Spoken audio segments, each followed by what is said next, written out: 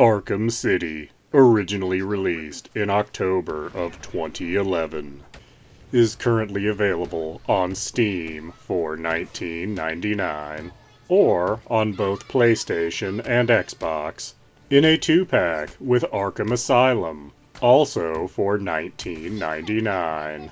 This is, of course, the sequel to Arkham Asylum.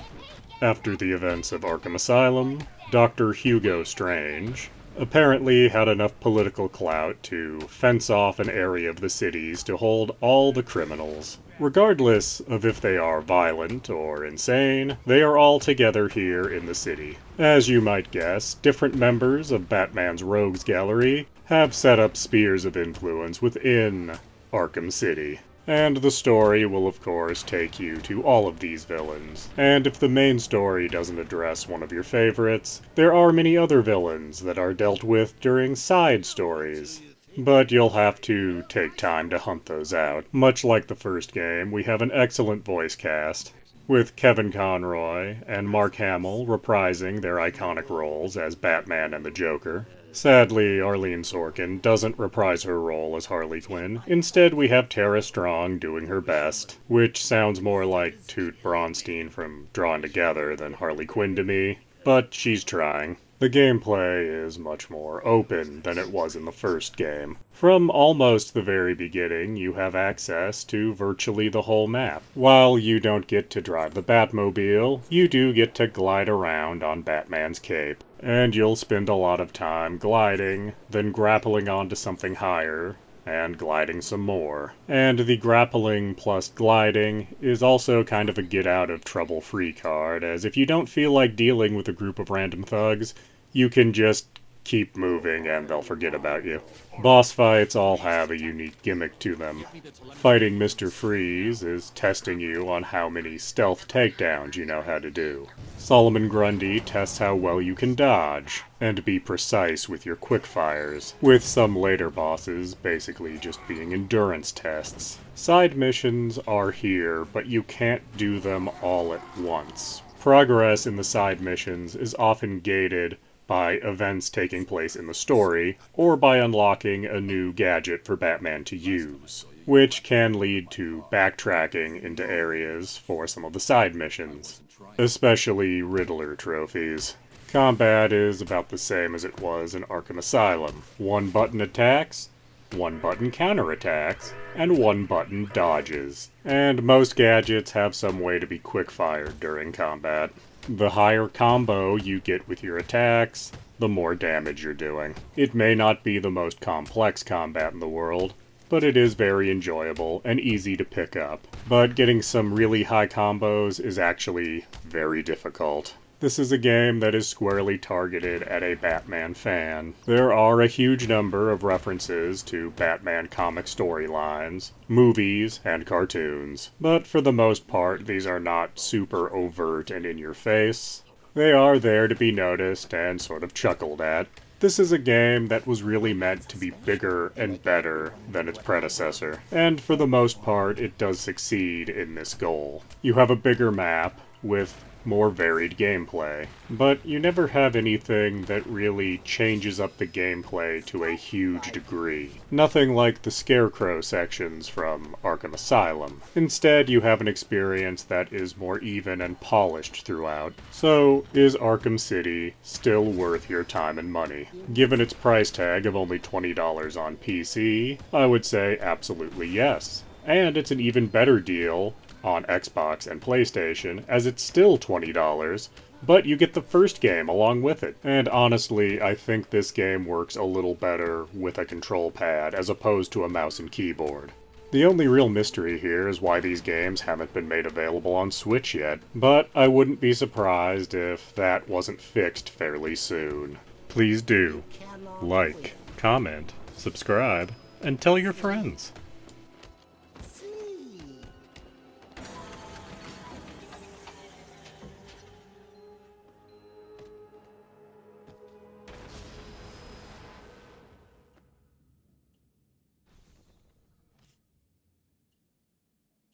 Teenage Mutant Ninja Turtles Cowabunga Collection, released August of 2022.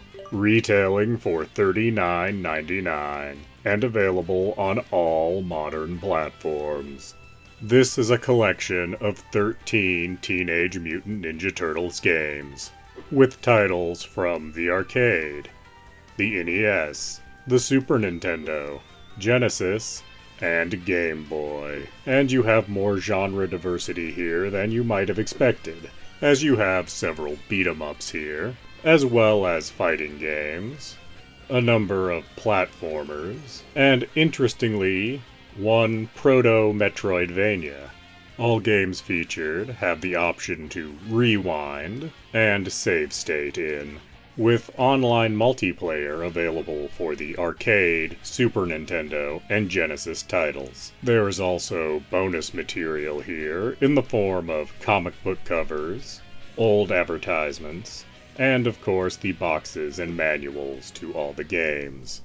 There is some overlap between the games here, as for example, you have the arcade version of Teenage Mutant Ninja Turtles, a great beat-em-up. But also on offer is the NES version of the arcade game. And while the arcade version is objectively better by most metrics, I think the NES version is included here entirely for nostalgia, as people nostalgic for the Teenage Mutant Ninja Turtles will have undoubtedly played the arcade game at some point. It's likely they've spent far more time playing the original NES version, renting it repeatedly on weekends and playing it with friends. So despite the better graphics and gameplay on offer in the arcade version, it is entirely possible they have more fondness and nostalgia for that 8-bit version.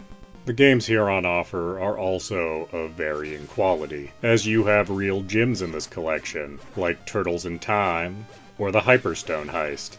You also have games that weren't even good at the time, like the first 2 Game Boy games here, or the first NES Turtles game. Although, having said that, rose-tinted nostalgia glasses do make them somewhat enjoyable, even as flawed as they are. This package even does manage to have one hidden gem in it, that being the 3rd Turtles game released for the Game Boy, which is inexplicably a Metroidvania, which is actually better in this collection than it would have been on Game Boy, because this allows for save stating, and there was no saving or passwords in the original Game Boy cart.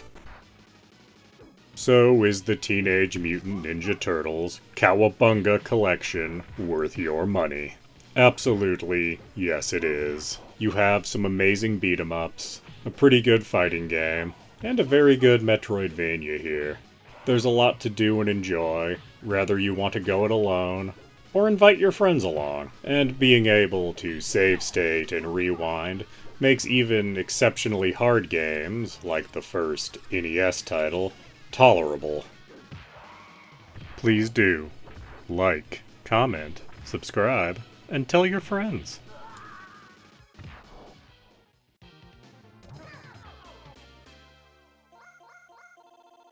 Capcom Arcade Second Stadium, released July of 2022.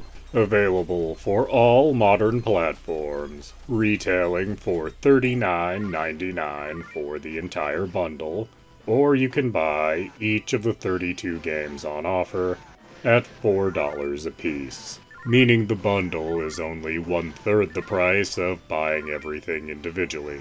Being the second Capcom Arcade Collection released, this collection has more obscure games in it, which is not to say that the games on offer here are bad, they are just lesser-known titles by and large. But it is not solely a collection of B-sides, as Street Fighter Alpha 1, 2, 3, as well as the Darkstalkers series are on offer here. This collection also contains my personal favorite Capcom beat-em-up, Knights of the Round, and my personal favorite shoot-em-up of all time, Eco Fighters. But even without those games, there is plenty here on offer to keep you entertained. Fighting games, beat-em-ups, shoot-em-ups, and even puzzle games are represented here. This may well be a better collection than the first Capcom Arcade Stadium. But that is a matter of personal taste in games, but I don't think anyone would be disappointed with the games on offer here, especially as you have both in-person and online multiplayer, as well as various challenges to complete. Is this collection worth your money? Well, that is a little more complicated than usual, as $40 for 32 games is a great deal. And if you are a fan of arcade titles, there are some excellent examples in this collection. However, you also have the options to buy the games individually at $3.99 each.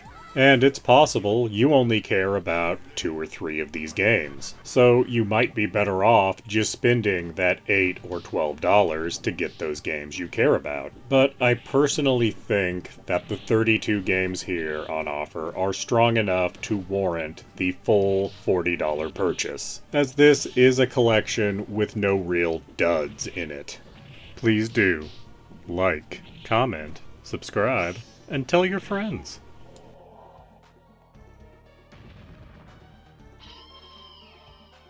Vampire Survivor, released October of 2022. Retailing for $4.99. Available on smartphones, Mac and PC, and Xbox platforms. But I think it will likely come to other platforms shortly. This is a top-down game with elements from shooters and roguelike games. You select a character, starting with only one, but shortly you will unlock more. Select a stage, and then you see how long you can last. Once you're actually playing, you have no control over your attacks. They fire all by themselves. But you control where your character moves. And depending on the weapons you have, how you move can be very important. Because every time your character levels up, you get to pick a new item. Items are either weapons themselves, or weapon modifiers. And each time playing, you can only take 5 of each. And there are combinations of weapons and weapon modifiers that will unlock super versions of each of the weapons, at least once the weapon is fully leveled up. Knife plus bracer, axe plus candelabra, etc. But not everything is available to you all at once. You start out with a fairly limited selection. Things are unlocked in a number of different ways, from getting new characters, completing achievements, or finding the items for the first time in a stage. And this game is all about unlocking things. You unlock new stages by getting to a certain level in a previous stage. You unlock characters through progression, but also through finding them in coffins. But if you do find a character in a coffin, you still have to pay gold to unlock them. You can also pay gold to unlock permanent bonuses, meaning the longer you play and the more gold you accumulate, the easier this game becomes. Not that it ever gets truly easy. No matter what combination of weapons you choose, things will always get very hectic towards the 15-minute mark of a stage. And eventually the stage will end as, sooner or later, the Grim Reaper shows up to insta-kill you. This game is very much simple to play, but difficult to master.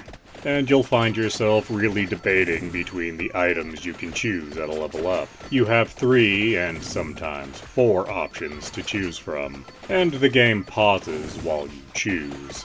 And in later levels, I found myself taking quite a while to decide between items. Do I want to take the item that gives me bonus experience? Or do I want another weapon? Which weapon modifier do I want? Will I find the item that turns super with it? And sometimes you don't get a say in what item you find. Boss enemies within stages drop treasure chests that give you gold. But there's also always an item in the treasure chest. And it might be an item you don't want. But you don't have a choice. So, is Vampire Survivor worth your money? As it is only $5, I would say yes. Something about this game really compels you to play more. Even when I failed to unlock a new stage, I would start again and try to figure out which items would serve me better in this stage. Sometimes I would get items that I absolutely didn't want, but then I'd adjust how I was playing and I'd suddenly find these items very useful. Several times I started playing, saying, well, this'll be a quick little 20-minute time killer, and then I'd look at the clock and 4 hours had passed. It's very rare when a game can do that. And at a price of only $5, this game is absolutely worth your time and money. Please do like, comment, subscribe, and tell your friends.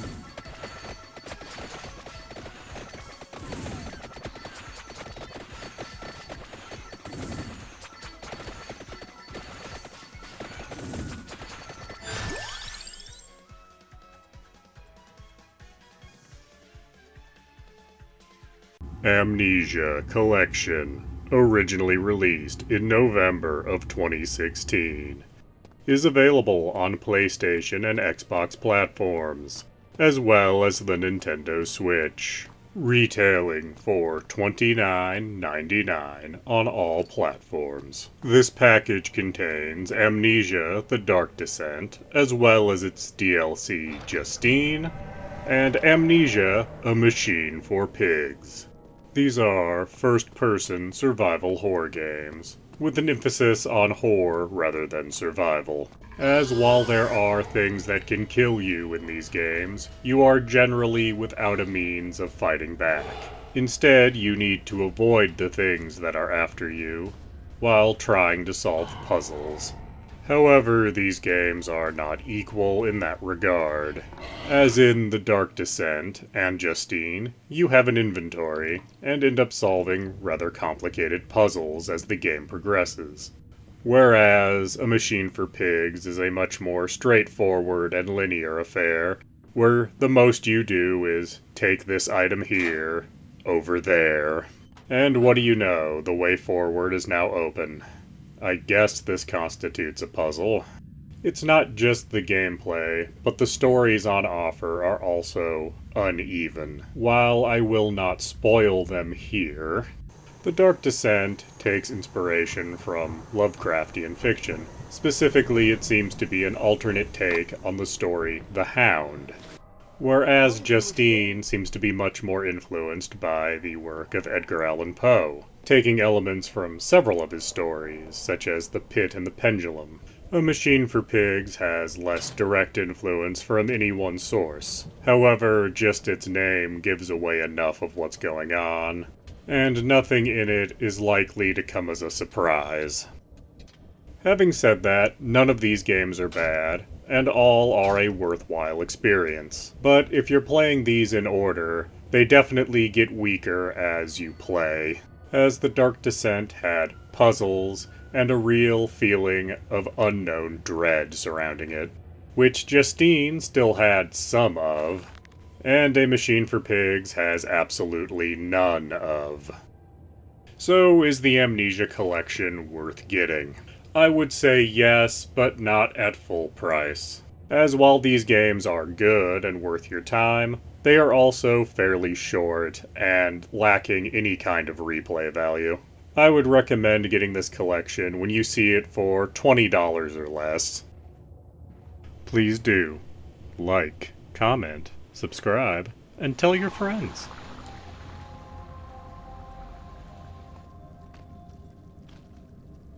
Chrono Trigger, originally released in March of 1995. Originally for the Super Nintendo, it has been ported to a number of other platforms over the years. Currently, it is available on Steam and on cell phones. The Steam release retails for $14.99, where the cell phone release is only $9.99. All footage used in this review is from the Steam version. As you might guess from the Chrono in the title, this is a game about time travel. You start as a silent protagonist named Chrono. You go to a fair to support your nerdy platonic friend, only to meet a girl, have some fun, and then she mysteriously vanishes. It turns out she traveled in time. So you follow her back 400 years and have to save her. You also find out that she's royalty. And despite the fact you saved her, you actually end up getting put on trial and sentenced to death. But it's alright, because even more time travel shenanigans save you from this situation. And that's really when the story actually starts proper. As at this point, your characters go to the future and find the world in ruins.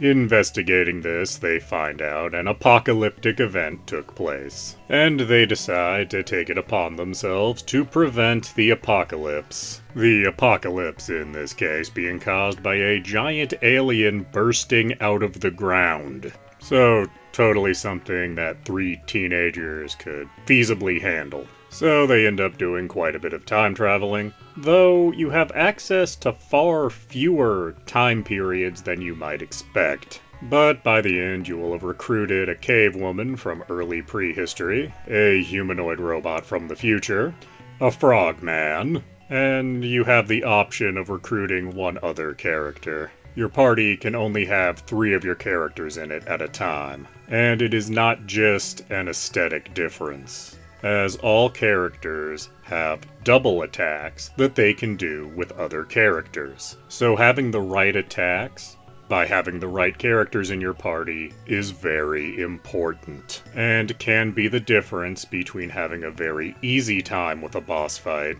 or struggling with a boss fight. And later on in the game, there are even triple attacks done with the whole party. They usually require a certain item to be equipped in order to do them. After beating the game, you then have the option to do New Game Plus. And this is the game where that term actually comes from. Here, New Game Plus is used to great effect, as there are a total of 15 endings to Chrono Trigger, most of which are unlocked through New Game Plus. But outside of just beating the game and seeing its mini endings, there is a lot of optional content to go through, most of which involve more time travel shenanigans. And time travel is actually my only real issue with this game. And not in terms of gameplay. My issue with the time travel as it's presented here is the rules are very inconsistent, as the first thing you deal with time travel is actually a grandfather paradox, wherein the death of an ancestor would lead to a person not existing. But then you go through a whole game with other similar situations, and at no point is this brought up again or treated as an issue. But I suspect this issue may have been caused by the limitations of the hardware at the time. After all, this started life as a Super Nintendo game. So, is Chrono Trigger worth your time and money? Yes, it absolutely is. It's only $15 on Steam, or $10 on your cell phone. It is often argued to be the best JRPG on the Super Nintendo. And when it first released, back in 1995, it actually cost $80 US. I know, because I paid for it back then. And another $40 on the PlayStation 1, and yet another $40 on the DS. Your first run-through of this game will take you about 22 hours. You can easily get another 20 hours out of it looking for the other endings, and probably another 20 if you wanted to go through the game and do all of the optional content. So $15 is an absolute steal of a price for Chrono Trigger. I am just hoping we get a modern console release. Please do like, comment, subscribe, and tell your friends.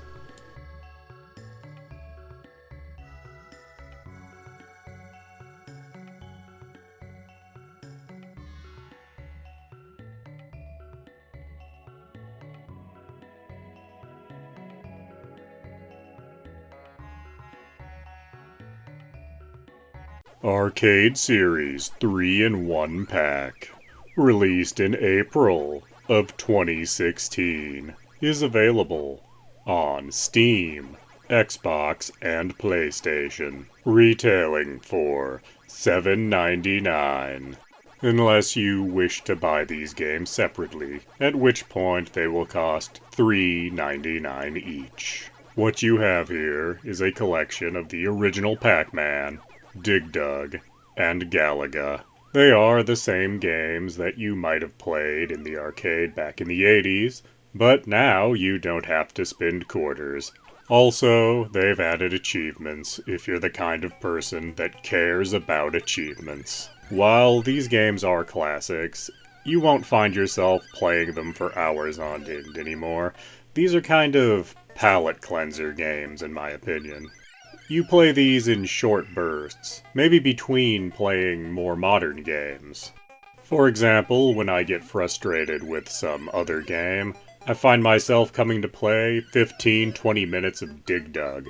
That clears my head and lets me move on with my day. But these games are classics and a part of gaming history, and it's very possible you're too young to have ever seen these games out in the wilds at an arcade. These games are still worth playing and still worth appreciating. The same way that a film expert might go back and appreciate silent films. So it should come as no surprise that I am absolutely recommending the arcade game 3-in-1 pack. At its tiny price of only $8, I guarantee I spent more than $8 worth of quarters on all three of these games. And I think anyone that can remember the 80s can say the exact same thing. And even if you pick these up one at a time for $4 each, that's still a pretty good bargain. Please do like, comment, subscribe, and tell your friends.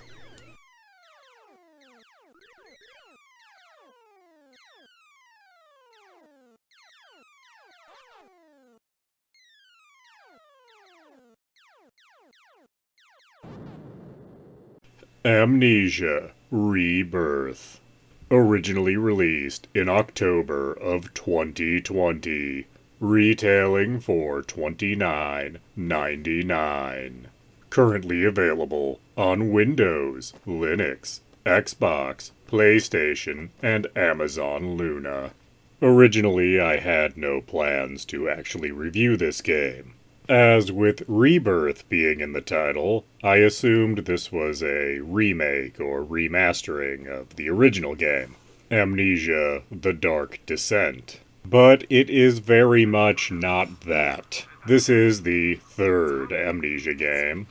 This time you play as a French woman that wakes up in a crashed plane with, you guessed it, amnesia. The plane crashed in the middle of the desert.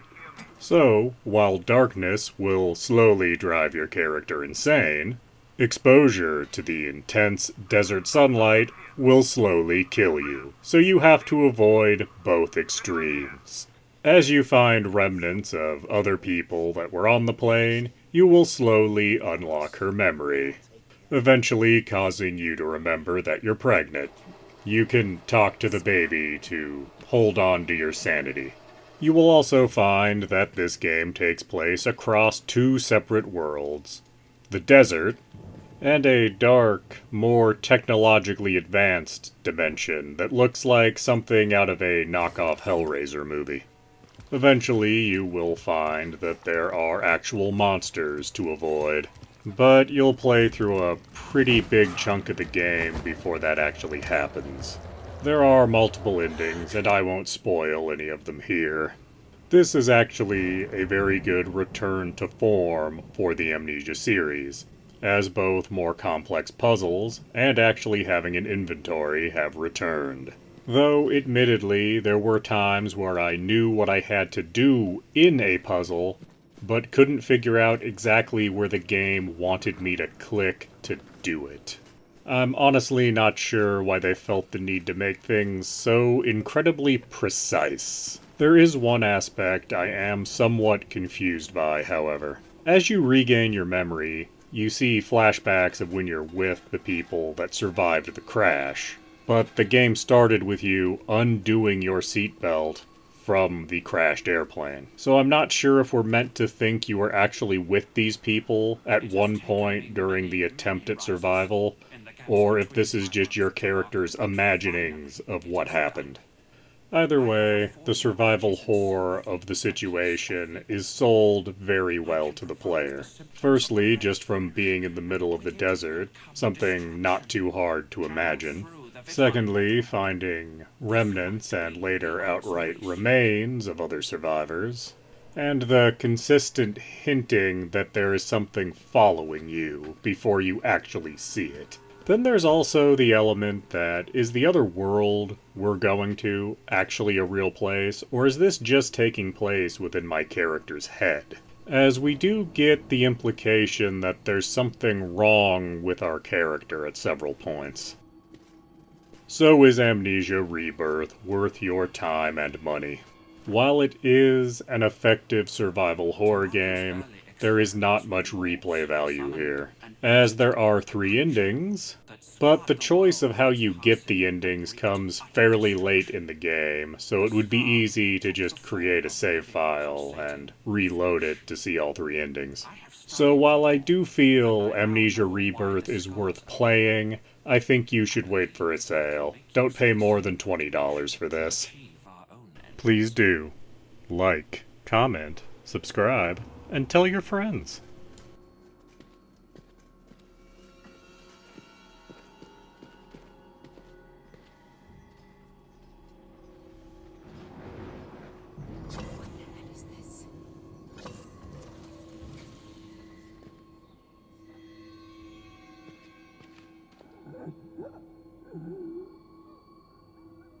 Mortal Shell, released August of 2020. Retailing for $29.99. Available on all modern platforms. Mortal Shell is what happens when you want to make a game like Dark Souls, but have no understanding of what is enjoyable about Dark Souls. You start out looking like a desiccated corpse. You have a short tutorial, which basically just serves to show you that you can turn to stone, which makes it so you can absorb 1 hit with no negative consequences. This ability has a fairly long recharge time, so it's not nearly as useful as you might think. We then start the game proper, where you find your first shell. There's a total of 4 shells throughout the game, and you can switch between them freely. They serve as basically a class system. You'll then be greeted by the game's combat. The shockingly slow and frustratingly clunky combat. All of your moves have a fairly long delay before they happen. Your enemies attack just about as slowly as you do for the most part, but despite the slowness, actually parrying anything is incredibly precise. I thought I would eventually get used to how the speed of combat worked. I never really did. This is made worse by the fact you can't level up the same way you could in a true Souls game. There aren't really stats to upgrade. You can level up each of your shells, but mostly this just gives them new moves or new gimmicks. Some of these might have been very useful, but you don't just level up with the game's universal currency. You need large amounts of that currency, but you also need something called glimpses. Glimpses also drop off of enemies, but are far, far, far more rare. But it is worth noting that if you are lucky enough to actually get glimpses, you don't lose them upon death. You'll lose any of your currency, but your glimpses stay on you. And in classic Souls fashion, you can get your currency back by going to the spot you died in. If you can find the spot you died in. A lot of this world is very similar looking, so remembering where exactly you are and how you got there can be an issue. The only way you could really get more powerful is by upgrading your weapons, which you have 4 of to go along with the 4 different shells you have to choose from. Any shell can use any weapon. They aren't a packaged deal or anything. And the materials for upgrades are found in specific locations, if you can find those locations. After about 10 hours, I gave up on this game. I found it to be an exercise in frustration. I had only found 2 of the shells by this point, and I'd only managed to get enough glimpses to upgrade one of my shells once. In that time, the combat never really clicked with me, as both your parrying and dodging are extremely limited, and the large two-handed sword you start with is about as effective as a wiffle ball bat. I saw absolutely no reason to invest more of my time into this game, and I am someone who absolutely loves the Souls games. So, is Mortal Shell worth your time and money? Absolutely not. There are a lot of great games you can get for that $30. You could get Dark Souls Remastered for only $20, and the same goes for Dark Souls 2 and 3. And those are all examples of this kind of game done right, as all of those games are more than slow exercises in frustration. So save your $30 on Mortal Shell. There's a lot better things you can do with that $30. Please do like, comment, subscribe, and tell your friends.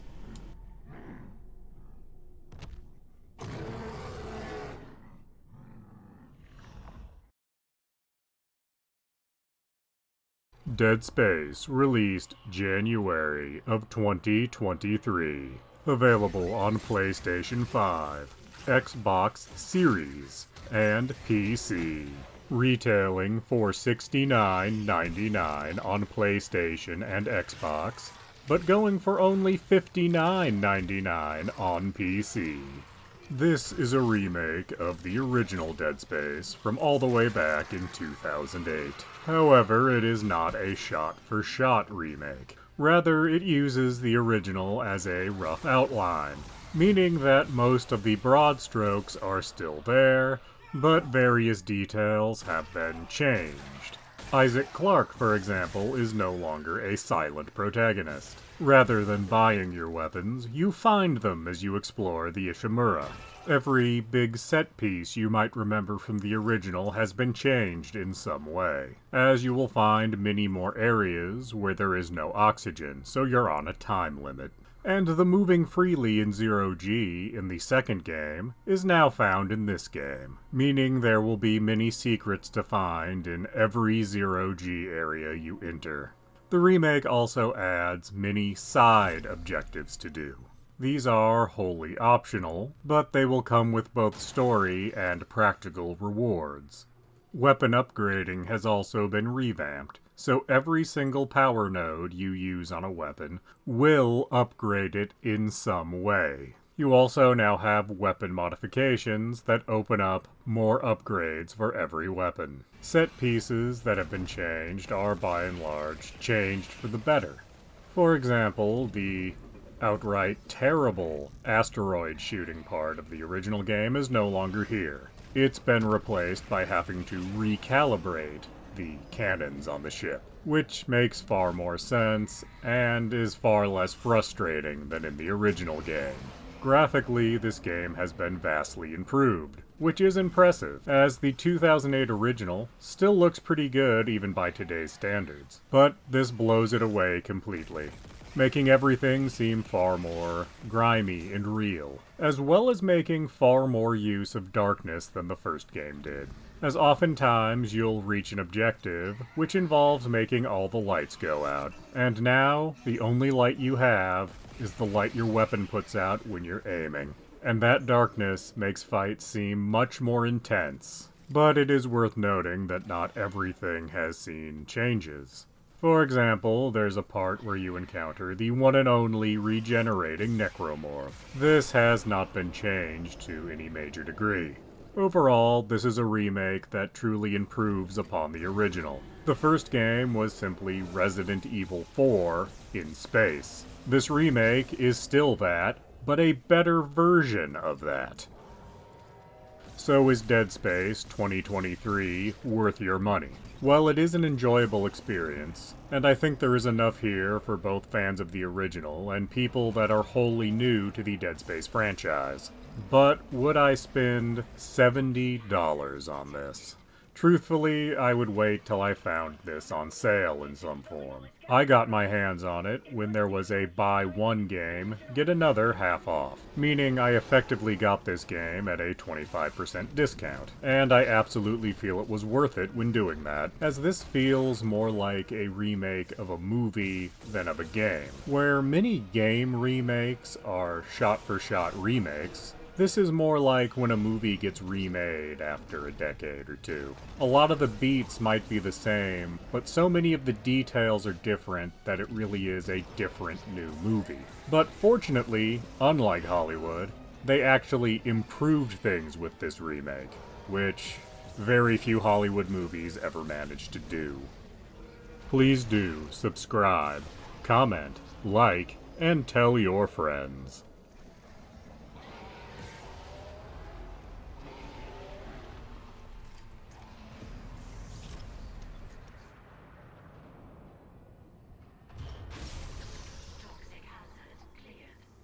Atomic Heart.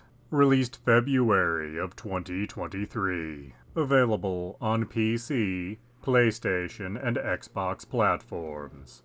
Retailing for $59.99 on PC and $69.99 on consoles. Atomic Heart is a first-person shooter with RPG progression elements. There are heavy philosophical tones, weapons that start out realistic but become more fantastical as you upgrade them, and powers and upgrades for your character are doled out by red vending machines. So basically what we have here is BioShock. You can trade most of the elements out one for one. Instead of Adam giving you powers, you get it from Polymer, because apparently no one who worked on this game knows what a polymer actually is. In fact, every science fiction element in this game is hand-waved away by saying the word polymer. So instead of fighting things that got addicted to altering their own DNA, you instead fight robots. And somehow polymers are why these robots exist. Also, instead of being a critique on Randian philosophy taken to an extreme, this game is a weirdly rose-colored view of how Soviet-style communism could have been under the right conditions. Which tells me that in addition to not knowing what a polymer is, no one cracked open a history book or a philosophy book. So anyway, you play as a man with amnesia who feels he owes everything to the Russian genius responsible for all of this technological wonder you see. Something happened and all the robots went haywire, just like Itchy and Scratchy Land. You have a glove that can talk. It explains everything to the player. Because apparently what BioShock really needed was Navi from Zelda to show up. So you and your glove go through this complex you're in. You use your glove to loot everything that's not nailed down. And you can also use it to scan your environment to see if you missed any loot. And you use all of this loot to craft weapons and ammo for yourself. Ammo is a really hard thing to deal with for about the first hour of the game. Then you get a gun that doesn't use traditional ammo. Instead, it just refills itself over time, and fairly quickly too, and you'll find yourself using that for the vast majority of situations. It might not be the most effective weapon you get, but its ammo is free. But there are a huge number of weapons for you to actually make, all of which have elaborate upgrade trees. But I don't really understand why there needed to be so many melee weapons. There isn't really a big enough difference between these to rationalize using one over another. The game gives you an axe for free. Yes, you can make yourself a fancy knife, or a club, or other stranger things, but what's really the point? First-person melee combat is never good. I'd understand if your argument was to save ammo, but you get guns that don't need ammo. Gameplay progresses about as you would expect. You get a seemingly simple thing to do. Then it turns out it's not so simple, and there's a whole elaborate process to get it done. And that aspect is fine, as there wouldn't be much of a game if that wasn't the case. But at times, this game hands you what is literally busy work. Like here, where I need to cool off these boilers. To do this, I need to get these glowing balls inside the boilers. But to actually get them in the boilers, I have to put them in these tubes, and then guide each of them to a boiler in these tubes. This isn't even a puzzle. This is just that toy that's in every waiting room ever. You know, this one. This doesn't add to the gameplay experience. This is just wasting my time. There are other examples of this in the game, but this is by far the most overt example of the game going, well, we want this segment to take longer, so here, do busy work. Kinda like when a grade school teacher is hungover. And of course, before the game is over, there will be a massive plot twist that everyone saw coming. There are a few somewhat original elements that are kind of interesting. Instead of seeing ghosts, you actually get to talk to people that have recently died. Once again, polymers hand-wave this away, and weirdly, some of them are aware that they're dead and some of them aren't. You also have several different flavors of lock-picking minigame to do. One is timing-based, one is puzzle-based, and one has too many combinations, so it's clearly here for you to actually hunt down what the combination is. Other than that, the shooting mechanics are pretty solid, and the various audio logs that you will find are all pretty well voice-acted. So is Atomic Heart worth your time and money? No, most definitely not. Not at full price anyway. While this game is very graphically impressive, all the elements that make up the gameplay have been seen elsewhere before. You could go pick up all 3 Bioshocks, and System Shock 2, and still have money left over for the same price as this game. So I'd recommend waiting until this game hits more the $20 to $30 mark before spending any money on it. It's not that it's a bad game, it's just a horribly unoriginal game. Please do subscribe, comment, like, and tell your friends.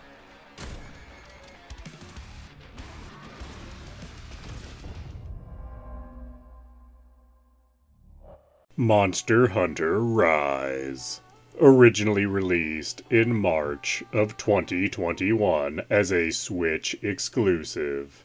It is, however, now available on all modern platforms, retailing for $39.99. Monster Hunter Rise follows the same structure as all Monster Hunter games. You are a new hunter, and you need to solve all the problems a village has, at least concerning monsters. Although they aren't really monsters as such, they are simply very large, very dangerous animals. And once you hunt them, you'll use their various parts to craft new armor and weapons for yourself to make hunting other monsters easier. And you have a lot of options when it comes to making both weapons and armor. It's foolish and very grindy if you try to make everything, so try out a few weapons on simpler missions and see what works for you. Regardless of what you end up picking, odds are you're going to have to redo hunts multiple times to get parts you need for crafting. Hunting is, however, the main focus of this game. And most of the time when you're hunting one of the large monsters, there's usually another large monster in the same place. And sometimes monsters will fight one another, which you can use to your advantage. And if you happen to kill the other monster that wasn't in your mission, you can still harvest parts off them. You'll also hunt in several different locations. And as new locations unlock, the same thing will keep happening over and over. First, there'll be a couple of missions in that area to either harvest resources or hunt smaller monsters. Then you'll start getting missions to hunt the big monsters in the area. After you do enough missions, you'll get an urgent request, which upon finishing will unlock the next tier of missions.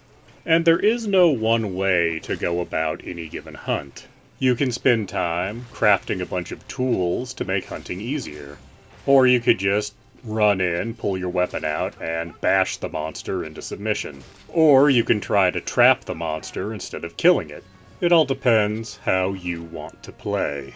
Much like Monster Hunter World, you now have infinite picks for mining and infinite bug nets for catching bugs, and infinite whetstones for sharpening your weapon, meaning you don't have to spend time making these items, which allows you to focus more on the monster hunting in Monster Hunter. You can of course play with your friends, but if you choose to go solo, you're still not really hunting alone, because you have two companions that will be with you constantly. You have a small cat man and a large dog horse. The cat will help you attack things and also gather resources that you get after missions. The dog also attacks things and can serve as a mount if a monster tries to run away. Both of these companions have their own gear, which you can upgrade. Also new to the series is that you can do more than one mission at a time. Well, sort of. In addition to doing a main mission, you can take up to 5 optional missions at the same time. So while you're hunting the big raptor, you can also be doing a mission for harvesting 5 plants, or mining for ore so many times, and various other mundane tasks. These optional missions reward you with items, which can eliminate at least some of the grinding you'll have to do. You might notice that I haven't mentioned much about the story of the game, and that's ultimately because if you're playing Monster Hunter for a story, you're doing it wrong. There is technically one here, but it just serves as a thinly veiled excuse for why you're hunting monsters, really. So is Monster Hunter Rise worth your time and money? Yes, as Monster Hunter as a franchise offers you something rather unique. And while individual Monster Hunter games are very similar to one another, there aren't really any other franchises that do what Monster Hunter does. And if you're new to Monster Hunter, I recommend starting with the newest game, because each entry of the series is streamlined just a little bit more. You used to have to make your own tools. Now you don't need to bother. It used to be you could play multiplayer, or you could play alone. Now, even when playing alone, you have 2 companions with you at all times. This serves to make the game just a little bit easier, a little bit more approachable, at least at first, but still allows the game to be hard enough that you feel some sense of accomplishment after hunting a big monster. So yes, Monster Hunter Rise is worth your $40 on whatever platform you prefer to play on. Please do like, comment, subscribe, and tell your friends.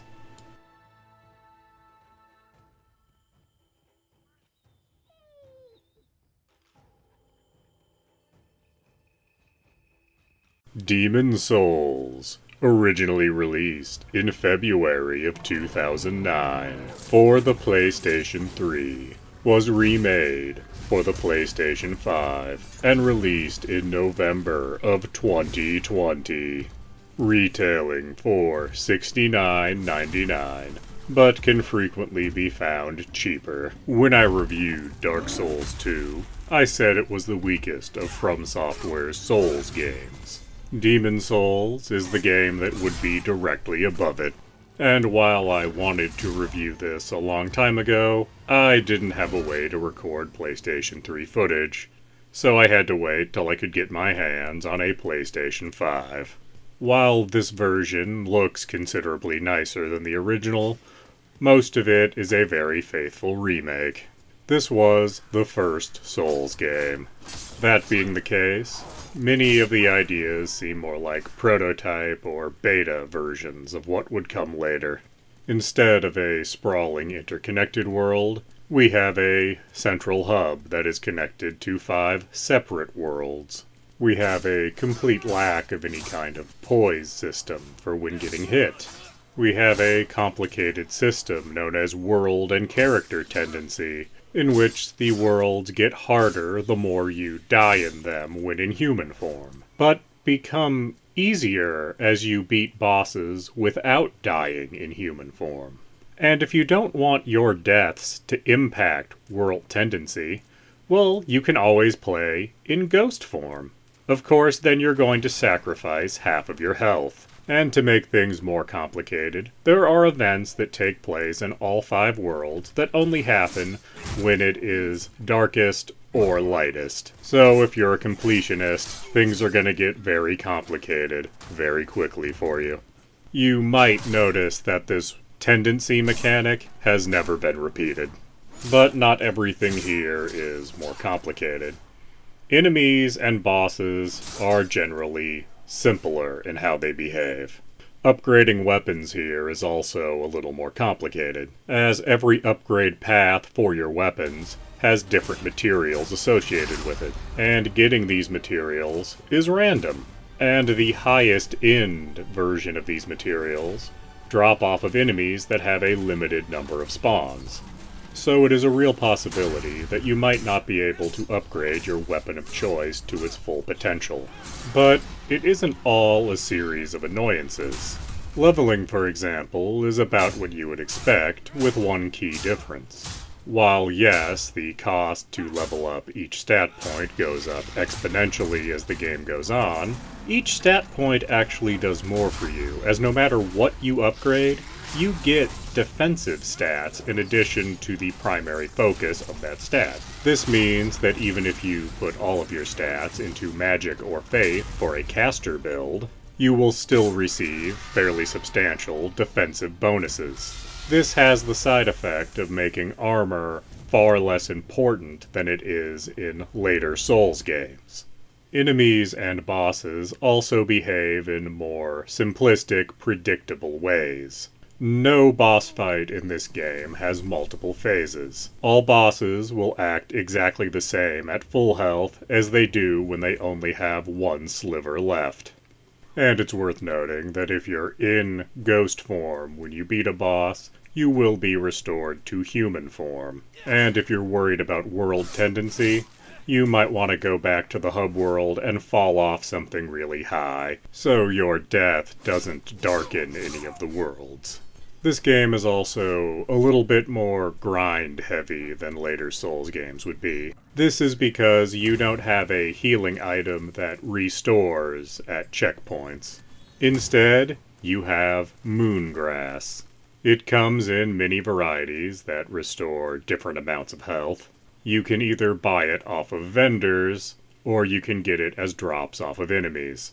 So if you're struggling with part of the game or a boss, at a certain point, you will have to go farm more grass. Other than that, things are widely how you would expect them to be from a Souls game. Upon any death, you leave your souls behind, and you can only reclaim them by getting back to where you died. But die a second time before reclaiming them, and your souls are gone.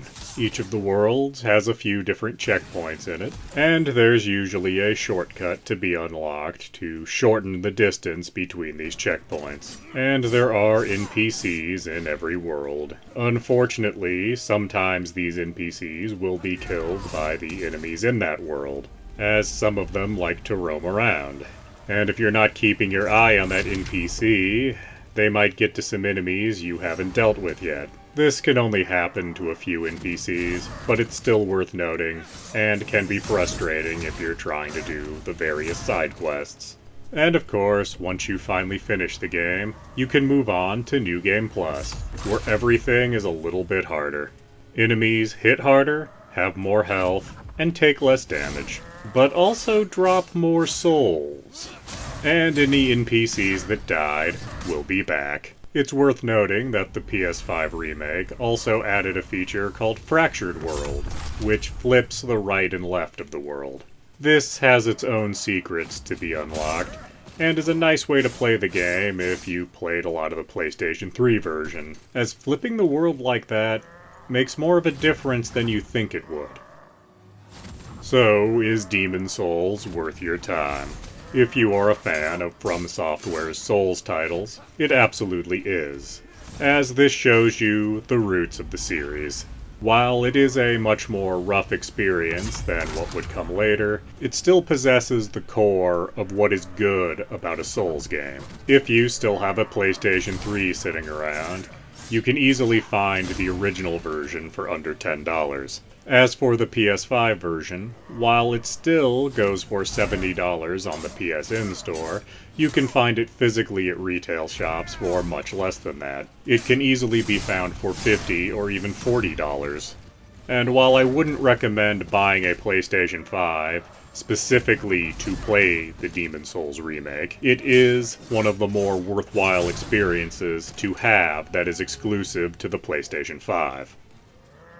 Please do like, comment, subscribe, and tell your friends.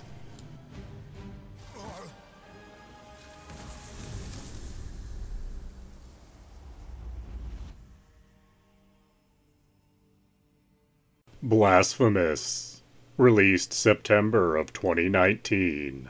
Available on all modern platforms. Retailing for $24.99. Blasphemous is a 2D Metroidvania, with large amounts of religious imagery and symbolism throughout, oftentimes choosing to go the grotesque route in the classical art definition of grotesque. You play as a man seeking penance. You're going to attain your penance by taking a vow of silence, wielding a sword that hurts you, and going on a grand quest. You only have the one sword throughout the game, but you can get spells, and you can upgrade your sword as you go along, as well as use different rosary beads to enhance your character in various ways. In addition to, of course, having your standard health and magic upgrades. You don't get a shield or any real defensive items. Instead, you can dodge roll past your enemies, and you can parry almost every enemy. Although, oddly, you can get through almost the entire game without doing any parrying or any dodge rolls. It's not till you get to that last few bosses where suddenly both of these mechanics become paramount. And if you have not mastered your parries and dodge rolls, you will not see past those last few bosses. Being a Metroidvania, secrets are found everywhere, and in fact, these secrets have increased over time, as this game has received 3 free expansions. The world of Blasphemous is also not as static as many others, as you encounter many NPCs that have stories running in parallel to your own, and some of them have stories that can be resolved in more than one fashion, which also goes for the player character, as there are 3 endings to this game, depending on how many hoops you're willing to jump through. So is Blasphemous worth your time and money? Well, there is a lot of content on offer here, and this game does certainly provide a challenge. However, this is also one of the bleakest games I have ever played. You're in a world that seems to be completely torturous at every turn, and I don't believe there is a happy ending to be found anywhere in this game, no matter what you do. But I did find it compelling enough to 100% this game ultimately, so for that reason I will recommend Blasphemous, as there is a lot of content on offer here considering its $25 price tag. And it's worth noting that this game frequently goes on sale for under $10, so if you're on the fence, I'd just wait for another sale to happen. You won't have to wait that long. Please do like, comment, subscribe, and tell your friends.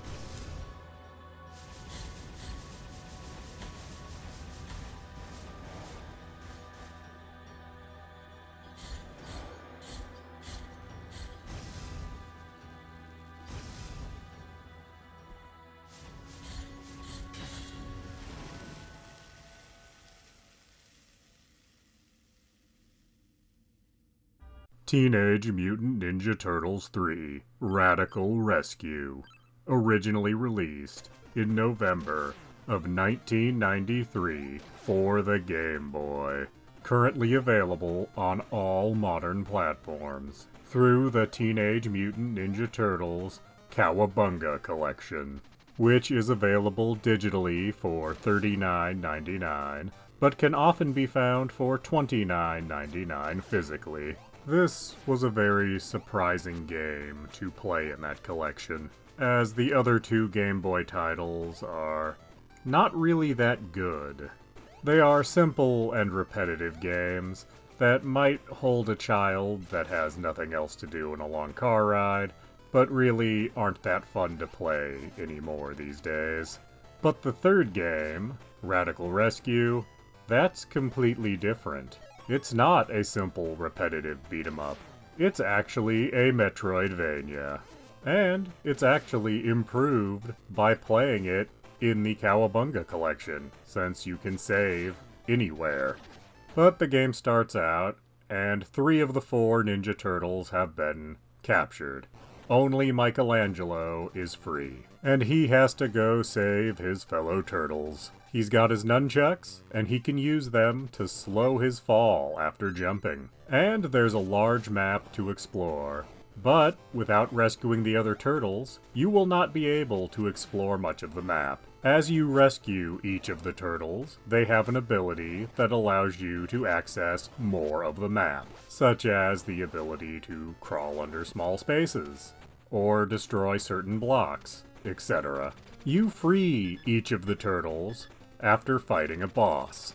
If that turtle loses all of their health, they are recaptured, and you have to fight that boss again. But as long as you keep picking up pizza to heal your turtles, you're not likely to have to refight mini-bosses. And of course, once you've explored everything, you fight the Shredder, because how else do you end a Teenage Mutant Ninja Turtles video game? In its original form, this game used passwords to save your progress, and it wasn't a great system.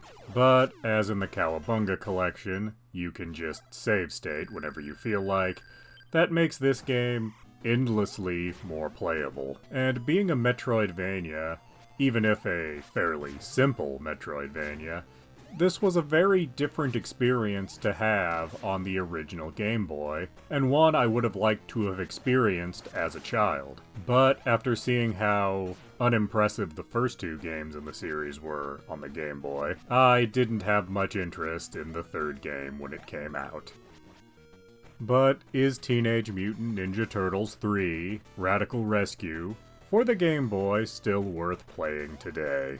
Well, yes, it's a very worthwhile experience to have, and one of the more surprising things in the Cowabunga collection. However, I would not recommend you buy the Cowabunga collection just to play this game. However, if you have nostalgia for the Ninja Turtles and their video games, you might want to check this out as something to play that's not a beat-em-up. It's a fun and fairly short game that deserves to be played. And back on the Game Boy, this would have sold for $30 new. And since now you can get the whole collection for only $30, that makes it a pretty good deal in my opinion. Please do subscribe, comment, like, and tell your friends.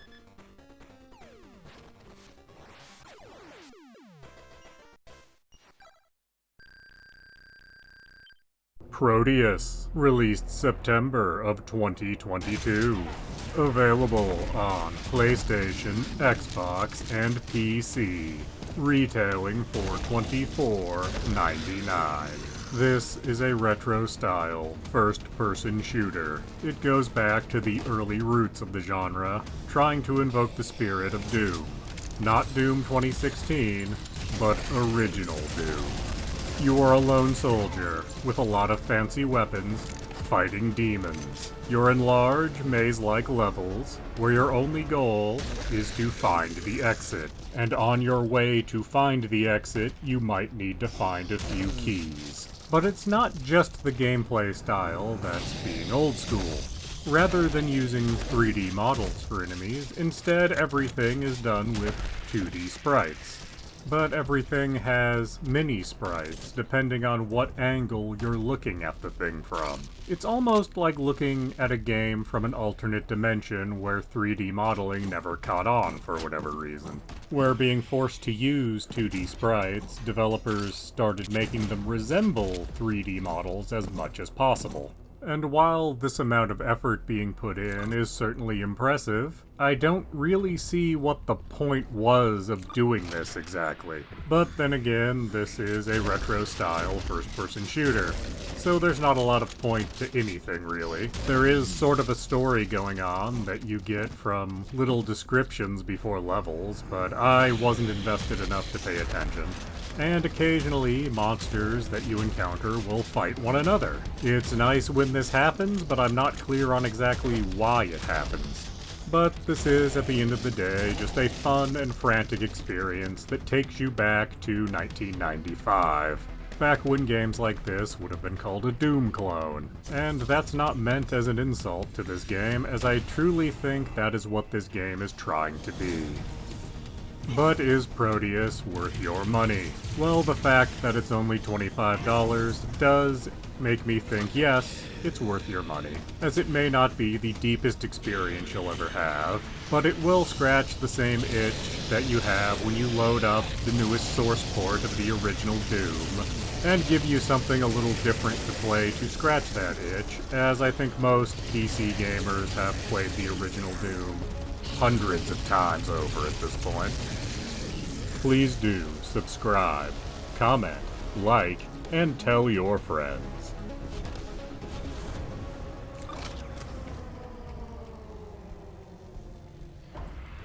Guilty Gear Strive, originally released in June of 2021 for PlayStation 4 and 5, later coming to arcades, Xbox, and PC, retailing for $39.99. This is the latest in a long line of 2D fighting games, a series that's known for its beautiful animation and its incredibly bizarre characters. And fighting games in general set the bar pretty high to call a character bizarre. But Guilty Gear pulls that off, and while the animation and fight mechanics are polished to a mere shine in this game, in other aspects it feels kind of bare bones. For example, there is no gameplay-based story mode. The option called story mode? Well, that just leads you to a movie. And when you finish watching that movie, it unlocks a second movie for you to watch. Which is fine, I guess. I'm sure there's some people out there that enjoy this, but I came here to play a game, not watch a movie.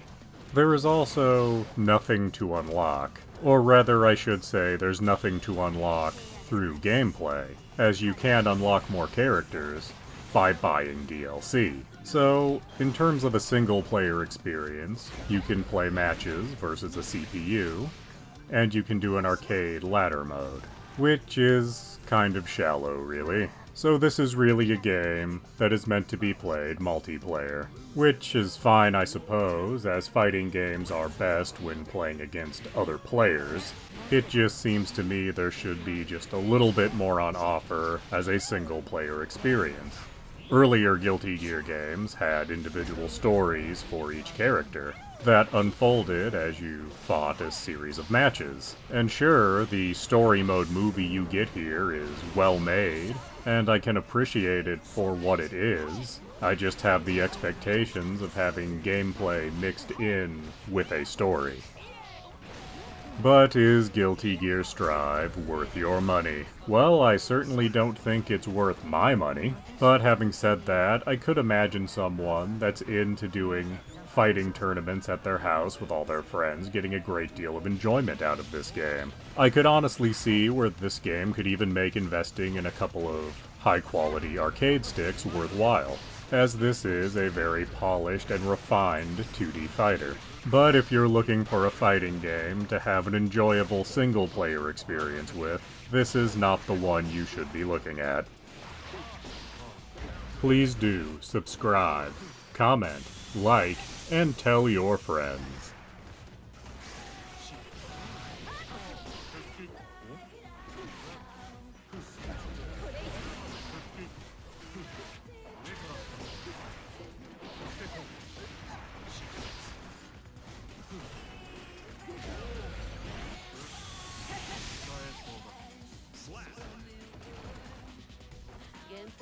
The Steam Deck, retailing for as little as $400 or as much as $650, depending on which model you go with. Personally, I went right in the middle, for $530. Regardless of which model you buy, they are all powered by SteamOS, which is a kind of Linux. As most Steam users, myself included, use Windows-based PCs, it means that not 100% of your library will work on the Steam Deck.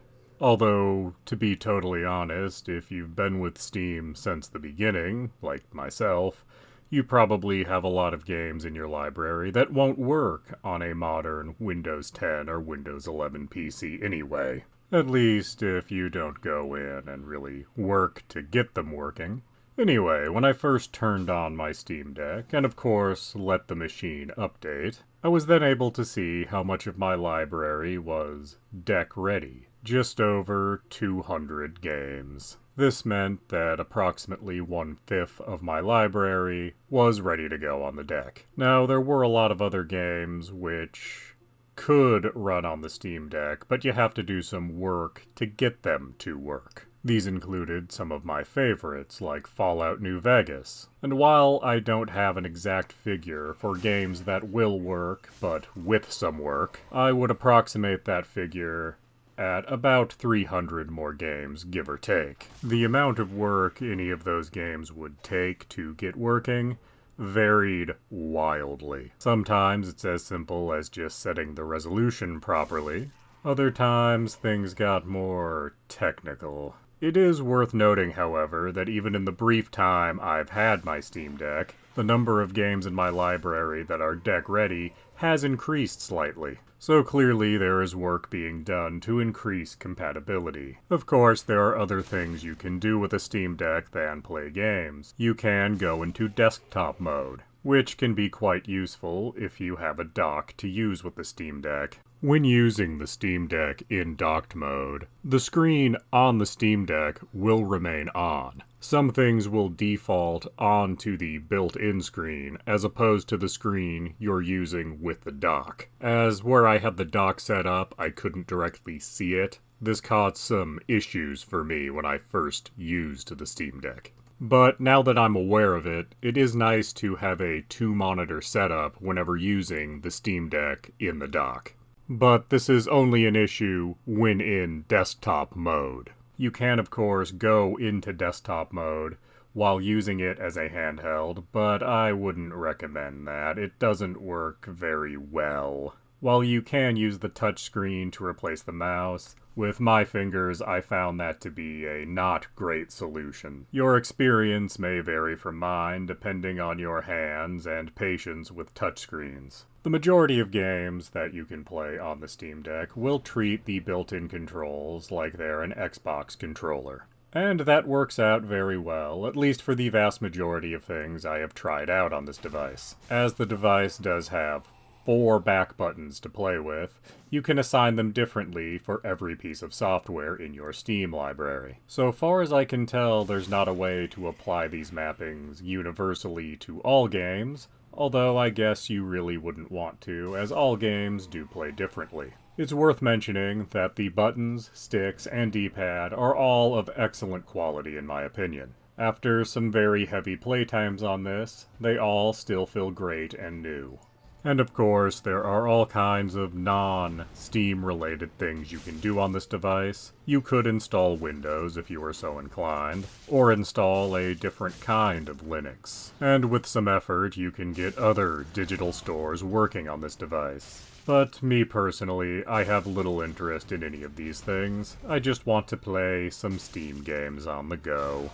And honestly, if I were to buy this over again, I think I would probably go with the cheaper $400 model, as SD cards work very well to add storage to this device. And I could have used that money I saved to put towards a lot of Steam Deck accessories, which there are a lot of them. I will, however, talk about Steam Deck accessories in a different video.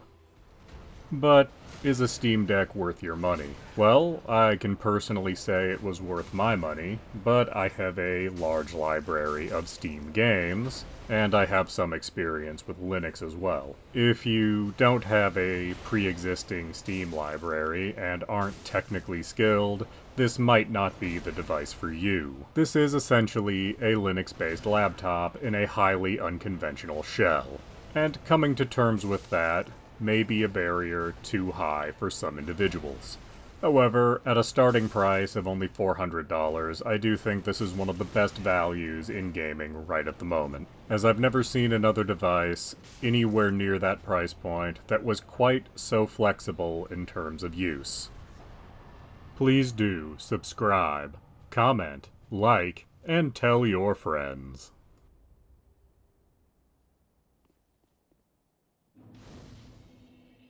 Saints Row: Gat Out of Hell, originally released in January of 2015.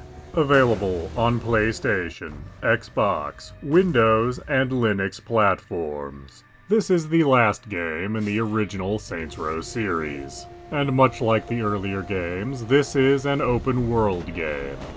And much like Saints Row 4, you have powers. Only instead of having sci-fi powers, because this game does take place in hell, you have supernatural powers that work pretty much the same as the science fiction powers in Saints Row 4. Also, in this game you don't play as the boss. Instead, you play as one of two characters. Johnny Gat, who has been around since the original game, or as Kinsey Kensington, who was first introduced in Saints Row 3. There's a set location where you can switch between these characters whenever you like. The difference is mostly cosmetic. There is no gameplay change between the two. However, if you want to get all collectibles, you will have to play as both, as each has different observations about hell to collect. And you might be asking, well, why are we in hell exactly? Well, in the opening cinematic, we see the Saints adjusting to life without any Earth as it got destroyed in the last game. They pass the time with a Ouija board, and it ends up opening a gate to hell, and the boss, the protagonist from the other Saints Row games, gets sucked into hell. Apparently, Satan himself wishes to marry the boss off to his daughter. It's sorta like the movie Petey Wheatstraw if it was about Petey's friends. And Johnny and Kinsey jump through the portal to try to save the boss. Hell is about what you might expect. There's a lot of lava and ruins, and a lot of the characters that were killed in previous Saints Row games have ended up here. In fact, Jay Moore's character from Saints Row 2 is one of your primary allies this time around. Apparently Hell had a lot of opportunities for him to grow a business somehow. Gameplay is exactly what you would expect from a Saints Row game. You go around the map and you play mini-games. Play enough of them, and you can do some story missions. The story progresses exactly as you would expect too, where you recruit some allies to fight the bad guy du jour. Your allies this time are historical figures, however. Shakespeare, Vlad the Impaler, Blackbeard the Pirate. The only real unique aspect is that oftentimes the story parts of the game are given to you in a weird storybook aesthetic. There is an old woman narrating those parts for some reason. The game itself is very reference-heavy, both referencing various parts of Judeo-Christian mythology, and referencing things from the Saints Row series. Most of this is done in a tongue-in-cheek fashion, like having weapons that represent the 7 deadly sins, or a recurring mission where you torture an unpopular character from the first game. And while a lot of the mini-games return from older games, they have a new twist on them to make them theme-appropriate. Insurance fraud, for example, isn't about money this time around. Instead, it's about taking years off of the sentences in hell souls are serving. It's very obvious that Saints Row Gat Out of Hell was built off of Saints Row 4, as most of the problems from that game return here. You have the option of stealing cars at any time, but since you can fly and run super fast, what's the point of ever stealing a car? You can upgrade all your weapons, but you also get powers for offense, so what's really the point of upgrading the vast majority of the weapons? The ending is also somewhat of a letdown, as the ending this time around is literally multiple choice, with each one hinting at a potential sequel, none of which ever actually happened. Instead, we got a completely unconnected reboot. And yes, I know that isn't this game's fault. So is Saints Row Gat Out of Hell worth your time and money? Considering that these days it comes bundled with the remasters of Saints Row 4, and that package itself is only $20 on all platforms, yes, this game is worth taking a look at. It's a very short experience, but it's still a worthwhile Saints Row game. And there is something fun about causing chaos in hell as opposed to a standard city this time around. Please do subscribe, comment, like, and tell your friends.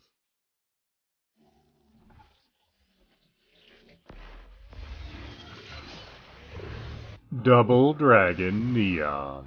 Originally released in 2012 for the PlayStation 3 and Xbox 360, and still available today on PCs, Xbox platforms, and the Nintendo Switch, retailing for $9.99 on Xbox and PC, but for $14.99 on Nintendo Switch.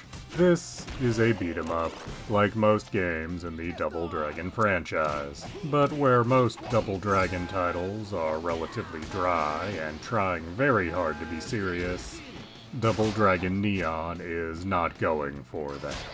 This game is doing everything it can to hit you over the head with nonsense and 80s nostalgia. Neon is a very appropriate name, as there is so much neon in this game.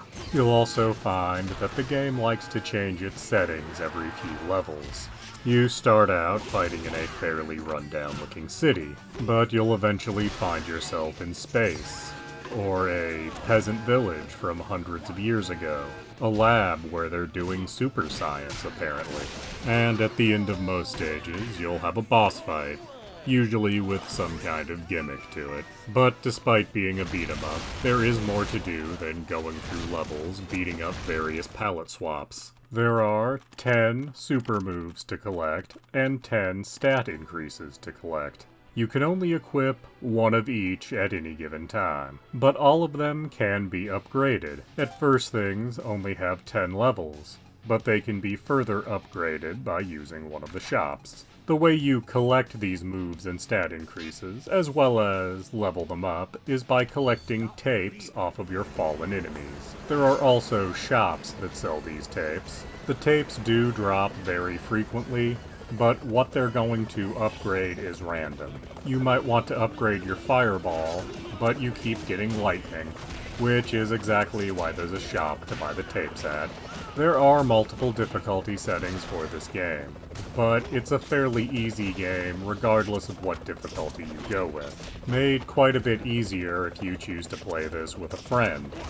That's not a complaint, as not every game needs to be a battle of attrition. The low difficulty level, the outright silliness, and heavy nostalgia baiting all work together to make this a fairly light experience. So is Double Dragon Neon worth your time and money? Given the $10 to $15 price point, I would say absolutely yes. It's far from being the deepest beat-em-up ever, and certainly not the most difficult, but it's a nice game to pick up and put down. I found myself using this when I was frustrated in another game. I'd load up Double Dragon Neon and play through one of the levels. I'd have a few chuckles, and then I'd be ready to start throwing myself at the frustrating game again, at least for a little bit. Please do subscribe, comment, like, and tell your friends. Fallout 4, originally released November of 2015. Available on PC, PlayStation, and Xbox platforms. Retailing for $19.99 for the Standard Edition, or $39.99 for the Game of the Year Edition, which includes all DLC packs. Fallout 4 is an open-world, first-person, role-playing game, taking place in a retro-futuristic world that looks something like if the science fiction of the 1950s then had an apocalypse. Kinda like if Robert Heinlein would have written Mad Max. Unlike any other Fallout game, we actually see something of what the world was like pre-apocalypse. After you create your character, you get a chance to wander about what a modern house would have looked like, seeing your significant other and your robot butler. But after only a few minutes of this, the news announces that the war has started, and you find yourself running off to one of the famous vaults. This leads to your character being cryogenically frozen, only to wake up to witness your significant other dying, and your wee baby being kidnapped. After you thaw out, you find yourself still in the vault, only now it is empty and somewhat run down. Of course, all of this is just glorified tutorial. Once you leave the vault, the game proper starts. 200 years have apparently passed, give or take. The game would very much like you to go back to your old home. Though honestly, there's nothing really forcing you to. You could just pick a direction and go. However, you are in one corner of the map, so your options for directions are a bit limited at this point. From here, though, you have many options of what to do.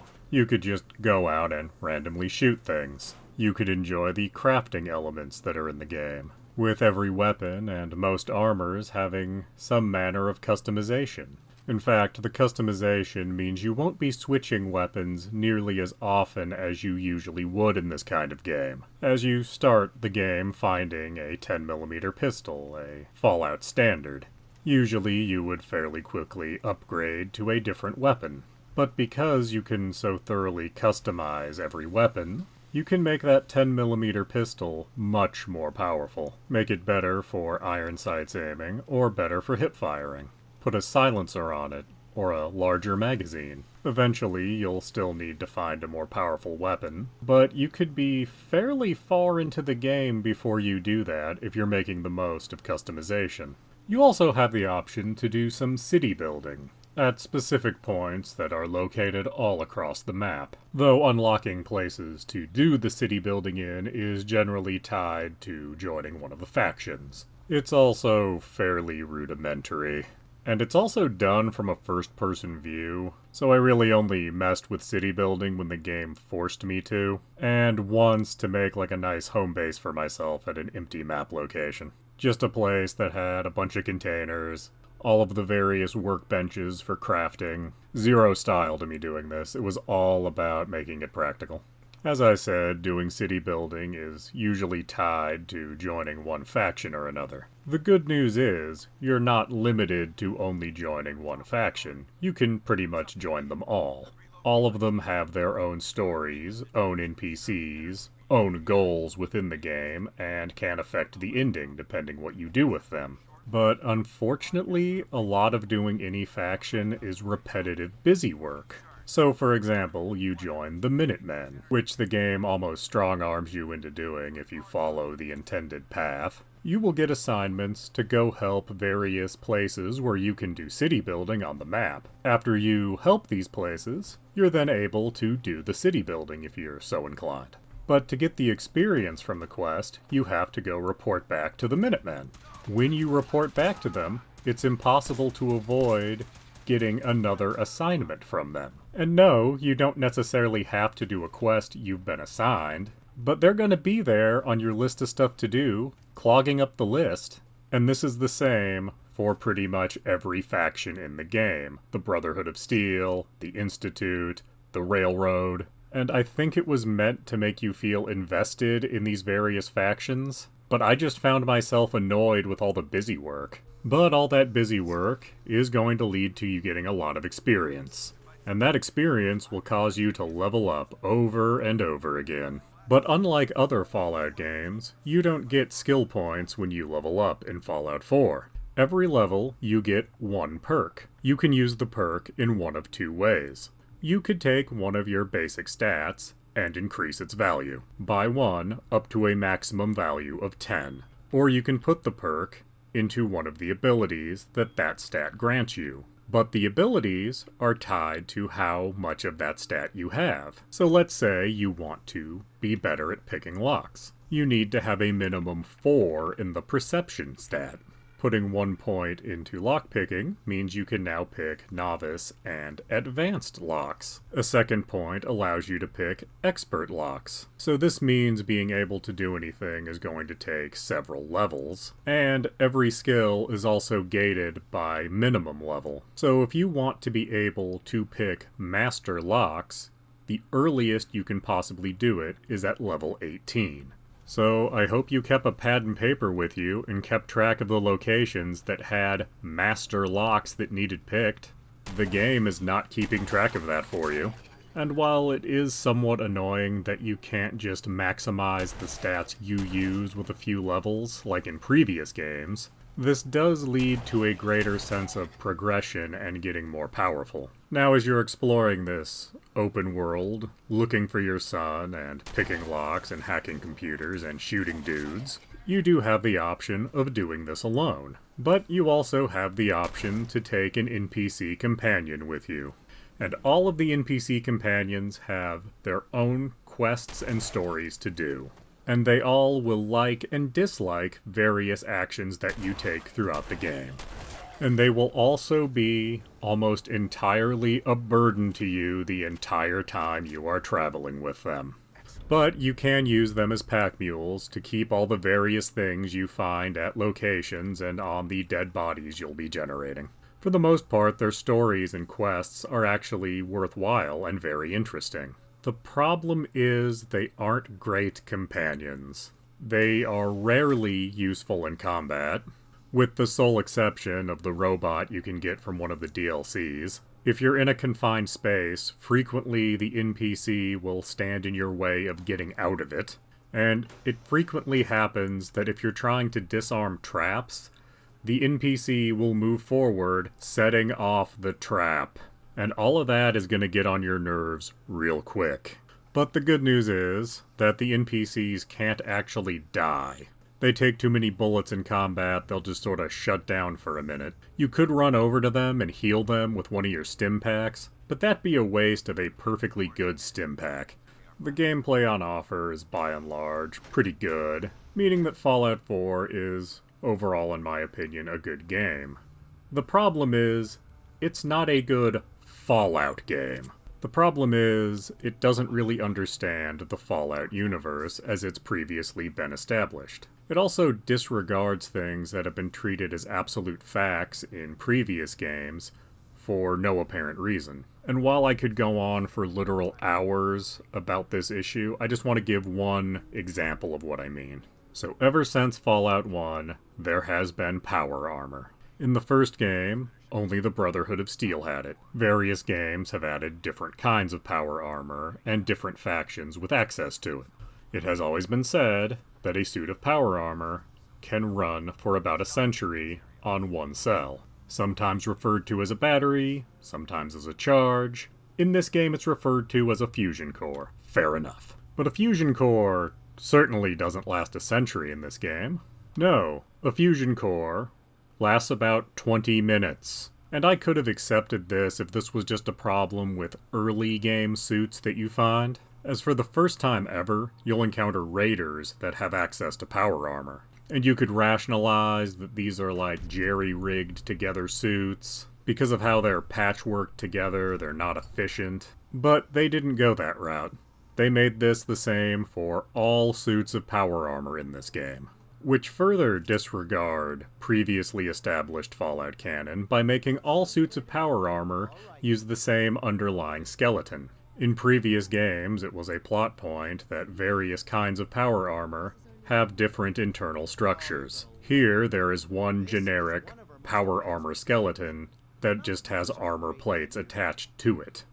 I think both of these things were done to balance gameplay and prevent power armor from being an overpowered piece of equipment. And I'll be the first to admit that violating pre-established Fallout canon is something that's only going to bother a very small minority of players, myself included. But it did somewhat sour the experience for me. So is Fallout 4 worth your time and money? Well, it is a Bethesda open world game. There's literally hundreds of hours of stuff to do, so from that standpoint it is definitely worth your money. And if you're looking for an open world game set in a post-apocalyptic setting, this is a pretty good option. But if you're really a Fallout fan, this game is not going to serve you very well. There isn't even a introduction with the voice work of Ron Perlman. So open world fans, definitely give this one a look for $20. But Fallout fans, just go and replay New Vegas. Please do subscribe, comment, like, and tell your friends. Turnip Boy commits tax evasion. Released April of 2021. Available on all modern platforms. Retailing for $14.99. Turnip Boy is a very short, very simple Zelda-like game. You explore a small, semi-open world and occasionally go into dungeons. In each dungeon, you'll find an item that will allow you to do a new thing, like be able to kick bombs, or create two-way portals. And at the end of each of these, you'll fight a boss. And for killing the boss, you'll receive increased health. Then if you're so inclined, you can use the new ability you got in that dungeon to look over the world and see if there's any puzzles you can finish, which will likely just give you more health, just like beating a boss.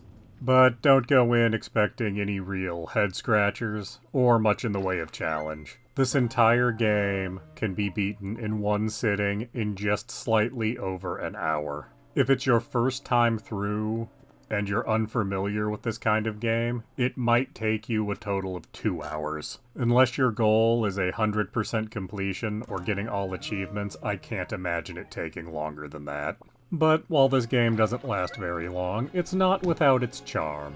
As it starts, you notice you're in a world of plant people, with a lot of dialogue that's very tongue-in-cheek, aiming for a mildly humorous tone. But as you play, you'll slowly notice little hints that this world wasn't always vegetable land. Apparently, this used to be a place where humans lived, but some kind of apocalyptian scenario happened that has led to the vegetable people's rise.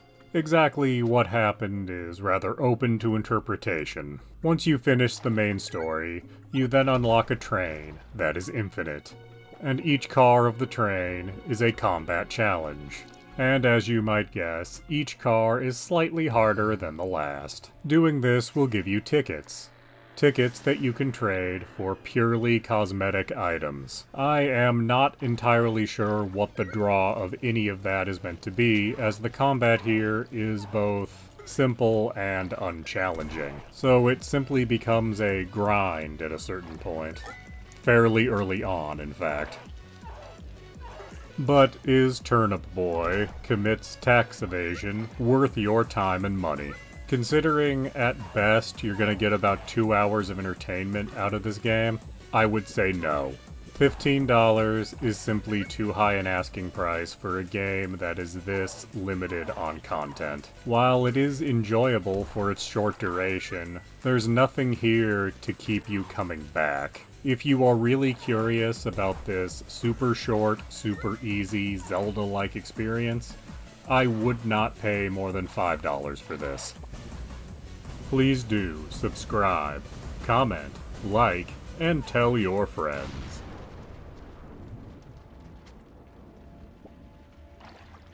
Crisis Core Final Fantasy VII Reunion. Released December of 2022. Retailing for $49.99 and available on all modern platforms. This is a remake of the PSP game Crisis Core Final Fantasy VII, which you might notice is one of the first Trapped games I ever did a video on. I guess it is no longer Trapped. Anyway, Crisis Core is a prequel to the much-loved Final Fantasy VII. Taking place before Final Fantasy VII, it follows a cast of characters and a story that is strangely either never mentioned at all during the events of Final Fantasy VII, or just barely mentioned. Our lead is Zack Fair, part of Shinra's Soldier program. He hopes to rise up the ranks and become a hero. And in stark contrast to all the characters that were in the original Final Fantasy VII, Zack is actually a likable character. At the beginning of the game, Zack is dealing with some of the last days of the Wu-Tai War. But as soon as that's over with, the real plot begins, which centers around the desertion of two soldiers who seem to be as famous as Sephiroth and on about his power level. They are Angeal and Genesis. Angeal, incidentally, is the original owner of the Buster Sword, which, unlike the original Crisis Core, in this remake, you actually get to use the Buster Sword, eventually. And there's actually a combat mechanic where you slowly learn to use the Buster Sword and become more efficient with it. And that is one of the very few additions to this new version of Crisis Core, along with a handful of missions, a general increase in the quality of graphics, and a smoother, updated combat system. And that is sort of the problem with this as a new product. It is just Crisis Core again. So if you played it on the PSP, there's not a whole lot to draw you back in. And it still feels like a handheld game that you're just playing on your TV. That's why the mission system is here, where in between story beats, you can do these optional side missions that are short. So if you only have a few minutes to play, you could still technically feel like you accomplished something in the game. That's why you only have Zack here. You don't have a party of characters. That's why there's not a huge number of places to explore or NPCs to talk to. Because this was meant to be an experience that you'd have in short bursts over many days. And sitting down with it and playing for hours on end from the couch kind of ruined the experience by showing the flaws with it. It's also strange to me that they updated the quality of the in-game graphics, but they didn't do much to the vast majority of the cutscenes. It looks as if they just took the cutscenes from the PSP in most cases, and just upscaled them. So the quality actually goes down when a cutscene starts because the in-game graphics now look better than the cutscene graphics, which is kind of ironic. It's also a little odd that they made this game fully voice acted, because all the main characters have their own personal voice actor. The few NPCs that you actually encounter outside of the main cast are clearly sharing a small handful of voice actors. Which I understand there are budgetary limitations, but why didn't you just not voice the various little characters? I just don't think we needed to hear every civilian actually talk. Now the combat, on the other hand, has been changed, and for the better. Part of that is just that all the platforms this will be on have 2 analog sticks, but compared to the original, things do move quite a bit smoother, and the interface for it is far less clunky, which makes using special attacks and spells a lot easier, along with items. And making the combat smoother has also had the added effect of making combat easier, as so far as I can tell, enemies behave the same way and have the same stats, but they seem easier now from simply having better controls to fight them with, which means you can take on harder missions earlier, which will give you better equipment and materia, which will lead to story missions becoming very, very easy if you're spending time doing the side missions. Part of this will be from leveling up doing side missions, although leveling up in this game, like the original Crisis Core, is handled in an unconventional fashion. There is a slot machine constantly going in the corner when you are in combat. The reels have various character faces on them, and are numbered 1 through 7. When 3 of the same face come up, you get a special attack, or a summon, depending on the face in question, and various combinations of the numbers will give you different effects in combat. They could level up one of your materia in a particular slot. They could make spells cost no magic points. They could nullify magic or physical damage, or make you completely invincible. And most importantly of all, if you get triple sevens, you level up.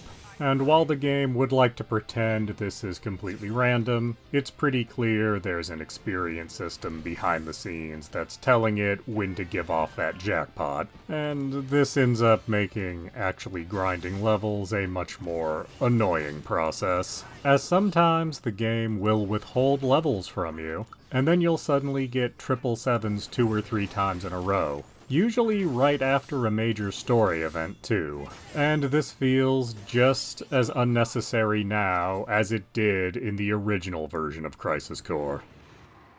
So is Crisis Core Final Fantasy VII Reunion worth your money? Well, that all depends. Did you play the original Crisis Core? Because if you did, you don't need to spend another $50 on this version. And if you didn't play the original Crisis Core because you were possibly too young at this point, or didn't own a PSP at the time, are you a big fan of Final Fantasy VII and its various spin-off media? Because this is a game that doesn't do very well standing on its own. And if you're not a fan of the original Final Fantasy VII and the various spin-offs, you're not going to get very much out of Crisis Core in and of itself. And this is not a problem that's necessarily unique to Crisis Core. It's kind of a problem that a lot of prequel media ends up having. So, I would only recommend Crisis Core to someone that never played the original Crisis Core and is a huge fan of Final Fantasy VII in general. Everyone else, save your $50. There are a huge number of more worthwhile experiences at that price. Please do subscribe, comment, like, and tell your friends.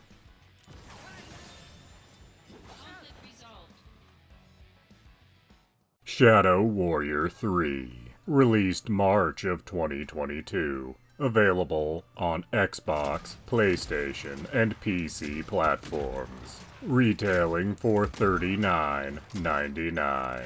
Shadow Warrior 3 is a first-person shooter trying its absolute hardest to be action-packed and funny. Unfortunately, its humor wears thin pretty quick, and while it certainly is action-packed, it is an incredibly brief experience, clocking in at only about 5 hours. Many elements from the previous 2 games are also not present here. You don't receive grades for how well you perform in combat like you did in the first Shadow Warrior reboot, nor is there side quests to complete as there was in the second Shadow Warrior. What you have is a linear series of monster closets and platforming challenges. The RPG elements that were previously in the series have been dumbed down considerably. You now have 4 things to upgrade on your character in linear fashion, and none of it makes a huge difference. Same goes for the few weapons that are in the game. A linear series of upgrades, none of which are that impactful. But I guess to compensate for all the elements they've stripped out of the game, they did add a grappling hook, so you can grapple onto enemies. And you can also use it in very specific locations to platform around. So in a weird ironic twist, they added a grappling hook, but somehow made the world far less open at the same time. The monsters, similarly, are far less impressive than in previous games. Many of them have some kind of gimmick you can exploit. This doesn't really add much to the experience, however. It simply makes combat more annoying. Like these floating heads that shoot lasers. I have to use a chi blast in order for them to expose their weakness. So if I don't have any chi right at that exact second, I cannot kill this enemy. Given that combat is really the only thing on offer in this game, it seems odd that they're making you jump through hoops in order to enjoy it. There was one element to the combat, however, that I found to be the most interesting thing in the game. After collecting enough yellow orbs, you can do instant kill attacks on virtually any enemy. and each enemy type gives you a different reward for instant killing them. Your basic enemy just heals you, which can be very useful, but other enemies give you a one-time used frost grenade. Or these big ones, when you instant kill them, you get a hammer with an area of effect attack. It only lasts for a little bit, but it's very useful while you have it. So this makes you really consider how to use your instant kill attacks. Do you save them in case you need a heal? Do I take out this not very threatening enemy with one because I like the bonus I get? Or do I take out that big bad that might not have as good of a bonus with him? This element of combat is the one shining spot in an otherwise drab and rather annoying short game. So, is Shadow Warrior 3 worth your money? At $40, absolutely not. This is the kind of game that if you see it on sale for about $10, yeah, you'll get $10 worth of entertainment out of this. Any more than that, you're getting ripped off. The game is only just over 5 hours long, and has absolutely nothing to offer in terms of replay value. The humor in particular in this game really got on my nerves this time around. Maybe it's because it's our third time out with Wang, but his repetitive sense of humor got on my nerves far quicker than in previous titles.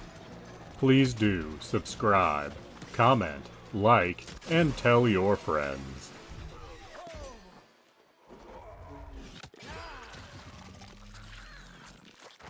I was thinking of a fine repulse. But you're already a joke in your own right. You know, it wouldn't kill you. Dark Souls 3, originally released in spring of 2016. Available on PlayStation, Xbox, and PC platforms. Retailing at $59.99 for the regular edition, and $84.99 for the deluxe edition that includes the DLC.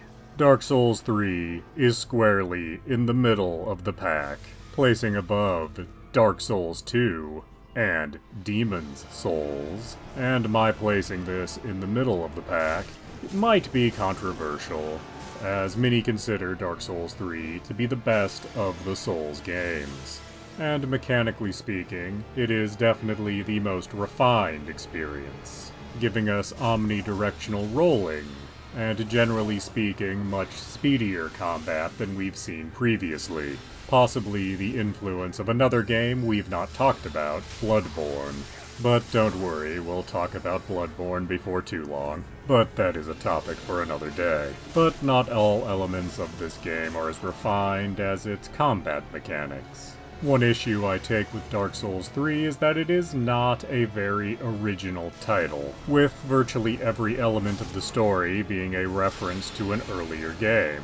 NPCs as well are usually technically original, but so similar to previous NPCs that it's hard to tell the difference.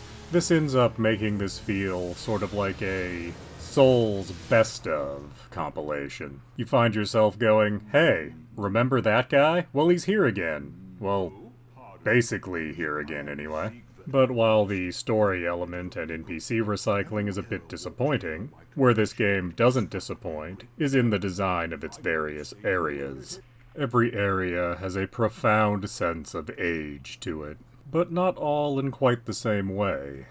Some areas look as if the same battle has been fought there for hundreds of years, while other areas simply look abandoned and dilapidated.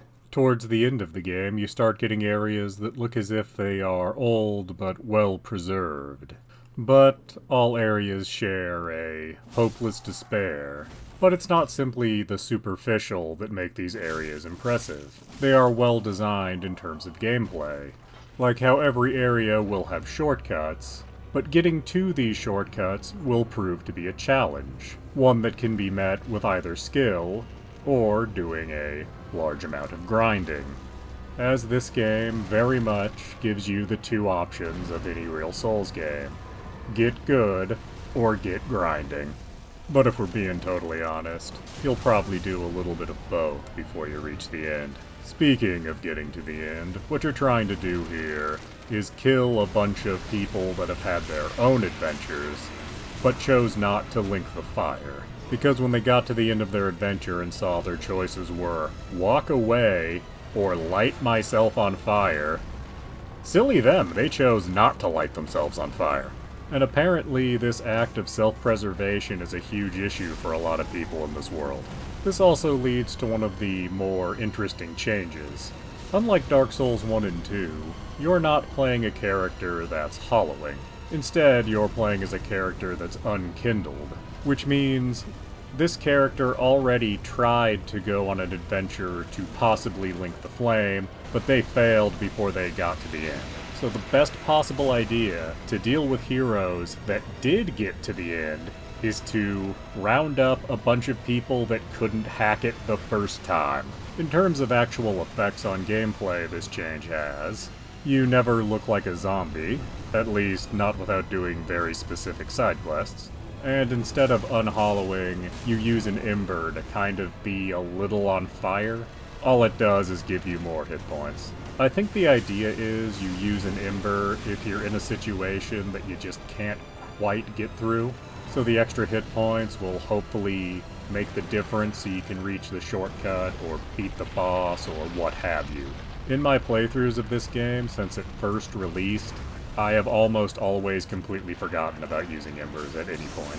I think it's the lack of the visual reminder that going hollow gives you that's made me just sort of forget about this mechanic. There are a total of 4 endings to see here, and even a few variations on those 4 endings. But in true Souls fashion, none of these endings are actually gonna answer any questions you might have. But if you're playing a Souls game and really expect to have questions answered, you're doing it wrong. So is Dark Souls 3 worth your money? Well, it is absolutely worth playing. However, it's very hard to justify a $60 or even $85 price tag, depending on which version you get. But the good news is that Dark Souls 3 goes on sale fairly frequently on various online shops. So, I would recommend waiting for the next big sale, be it a summer sale or a winter sale or some other sale, and then pick it up on the cheap. Personally, I was able to get Dark Souls 3 Deluxe Edition for only $20, which given its regular $85 price tag is a great deal. And I would recommend that everyone try and do the same. Please do subscribe, comment, like, and tell your friends.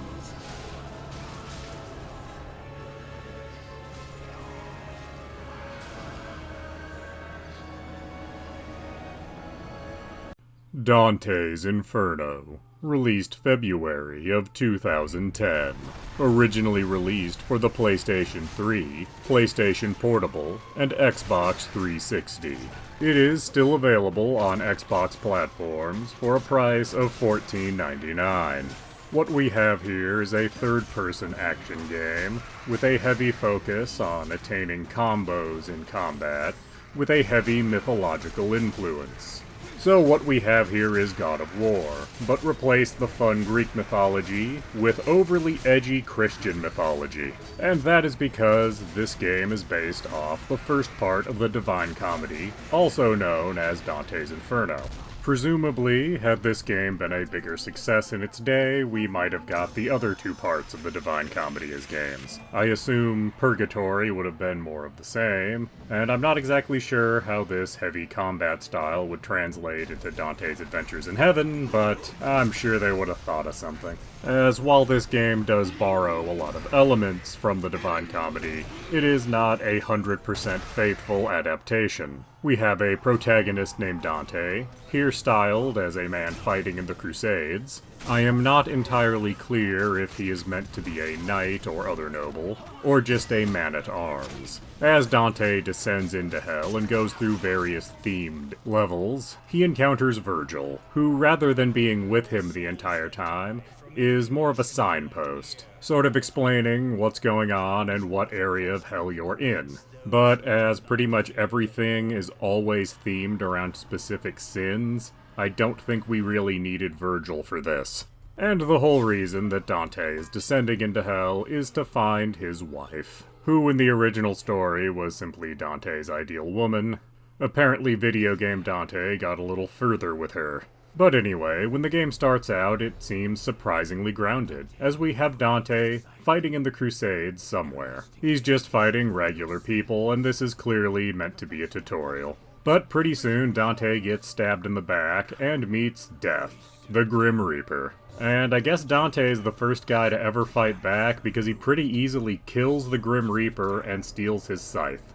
I am somewhat curious how killing Death affects the world at large, though we never really get an answer to that. I'm also curious if some other Christian mythical figure takes over for the Grim Reaper. Does Death have an understudy? Apparently Dante fought back because he was told he was going to hell, despite apparently having made some kind of deal with the church to not go to hell. Apparently the church didn't actually have the ability to make that deal. And it's also kind of weird, since Dante fought off Death specifically to avoid going to hell, that he then immediately descends willingly into hell. I'm just saying, we didn't need to have that boss fight if that's what he was gonna do. But from there, you have a lot of combat, and some minimal puzzle solving. And every once in a while, you have the opportunity to save a famous person from hell by playing a rhythm minigame. You also have the option of going holy or unholy. Holy gives you powers with the cross and various divine magics. Unholy gives you powers with your scythe and various, hellish magic, I suppose. And which path you end up going down is determined by whether you try to save souls or leave them damned in hell. You could hypothetically pursue both paths, but the best abilities are fairly late in the trees, so it's better to think about how you like to play, and then either save or damn accordingly. The voice acting's pretty competent and kind of over the top for the most part. The art style, likewise, goes way over the top, and there's a lot of it that I simply can't show on YouTube. And a lot of the exposition is given directly by Virgil, but not always. At times, you'll receive information in the form of these lovely animated cutscenes, which are well animated, and make for a nice break from the very over-the-top depiction of hell. So is Dante's Inferno worth your money? That is a hard question, because it really comes down to, did you want a alternately themed early God of War game? And honestly, I kinda don't. The combat gets very repetitive, and the over-the-top depiction of hell just gets on my nerves. We get it. You're a big demon in charge of torturing people. Can we just get the fight over with, please? And honestly, I could see where Dante's Inferno and the Divine Comedy in general could be adapted into a video game. A very different style of video game, perhaps a point-and-click adventure of some kind. Or an RPG more akin to something like Persona. But this button-mashing grindfest just didn't have a lot of charm going for it. So I would very much recommend that you save your $15. Please do subscribe, comment, like, and tell your friends.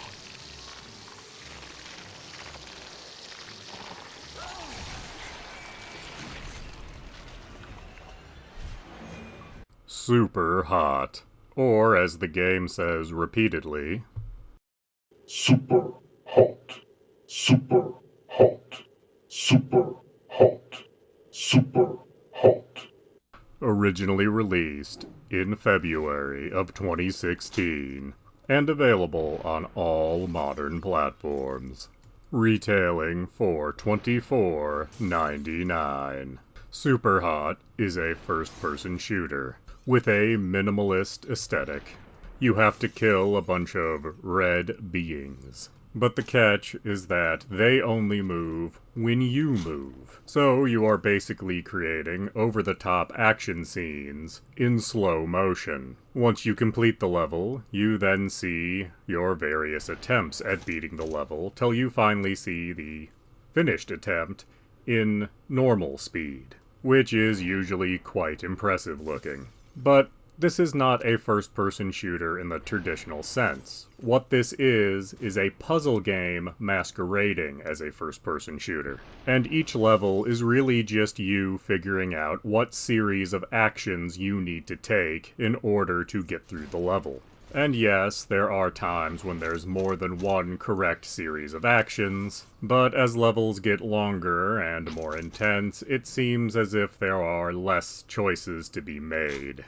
The footage you are seeing was recorded off of the console version of Superhot, and this is a case where I think a controller is really holding back the game. I was able to play a PC version of this game and found that it was far easier with a keyboard and mouse. In between levels, you often get little snippets of story that's clearly trying to be very deep. Judging from the look of the fake command prompt, I'm assuming this game takes place sometime in the 80s. Where a game like Superhot would actually be functionally impossible in a home setting. I think the implication here is that the player character is actually being sucked into this world to actually do these things, but that is never actually stated. Instead, we get weird warnings to stop playing Superhot, but then our only option is to play more Superhot. What exactly is supposed to be happening in the story, I'm honestly not sure. But I don't think this game was really supposed to be about story. I think it's about killing some red polygon people. In an extremely precise and heavily choreographed fashion. And honestly, I found myself simply being annoyed whenever the action was stopped for the little story snippets in the command prompt. Though having said that, I found myself mostly playing this game in very short bursts. I would complete 1 or 2 levels, and then find myself wanting to take a break from the game. Then after a little break from Superhot, I found myself wanting to play more. So while not being the deepest game in the world, it certainly had a compelling element to it that made me see it through. Is Superhot worth your time and money?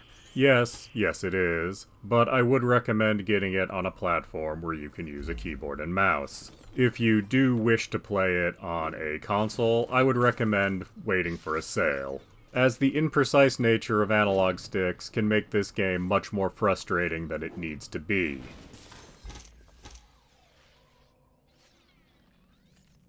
Please do subscribe, comment, like, and tell your friends.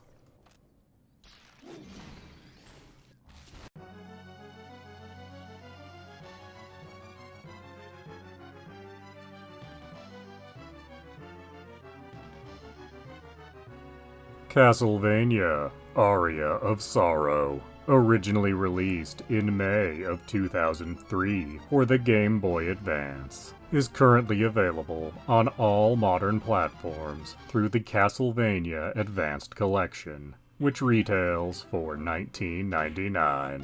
This was the third and final Castlevania released for the Game Boy Advance. As with the other two, this was a Metroidvania-style Castlevania. You play as Soma Cruz, a transfer student who somehow finds himself in Dracula's castle. Shortly after arriving in Dracula's castle, Soma discovers that he can absorb monster souls and get the abilities of the monsters. It's sort of like if Kirby looked like the lead of a teen drama.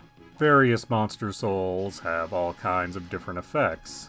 They might give you an attack, or fiddle with your stats in some fashion. They might make Soma transform, or allow you to summon a familiar of sorts.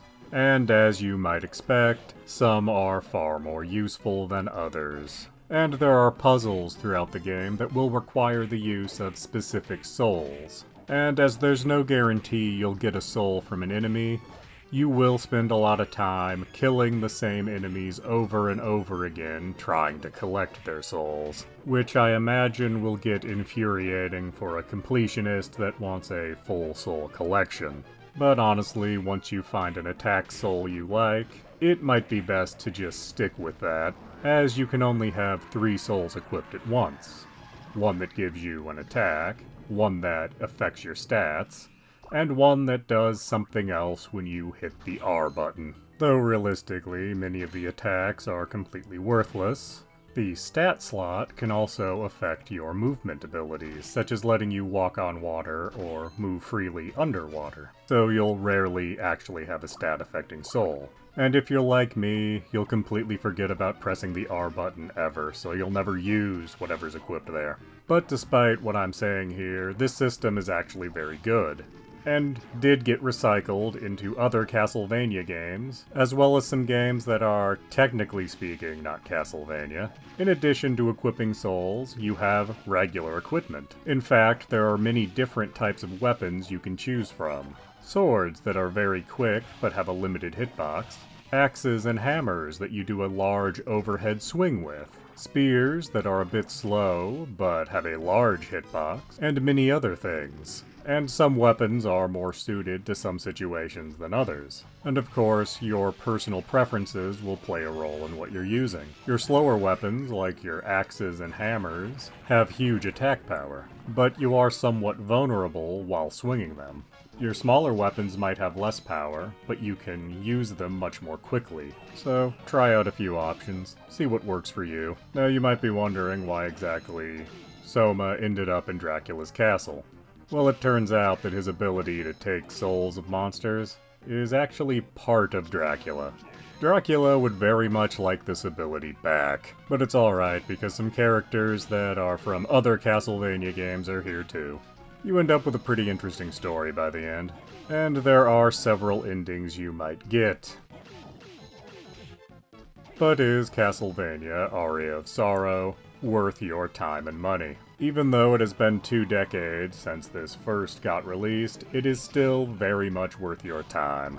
And it is still one of the finest Metroidvanias you can get your hands on. It's actually cheaper to play this game now than it was on its original release. And it doesn't hurt that for the $20 it'll cost you to play this, you get 2 other excellent games with it, and also Dracula X for some reason. So yes, I absolutely recommend playing Castlevania Aria of Sorrows. And I wouldn't even have you wait for a sale to do so. Please do subscribe, comment, like, and tell your friends.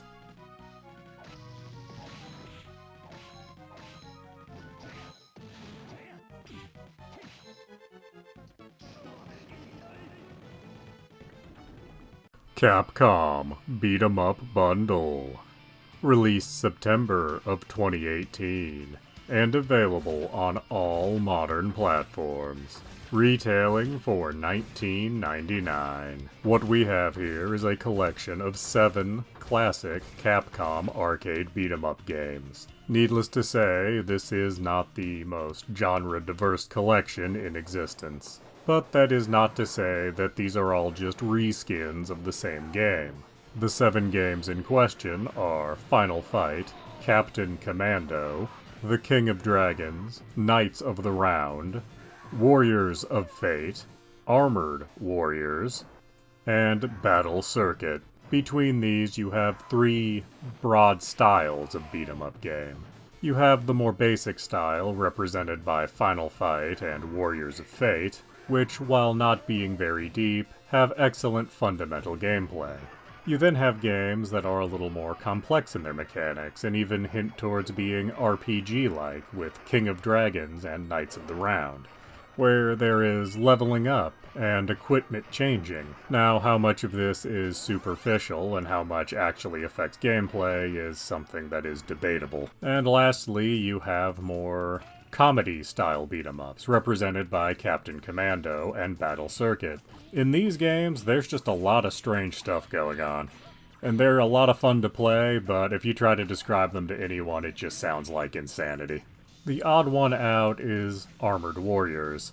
I think Capcom may have wanted to make a Gundam game, but couldn't get the official license, because a lot of the mecha in this game look suspiciously Gundam-like.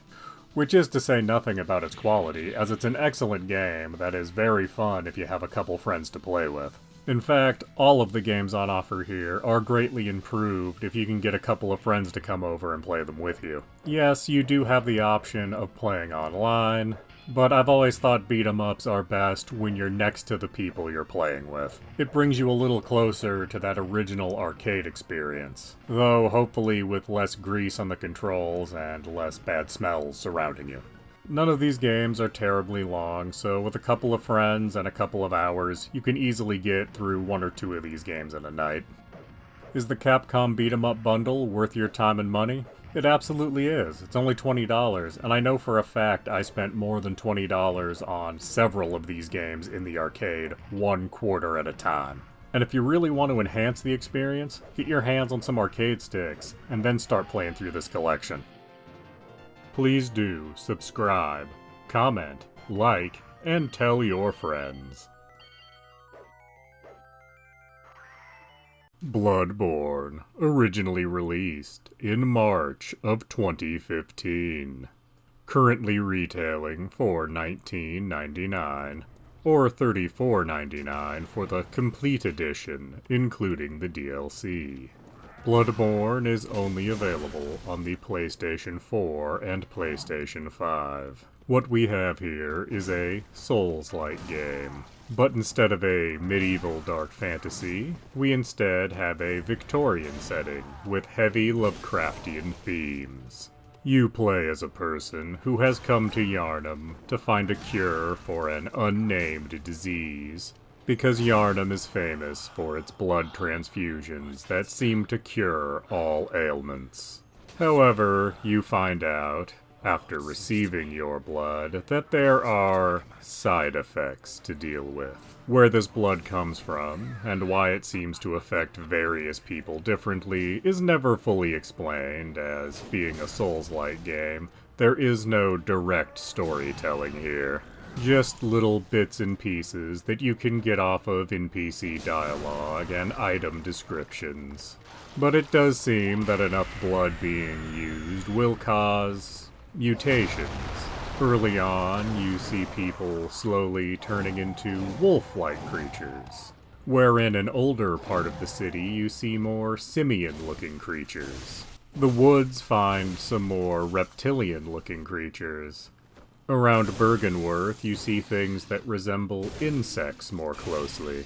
Why the blood seems to cause such varied mutations is unclear. It's possible that there's more than one source for the blood. You do see many creatures that could be called cosmic whores, but cosmic whore is not the only Lovecraft connection.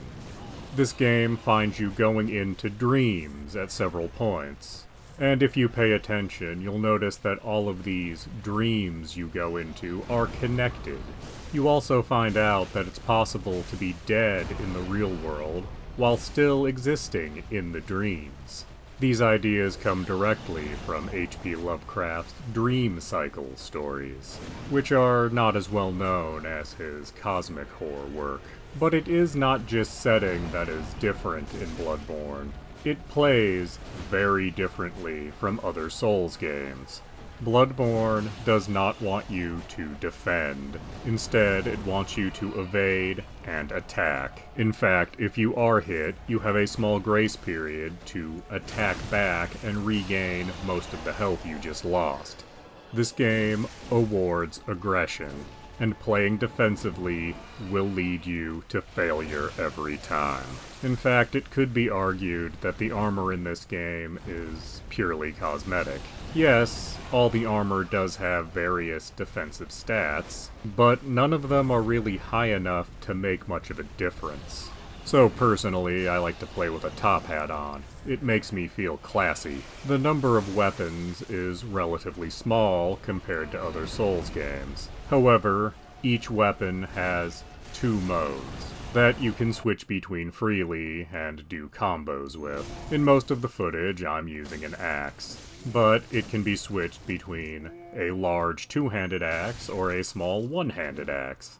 And with weapons, it's not just about the size of the weapon. Switching between modes on most weapons will have two different kinds of damage, and the vast majority of weapons are only wielded in one hand. You might think that's for a shield, and you'd be wrong because you're thinking defensively. Your other hand will usually have a gun in it.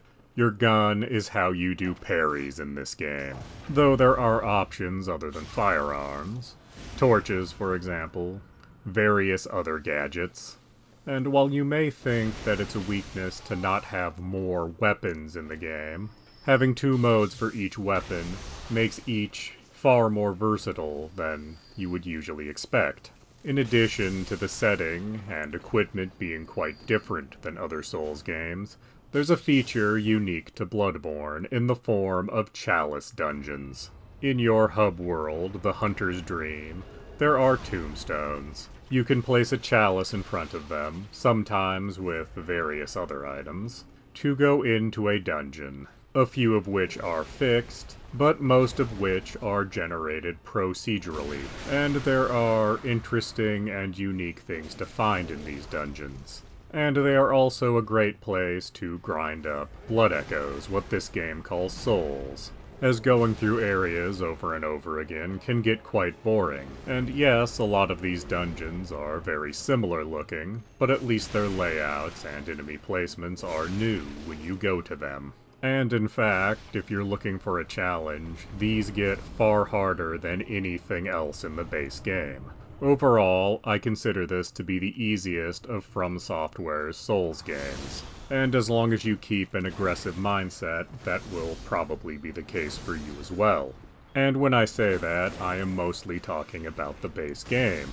The Old Hunters DLC really takes the gloves off and is far, far harder than the base game.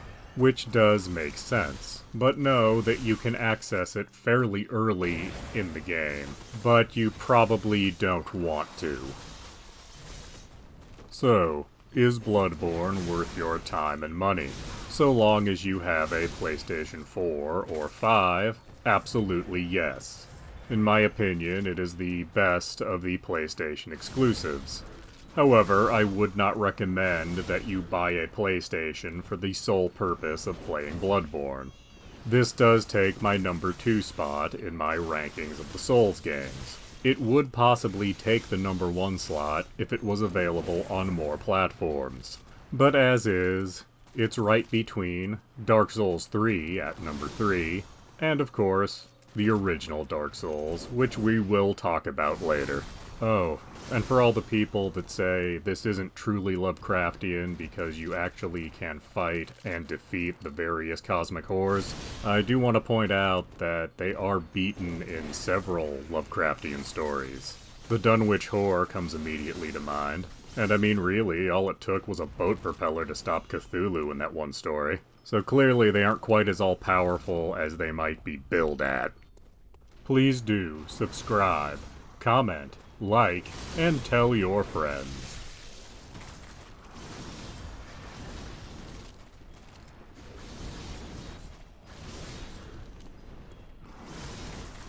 Hollow Knight, originally released in February of 2017, retailing for $14.99 and available on all modern platforms. Hollow Knight is a Metroidvania taking place in a now ruined kingdom of insects and other bugs. How exactly this kingdom came to ruin is never expressly stated, but rather just hinted at in small ways, almost in the same style as a Souls-like game. But the story can pretty well be pieced together if you're willing to look everywhere. There are many little secrets and details everywhere if you're just willing to look for them. In fact, whole areas of the games can be missed entirely if you don't do a thorough enough job looking.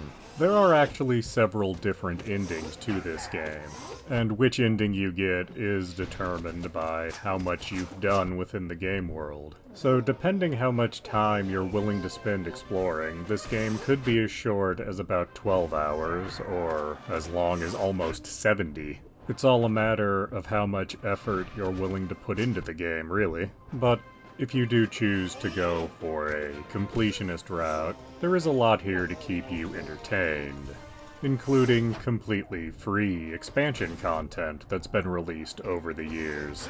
You play as the Knight, a silent protagonist that has seemingly just wandered into Hollowcrest. You start with very little, a small health pool, and a dull weapon. Over the course of the game, you'll see your health pool swell, and you will have the opportunity to get better weapons. But it's worth noting that that's optional.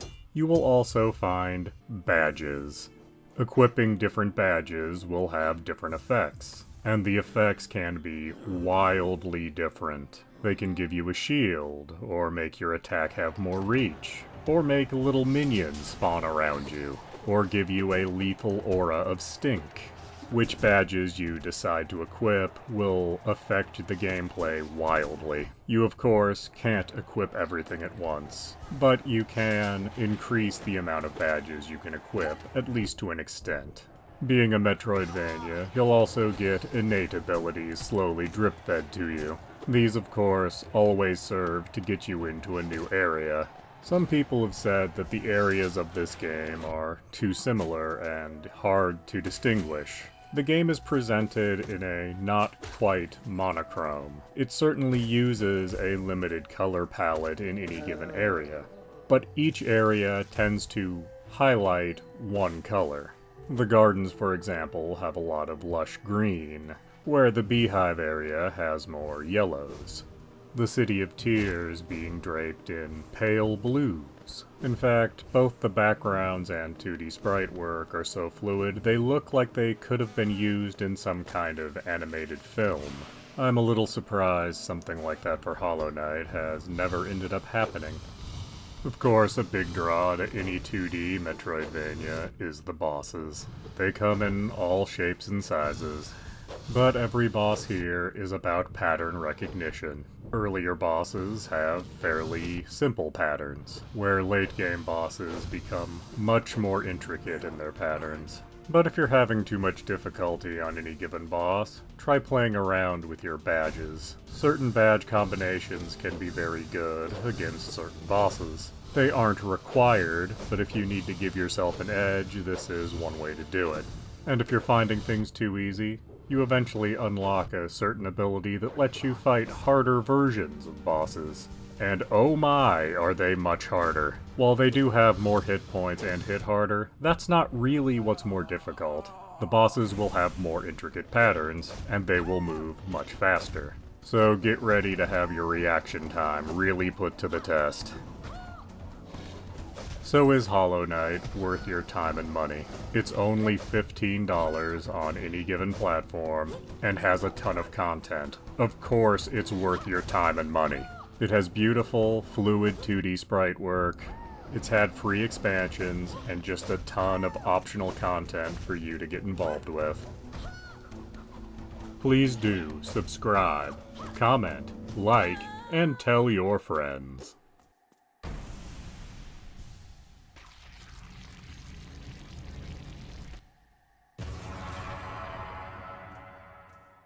Subnautica Below Zero, released officially in May of 2021.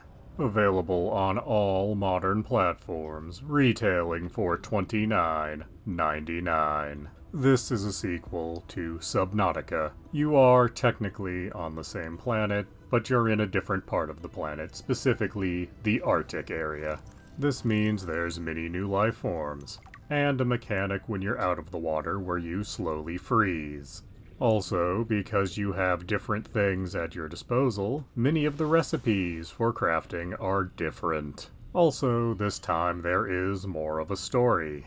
You play as a woman trying to find her sister. So in addition to the survival mechanics from the first game, you're also trying to find clues to what you're looking for.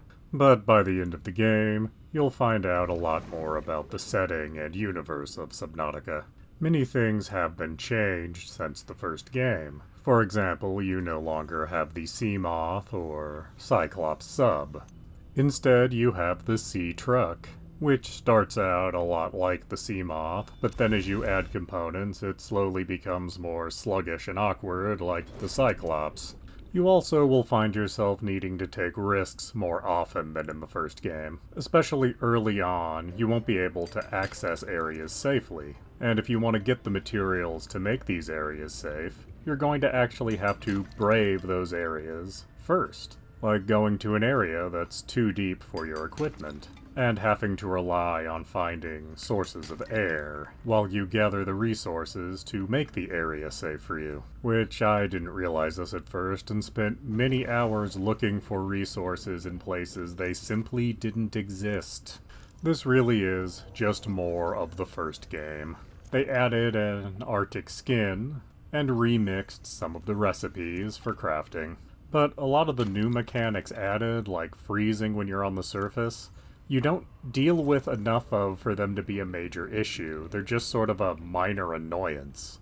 It just feels like they didn't go far enough with many of the new ideas to make them really worthwhile. There's also a bit of a plot hole here, as you encounter a character that only existed as an audio log in the first Stop game. right there, Altera.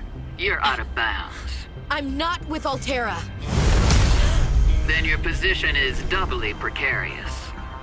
What do you mean? If you're telling the truth, you're out of your mind. If you're lying, there'll be hell to pay. Wait! Who are you?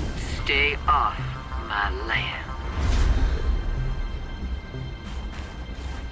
And there's a real question of how exactly did she not die, as she logically would have been infected with the disease from the first game, and she wasn't around to receive the cure at the end of the first game, so how is she alive, and how did she get to the Arctic exactly? So, is Subnautica Below Zero worth your time and money? Well, if you are looking for more Subnautica, then yes, absolutely. This really is just more of the first game, and if that's what you're looking for, it's here for you. It doesn't do very much to really expand on the concept, but if you're tired of all the settings in the first game, well, here's a whole new group of settings, with different life forms in them, that all conveniently fill the same niches of the ones in the first game. So yes, Subnautica Below Zero is absolutely worth playing. As it feels more like an expansion than a sequel, though, I would recommend waiting till you see it on sale. $20 seems like a good price to pay for this. Please do subscribe, comment, like, and tell your friends.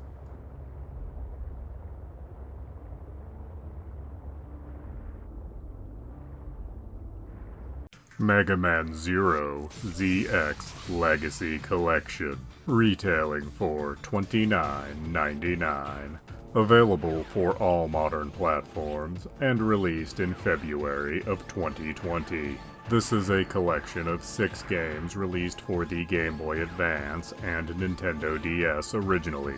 The 4 Mega Man Zero games, and Mega Man ZX, and Mega Man ZX Advent. And while these do carry the name of Mega Man, you don't actually play as Mega Man in these games, nor do they play particularly like Mega Man or Mega Man X. In the Mega Man Zero games, as the name suggests, you play as Zero from the Mega Man X series, and rather than getting powers from Robot Masters, you get various weapons. By using these weapons, you can slowly skill up in them and make the weapons more effective. You also don't have a traditional level select screen. Instead, you're part of a resistance movement, and you take missions from the resistance, at which point you are instantly taken to where the mission takes place. When not on missions, you do have quite a bit of freedom to explore the world, and between missions you can travel around and get things you might have missed collecting while on missions. While all 4 Mega Man Zero games are very similar, they definitely show refinement over their iterations, and all center around the same characters, so tell a fairly cohesive narrative. Now, the Mega Man ZX games, they go in an entirely different direction, as both of these games, originally released for the Nintendo DS, are actually Metroidvanias. And while you still receive missions similar to the Mega Man Zero games, you are no longer instantly transported to where they take place. You're gonna have to figure out how to get to each mission on your own. And just getting to missions is rather difficult in this game, especially early on. There's no traditional map.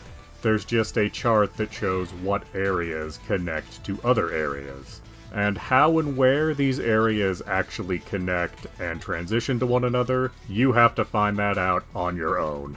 You also aren't playing as Mega Man, or Zero this time. You're playing as a character that has access to both Mega Man X and Zero's biometals. Biometals infuse you with the power of their namesake. You start off with Mega Mans, quickly get Zeros, and you get more as the game progresses. You switch between these metals freely. And if you're wondering how you deal with touchscreen elements in these two games, they are handled with your right analog stick. But the good news is there's not a whole lot of touchscreen interaction in these games. These two games specifically are very different from your standard Mega Man fare, and while they start out very difficult, they do get easier as you play. Overall, this collection is fairly meaty. You have 6 fairly challenging games that all take place in the far distant future of the Mega Man timeline. While obviously not the most diverse collection of games, they are all quality games.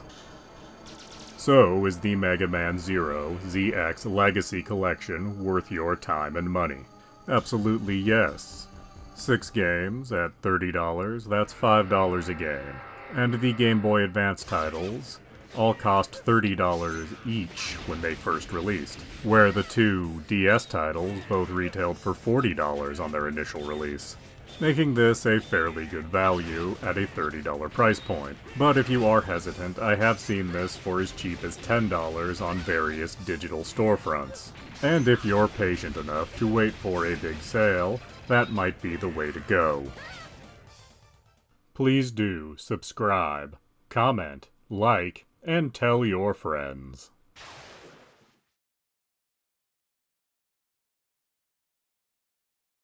Egalos, originally released in June of 2018, retailing for $14.99, and available for all modern platforms. This is a Metroidvania, but it doesn't ape Metroid or Castlevania. Rather, it borrows from Sega's Wonder Boy franchise. When the game starts, you randomly end up saving a princess. This leads you to find out the world's in danger, and only you can save the world.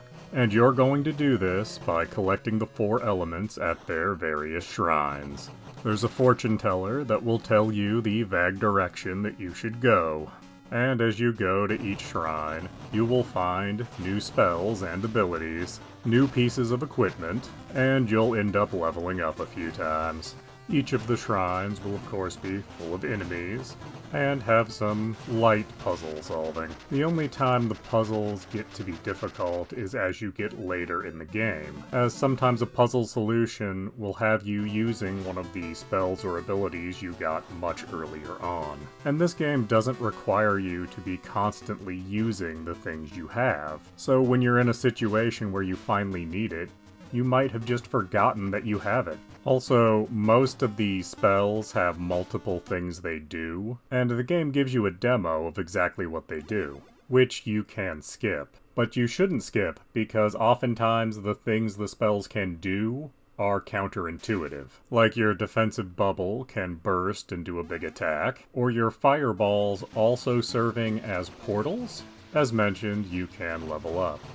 Leveling up will give you 1 point to your attack and defense, and also heals your character. Your equipment will do much more to raise your attack and defense. To actually get a noticeable difference from leveling up will take a lot of grinding, making leveling up the secondary purpose of grinding. The main reason you'll find yourself grinding through enemies is to get money to buy your equipment upgrades. Each town you get to will have shops. You can usually buy a new suit of armor and a new sword, and you will want to buy them because they represent a huge upgrade. And without them, things are going to get very frustrating, very fast. Graphically, this game goes for a faux 8-bit style, trying to make all the sprites look as if they could have been on a Master System or NES. But truthfully, there's a little too much color used for it to have been on either of those systems. But I do understand they're trying to channel Wonder Boy here, and there are often little references to that series throughout if you look for them. The music, however, confuses me a little, as the music doesn't sound like Wonder Boy or anything Sega related.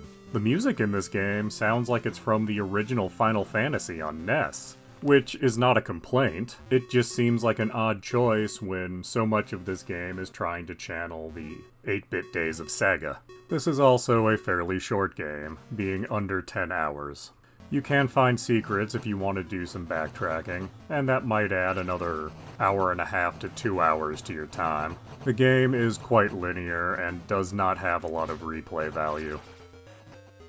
But is Agalos worth your time and money? Usually when a game is only $15, I give it a positive recommendation just because of its price. But in the Metroidvania genre, there are other, better games on offer for that exact same price. Most of which are longer with better replay value, and more challenging. So for that reason, I do not recommend this game. If it really sparks your interest, it does go on sale for less than $5 at times, and I'd just wait for a sale if you really are curious. Please do subscribe, comment, like, and tell your friends.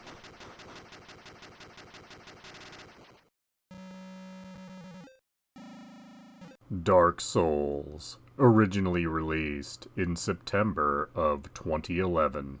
Available on all modern platforms in its remastered form. Retailing for $39.99 on all platforms. Dark Souls is of course a Souls-like game, and quite honestly, it's the first Souls game that really got the formula right. After creating your character, you'll find yourself in an asylum, specifically for the undead, such as yourself. A nice gentleman will throw you a key, and you can start learning the basics here. You then get to the actual meat of the game after you finish the asylum. You're told straight off the bat you have to ring 2 bells, one above, one below. And it's here that the game acts like you have a choice of where to go. As if you choose to go down from where you're at, you'll encounter some ghosts that you have no way to attack or defend against. If you choose to go into the graveyard, you'll find yourself woefully outclassed at this point. So the correct option is to go upward. Now that you're in the area you're meant to be in, there's a few mechanics to wrap your mind around. Every time you rest, all the enemies respawn. If you kill enough enemies, you can slowly gain up to 10 humanity, which will be left behind when you die, just like all of your currency. And if you can't find where you died before dying again, both your currency and humanity will be gone. But you can farm 10 humanity from every area before you kill the boss. Once you kill a boss, you can no longer farm that 10 humanity from an area. And having that liquid humanity on you is important for a number of reasons. Firstly, each point you have there gives you a small defensive boost. It's very small, but you get a lot of humanity and it makes a difference. Secondly, you can spend humanity in 2 ways. You can make your character human again, which will allow you to summon other players and NPCs to help you in boss fights. But being human also leaves you open to other players and certain NPCs invading your world. You can also spend humanity to kindle the bonfires, which serve as checkpoints. Kindling a bonfire gives you more healing items when you rest at that bonfire. At the beginning, you can only kindle a fire once, giving you 10 healing items, but there is a way to kindle it a second time after doing certain things in the game. But anyway, I'd recommend farming your 10 humanity from this area, as after doing so, you'll have quite a few souls, and you will have seen enough combat that maybe you know what you want to do with your character. And it is likely that whatever you want to do with your character, you can be successful with, as long as you commit to what you're doing. This is not a game for you to be an all-rounder in. The price of leveling up goes up too much to allow that. So whatever stat you choose to increase, intelligence, strength, dexterity, you need to commit to the bit. Unless you have just infinite time to infinitely grind, which I wouldn't recommend. Early on in the game, you're going to notice that there is no fast travel. There is, however, a lot of shortcuts and connections between areas, meaning that if you want to get around with any efficiency, you need to know the map fairly well. Midway through the game, fast travel does unlock. It's not till after you've rang both of the bells and done a few other things, but even then, the fast travel that's unlocked is very limited. You can't travel freely to just any bonfire. You can travel to one bonfire in a given area, and not even in every single area. So you will always need to spend the time to know the map fairly well. But knowing the map well will also lead you to meeting many NPCs. And with the exception of the blacksmiths in the game, every NPC you help get what they want ends up going hollow and wanting to kill you. But it's okay, because they won't go hollow and try to kill you until after you've gotten everything you can get out of that NPC. And generally, after you've dealt with them, you'll be able to find their equipment somewhere. So if you really miss them, you can dress up just like them. But only if you actually bothered to do their story. Don't just start killing NPCs willy-nilly because you like what they're wearing. Now, over the years, there's been much made out of the difficulty of Dark Souls and Souls games in general, but honestly, I've never really understood it. You're not under a time constraint at any point in Dark Souls, so take your time and figure things out. Are the enemies you're encountering too hard? Well, that's alright. Grind up a little bit. Maybe farm some items so you can do a little upgrading. And if it's a boss you just can't handle, spend a humanity point, become human, and then summon some help.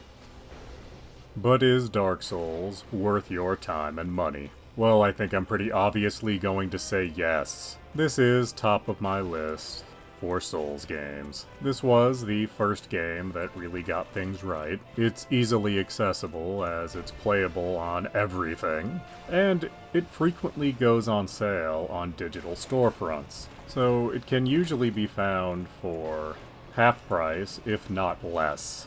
So I do fully recommend playing Dark Souls. Please do subscribe, comment, like, and tell your friends.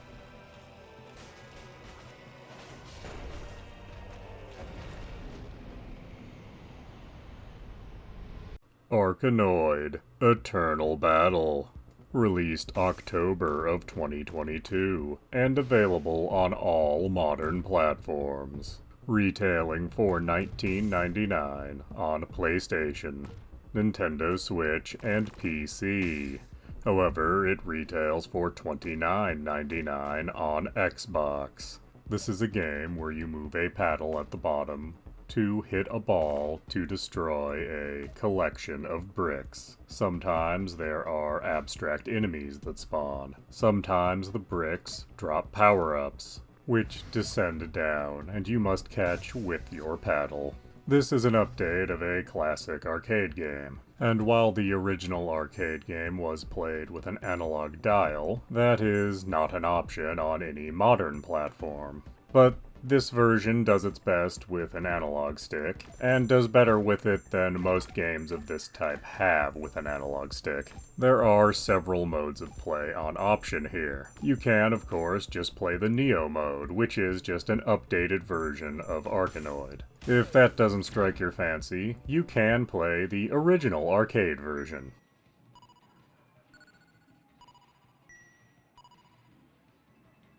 You can play local multiplayer, up to 4 player, or you and 3 AIs. And lastly, there is this version's namesake, Eternal Battle Mode, which is an online competitive mode with 25 players, or hypothetically is meant to be that. Playing this on Xbox, I was unable to find any other players no matter what time of day I attempted to play. And from the beginning, I'm not sure how good of an idea a Battle Royale mode is for Arkanoid, as unlike, say, Tetris or Pac-Man, Arkanoid has a huge luck component with how the ball bounces, especially when you don't have a dial to play with. And while the analog stick does a respectable job here, it's still simply not as precise as one of those old school analog dials. The rest of this package does fare a little better. It is nice that the original arcade version of Arkanoid is included here. Oftentimes when you have a retro version of Arkanoid, it's actually the Nintendo Entertainment System version you get. And the Neo version on offer does a lot to update the old classic. Some of the new power-ups on offer here are actually kind of surprising, and very fun to play around with. And the Neo mode lets you endlessly continue if you're just desperate to see the end, where you fight a giant head in space. But is Arkanoid Eternal Battle worth your time and money? Honestly, this package feels kinda light for $20, and is completely ridiculous for the $30 they want on Xbox. While you'll certainly have some nostalgic fun with this package, I'd wait to see it on sale. This is the kind of thing where for $10 it's a nice thing to have, but for $20 you could spend that money better on other things. I might feel differently if there were enough people playing this to actually try out the Eternal Battle mode against something other than AIs, but as it stands, I'd recommend you give this one a pass, at least at full price. Please do subscribe, comment, like, and tell your friends.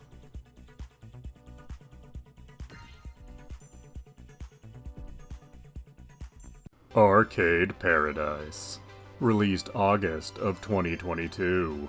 Retailing for $19.99 and available on all modern platforms. Arcade Paradise is a first-person business management simulation. Specifically, you're running a laundromat, at least at the beginning of the game. And unlike any laundromat I've ever set foot in, apparently you as the owner actually do all of the laundry. Which seems very strange to me, as at real laundromats, people come in and do their own laundry. But at the beginning of the game, most of your time will be spent doing the laundry, picking up trash, scraping gum. This is rather boring and repetitive, but it earns you money to get to the real meat of this game. And that is your secret goal, to turn this laundromat into an arcade. Because this game takes place during the 90s, when arcades were still relevant. And you'll do that by slowly clearing space to put arcade machines, of which there are over 30. And eventually, you'll have enough arcade machines making enough money that you never need to deal with the laundry aspect ever again. You actually have more control over the arcade machines than you do over the laundry, as you can adjust various settings on the arcade machines, such as how much they cost. The games themselves are fully fleshed out arcade-style games. None of them are games that have ever existed before. They were all created for Arcade Paradise, though many of them are similar to games you might know.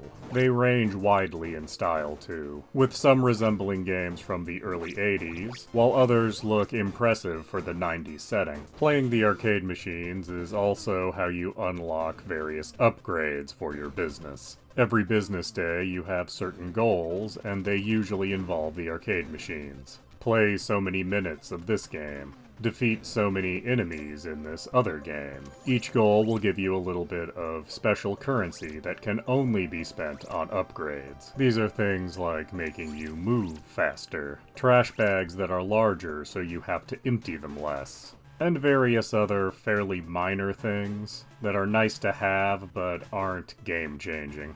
By the end of my experience with this game, I found myself just looking forward to playing certain arcade machines. Every morning, I'd do a run around my business, picking up trash and scraping gum. Then I would ignore the laundry completely as I played various video games. When I was told the business closed, I would run around to each machine collecting my money for the day, put it in the safe and back, and then start everything all over again. But is Arcade Paradise worth your time and money? I'm kind of conflicted on that, actually. I personally didn't enjoy any of the business management aspects of this game. The laundry part that you have to do at the beginning is very repetitive and almost stopped me from playing this game. But once you have a few of the better arcade machines inside your establishment, I found myself really looking forward to playing this game. But was I really looking forward to playing this game? Or the game inside the game? If this was just a collection of the 30 plus faux arcade games, I would absolutely recommend it at $20. But that laundry aspect you have to deal with is just so mind-numbing that if I were to ever lose my save in this game, I don't think I would ever start it over again for not wanting to deal with that laundry aspect. So I can't really recommend this game as it exists currently. I think they should just add a mode where you can just play the arcade games. Just right at the start. Are you here for the kind of minimalist business management that's on offer? Or do you just want to play the games? But as it stands currently, where you have to do that grinding, I say skip Arcade Paradise. Please do subscribe, comment, like, and tell your friends.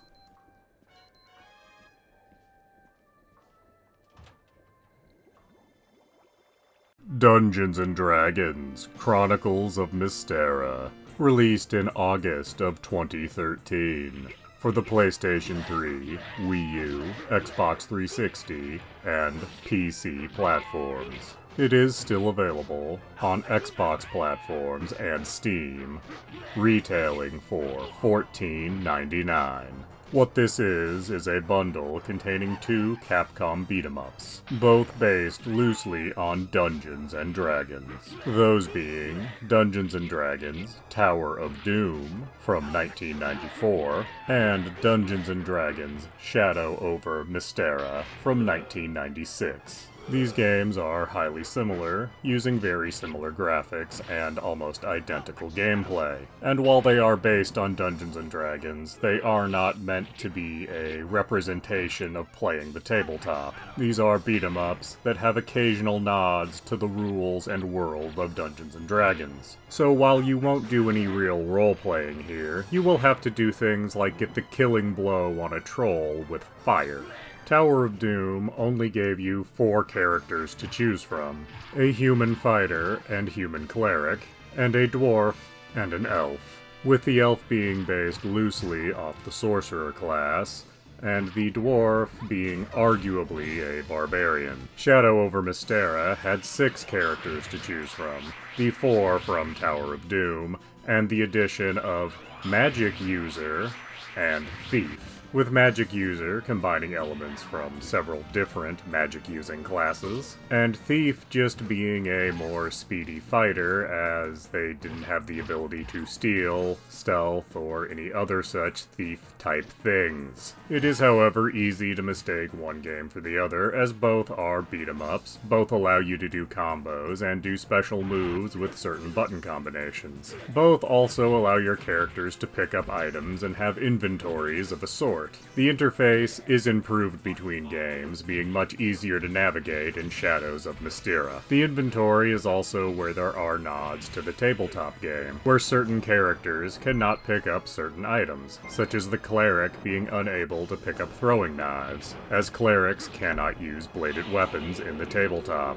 In both games, you are allowed to make decisions once in a while. What this actually amounts to is being able to choose between which level you want to go to. You might be told that a village has been attacked, and you're given the option to go and help the village, or go and pursue what attacked the village. Sometimes this will lead to different rewards depending on what you do, as sometimes you are rewarded with new pieces of equipment, although it doesn't change how your sprite looks, so you just have to take the game's word for it that the equipment is there and doing something. There is also a leveling system present in both games. Each character starts off at a different level, but as you play through either campaign, the character will slowly level up, noticeably getting more health with each level, and in theory gaining other stats, but there is no real way to verify this. These are, of course, old arcade games, and you will encounter areas of them that were clearly designed to eat quarters. But these areas aren't really an issue now, as you can continue as much as you want. These are, of course, best when played multiplayer, and you can do that both locally and online. These games really shine when you have 3 or 4 friends all playing together, and you can make the experience fairly authentic if everyone has an arcade stick they can play with, but that can get expensive.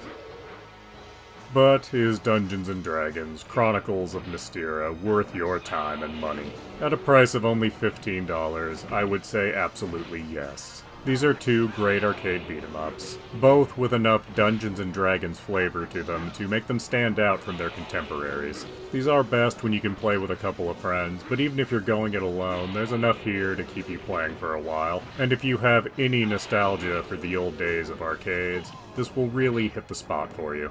And there is some replay value here, as the different characters play differently, and you're given choices of what levels to go to throughout each game. So you will need to play through a few times to really see everything on offer. And honestly, it's probably going to be easier to play this to get your Dungeons & Dragons fix than actually get a group of adults together to play Dungeons & Dragons on a weekly basis. Please do subscribe, comment, like, and tell your friends.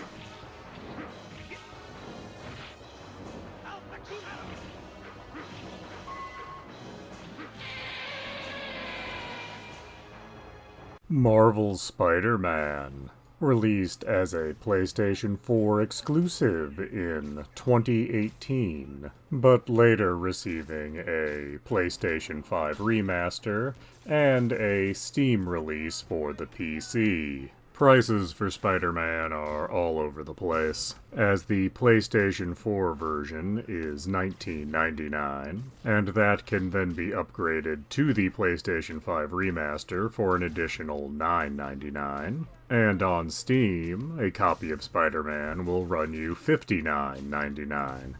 Marvel's Spider-Man is an open-world game taking place in Manhattan, where you play as Spider-Man. And this game is not an origin story. It works under the assumption that you are familiar with at least the broad strokes of the Spider-Man story. In fact, the game starts with Spider-Man helping the police apprehend the Kingpin, Wilson Fisk. 1 month! In 1 month you'll wish you had me back! The Kingpin is heading to prison. End of an era.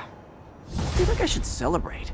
And the game treats this moment as if there was a whole game's worth of events leading up to this happening. So rather than being the beginning of a new run of Spider-Man comics, this is as if you've just randomly picked up an issue of a run of Spider-Man. But once the Kingpin is under arrest, the world opens up, and you can do your regular open world stuff, like fill in the map, which I'm not sure why Peter Parker would have to do that, being a New York native, or take pictures of various landmarks, which again, I'm not sure why he would do that as a native to the area. Or you could go around stopping crimes, because a lot of gangs are vying for power now that the Kingpin is out of the picture, and different groups committing different kinds of crime unlock as the story progresses. And the events and story of the game are not treated as the most important moments of Peter's life. Nothing that he deals with as Peter Parker or Spider-Man is character defining. It's all just him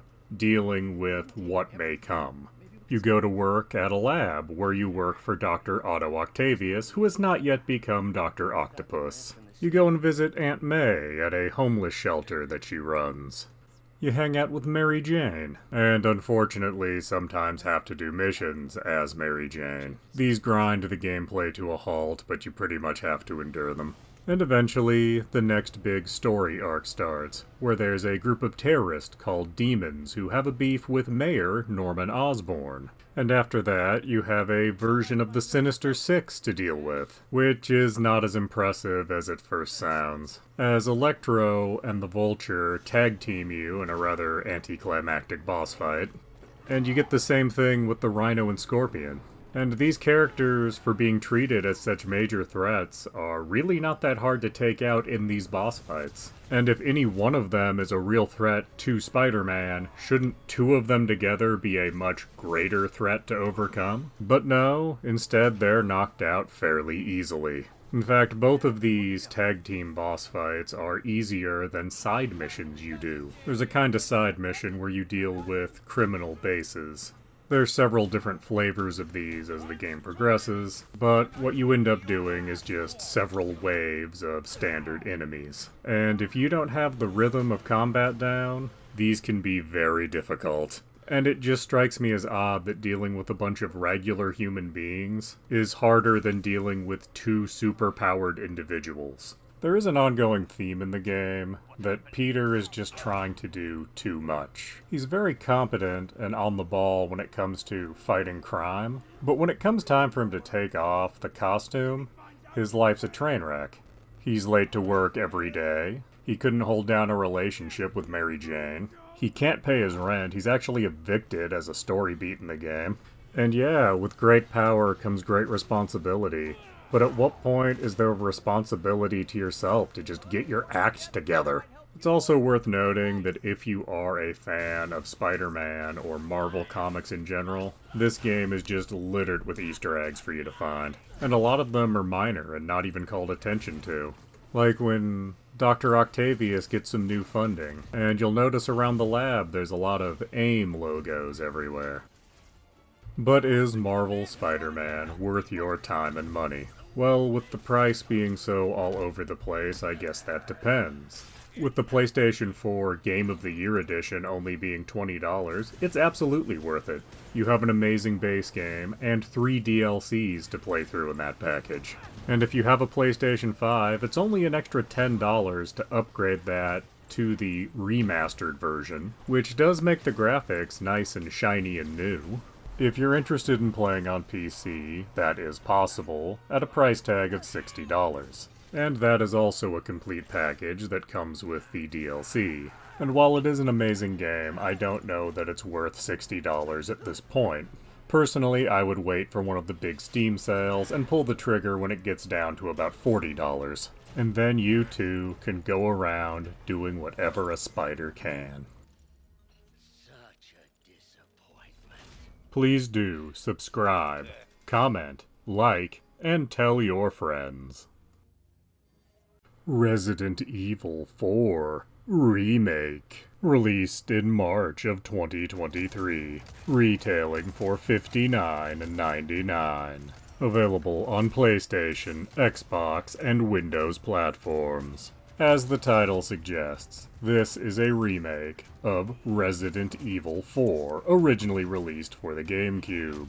But unlike the vast majority of remakes, it is quite easy to play the original version of Resident Evil 4 still, as after its original release, it was ported to almost every platform at the time, and that would come after. So it is very possible to play both versions back to back on whichever modern platform you choose. But what does the remake have over the original version? Well, graphically, it's very impressive. They've added a whole series of side quests that you do for the merchant, rebalanced many of the weapons. They've added an ammo crafting system, but weirdly, ammo cannot be put into storage this time around, and have done new things with some, but not all of the boss fights, as many of the boss fights, especially early on, are nearly identical to the original game. But mostly what this remake does is remove all the camp and humor that was present in the original. Because when you have a game about ancient, fossilized parasites taking over a small Spanish island, what you need to do is take all of that seriously to the absolute max. Also, at the time of making this, most of the extra content of Resident Evil 4 Original is not available in the remake. Separate Ways, Operation Ada, though apparently those are coming as DLC later. But basically, they took the original Resident Evil 4, they got rid of any kind of humor, they made it a little more difficult, and they called it a day. And honestly, I'm not sure that any of that was for the better. But modern Resident Evil tries very hard to be taken seriously, for some reason. Even though, up until recently, it was a series that didn't try to be overly serious. Has Capcom completely forgotten about the Jill sandwich line? That was kind of the whole appeal of the series. You have this very grim situation and graphics that are usually pretty good, for the time at least, contrasted against dialogue that is just kinda laughable. But that contrast has been forgotten. But is Resident Evil 4 Remake worth your time and money? Not right now, not at the full $60. On every platform this is available on, you can also get the original version of Resident Evil 4 for $20. And I'd recommend picking that up for $20 and playing through that instead, even if you've already played it before. This is a situation like a lot of Hollywood remakes. You have a classic that's been remade where you're better off just going home and watching the original classic. And I would probably feel very differently on this if the original version of Resident Evil 4 wasn't so easy to get a hold of, but you don't need to dig out your GameCube or your PlayStation 2 to play the original version, because it's available on your PlayStation 5 and on your Xbox Series X. And while it's not going to look quite as good because it is old graphics that have been upscaled, it's going to be a lot more entertaining while you're playing it. So if you really must play the remake, I'd recommend waiting for a sale at the very least, as I could see this being worthwhile at about $30. And given how the series prices usually go, it's not going to be very long till we get to that point. And while you're waiting to get to that point, another, 3 to 6 months, you can spend $20 and get the original version of Resident Evil 4. Please do subscribe, comment, like, and tell your friends.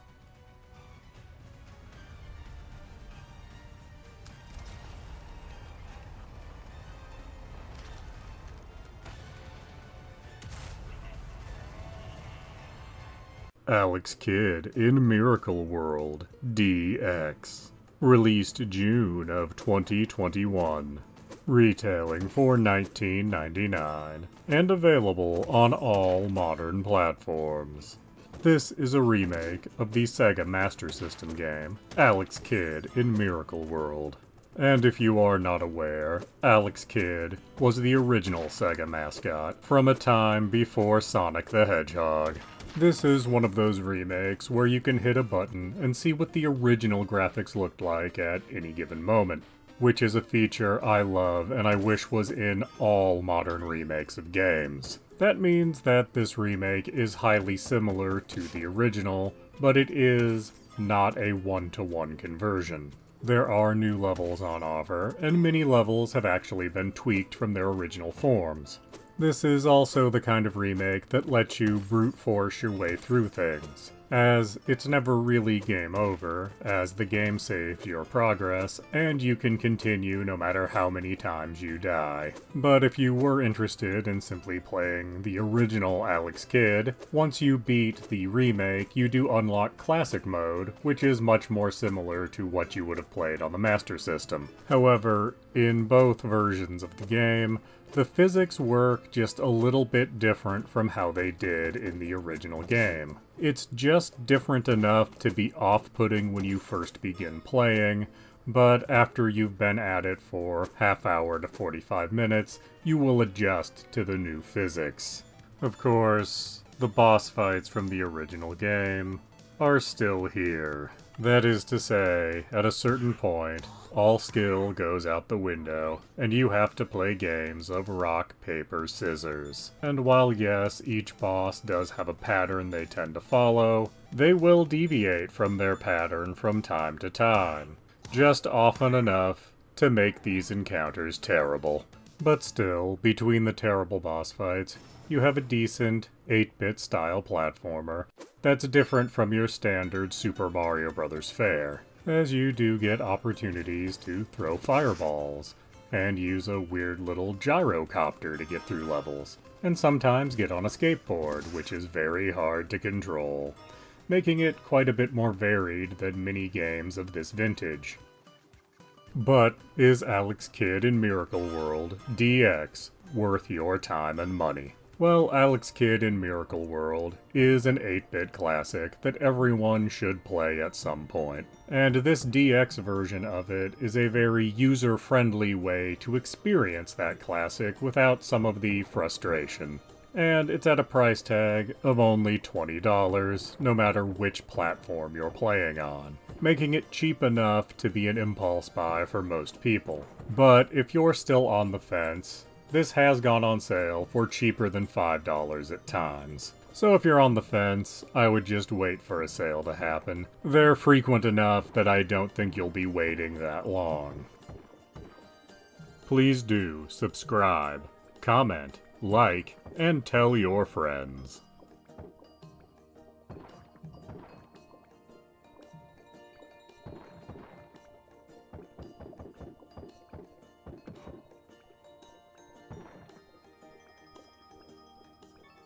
Joust originally released to arcades in July of 1982, and this is available in various forms on so many different platforms and price points that I can't even begin to list them all here. And not all of them are the original arcade version of Joust. But regardless of that, it is still pretty much the same experience wherever you're at.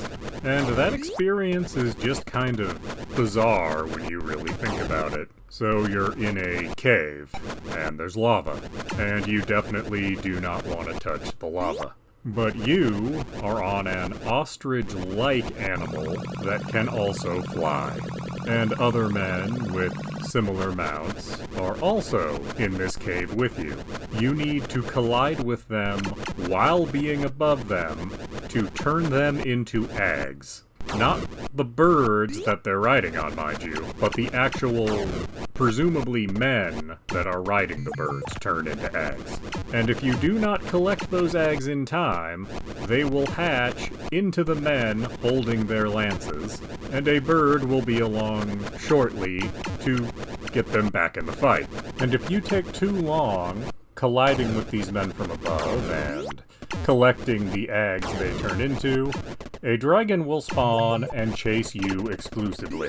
Now, of course, many old arcade games have bizarre elements to them, and when you really start to describe them, they oftentimes sound completely insane.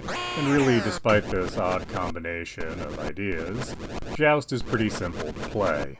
You have to keep pressing the button to make your bird flap so you can fly. If you can get a running start, you'll have an easier time flying. Then it's just a matter of colliding with the other jousters while being slightly more elevated than them. You could also treat this like Mario and try to land on their heads, but that's a lot harder to do here, as those birds fly surprisingly fast. And like the majority of old arcade games, as you complete rounds, things get harder and harder. More enemies spawn, and they seem to get more aggressive also.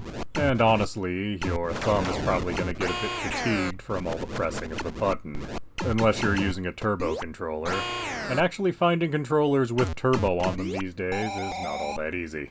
Normally I would talk about is Joust still worth your time and money, but truthfully there's so many different price points that that's a rather nebulous question this time. It's very often found in collections of games, though there are places, like Xbox, where you can still buy it individually.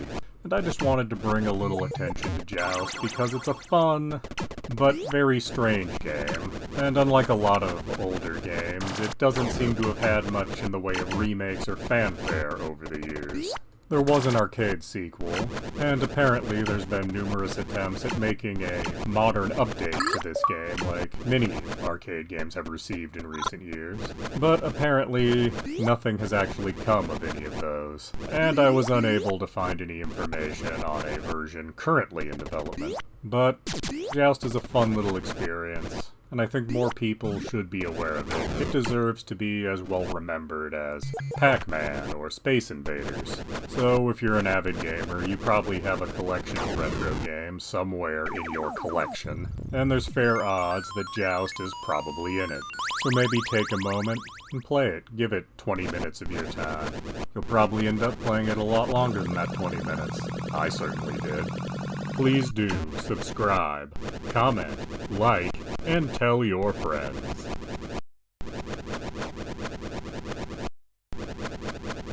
Batman Arkham Origins. Released October of 2013. Still available on PC through Steam for $20. And on Xbox platforms, so long as you can find and use a physical disc. Arkham Origins is the black sheep and often forgotten member of the Batman Arkham franchise. It was released after Arkham City and uses many of that game's assets. However, this game is in fact a prequel, being the earliest point in the Arkham franchise, and is the only game in the series to not star Kevin Conroy as Batman, or Mark Hamill as the Joker. Instead, Batman is played by Roger Craig Smith, while the Joker is played by Troy Baker, with both of them trying hard to sound like their more famous counterparts. But anyway, this game features young Batman dealing with a large group of assassins. They are made up of various characters from Batman's Rogues Gallery, and they are all here because the Black Mask has seemingly put a huge bounty on the Batman's head. I say seemingly because the Joker has actually done it while assuming the identity of the Black Mask. And with there being so many antagonists in this game, not all of them are treated with quite the same reverence. With characters like Bane and Deathstroke being treated as very serious threats, other characters like the Electrocutioner are treated as a joke. Just think of me.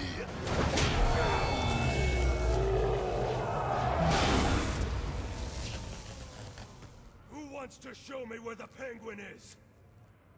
But having so many villains in this also means boss fights are quite varied, with some being very gadget-intensive, while others rely entirely on Batman countering, which does make each boss feel at least somewhat unique. Like all Arkham games, there is a lot of time spent fighting just regular people who are under the employ of the various villains. That returns here, and you also get to fight the police in this, as Batman's early enough in his career that the police are not on his side yet. There are also some unique minions here, such as the men that are working for Bane, and using Venom, just like Bane, to enhance themselves.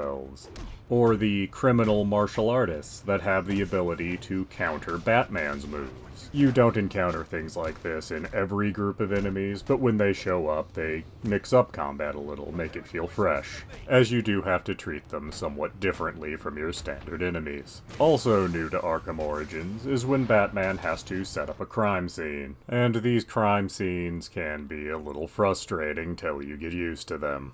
By scanning things around a crime scene, you start figuring out what exactly happened. How the things you scan actually give you this level of detail, it's kind of unclear. But you'll get polygon people playing through the actions that Batman believes happened. Sometimes you have to play these to a certain point so another clue shows up. There is a certain novelty to this for the first couple of them, but when you have to do them later on for both the main story and side content, they become a chore. Especially when you need to find a very specific point in the reenactment to progress. Even if you've already figured out what you need to scan next, unless you've played the reenactment to the right part to reveal it within the reenactment, you can't scan it to progress, which sort of hurts the claim of Batman being the world's greatest detective. I mentioned side content, and there is a lot of it here, in the form of case files, which are for the most part about characters encountered in other Arkham games. You also stop crimes that are in progress. This usually just amounts to beating up a particularly large group of goons.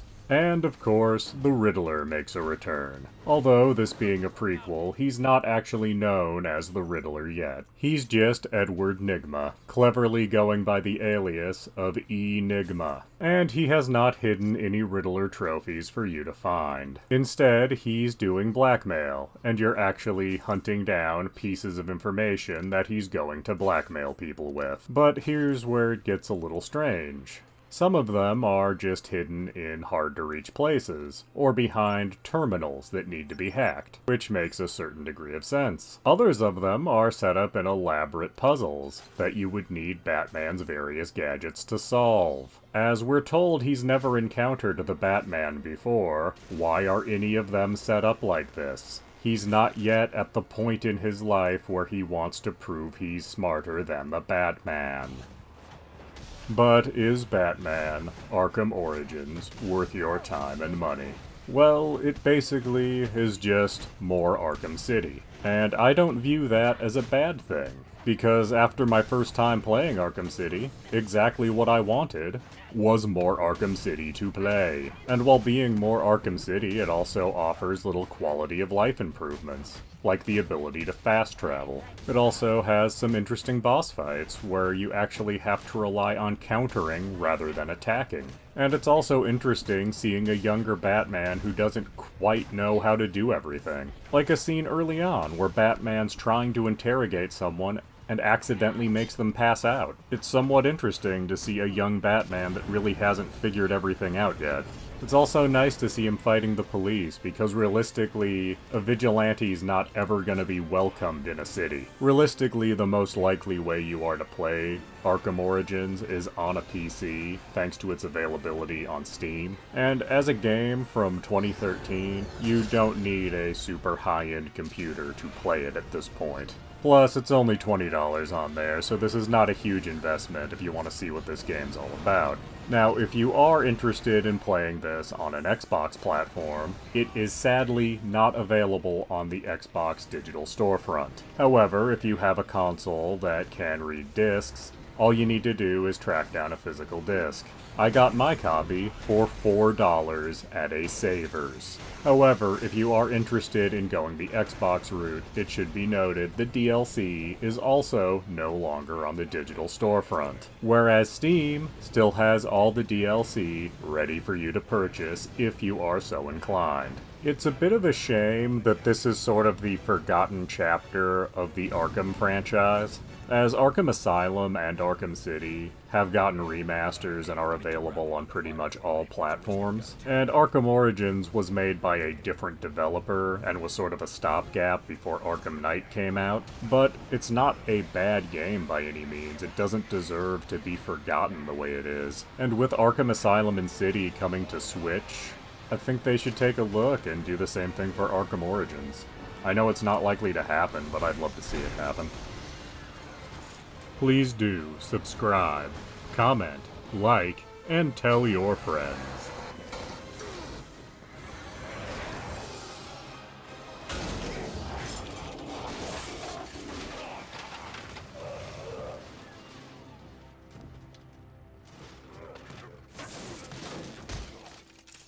DuckTales Remastered.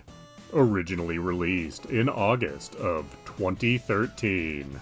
At the time, it was released on a wide variety of platforms. Today, it is still available on Xbox platforms and the PC through Steam, retailing for $14.99. This is something of a remake of a game released for the NES, titled DuckTales. But this is not a one-to-one remake with just a graphical overhaul. The levels here are new, but heavily inspired by the original 8-bit game. And this remaster is also considerably easier than its source material, as I attempted to play the original to contrast it against this one, and after 3 hours of getting nowhere, I decided there were better uses of my time, which did come as a shock because I remember beating the original as a child. But what we have this time around is an old-school 2D platformer with beautiful sprite work. In fact, the sprite work here, by and large, looks better than the animation in the original TV show. And if you are familiar with the original TV show, you will recognize a ton of characters. Various Beagle Boys, people that worked for Scrooge McDuck, even Gizmo Duck and Bubba Duck show up. And there's a lot of voice acting in this game, surprisingly. Sadly, though, not all of the characters will sound exactly how you remember. Gee, boss, why'd you send Gyro back onto the ship? So he doesn't find out you're Gizmo Duck when you put on that suit, you dunderhead. As some voice actors were replaced, and other voice actors have just gotten old and don't quite sound the same.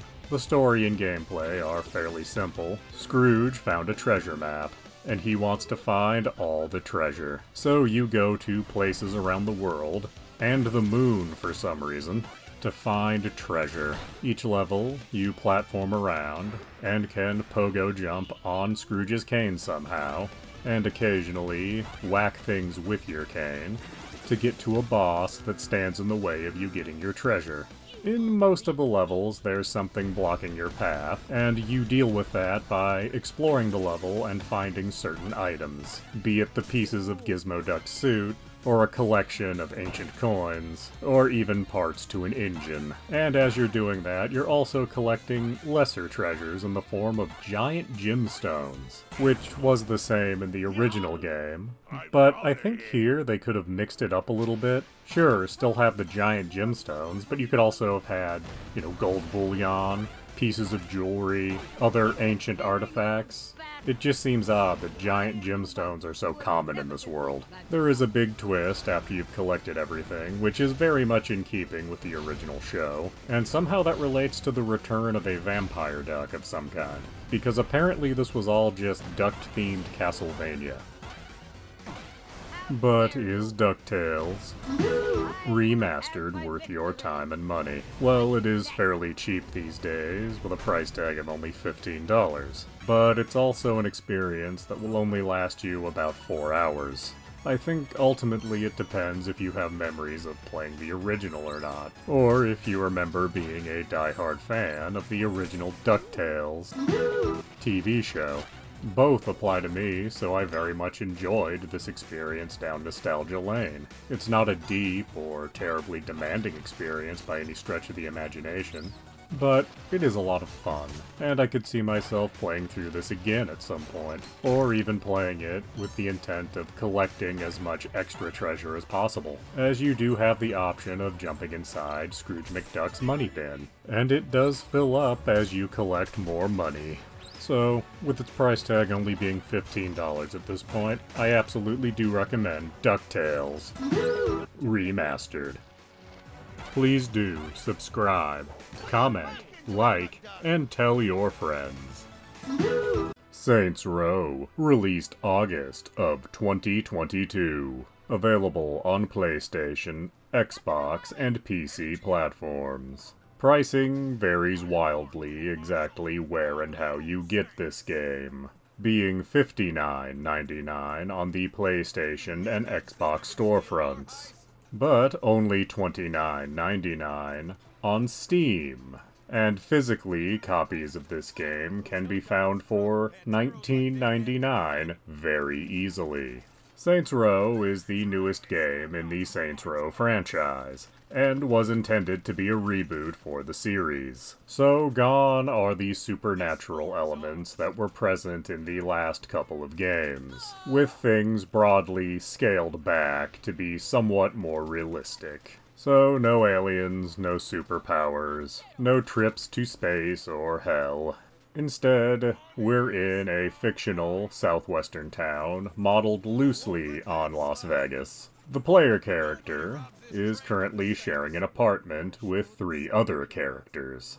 And each of the characters, including yourself, is at least loosely affiliated with one of the gangs in the game. And despite all of these organizations being at odds with one another, it's somehow fine to be living with the enemy. And these characters are not what you would expect from a Saints Row game. In fact, the characters from earlier games would have at the very least made fun of these people, and at worst probably would have had them taken care of out of sheer annoyance.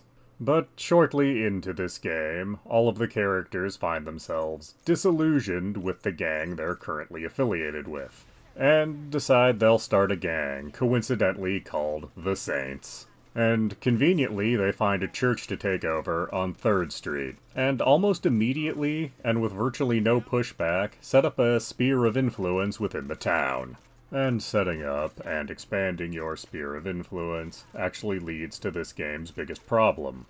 That being repetition. So it goes like this. You choose a business to be a front for your illegal operation. In that section of the city, 5 problems will then pop up. One will be finding a police van, one will be finding a stash and taking it, the other 3 will just be wiping out little groups of enemies. You will do these same 5 things for every section of the city ultimately. You will then have some task to actually do for whatever the business is. You will have to do it 4 to 7 times. Once you do that, the business is completely set up and is making the maximum amount of money that it can make.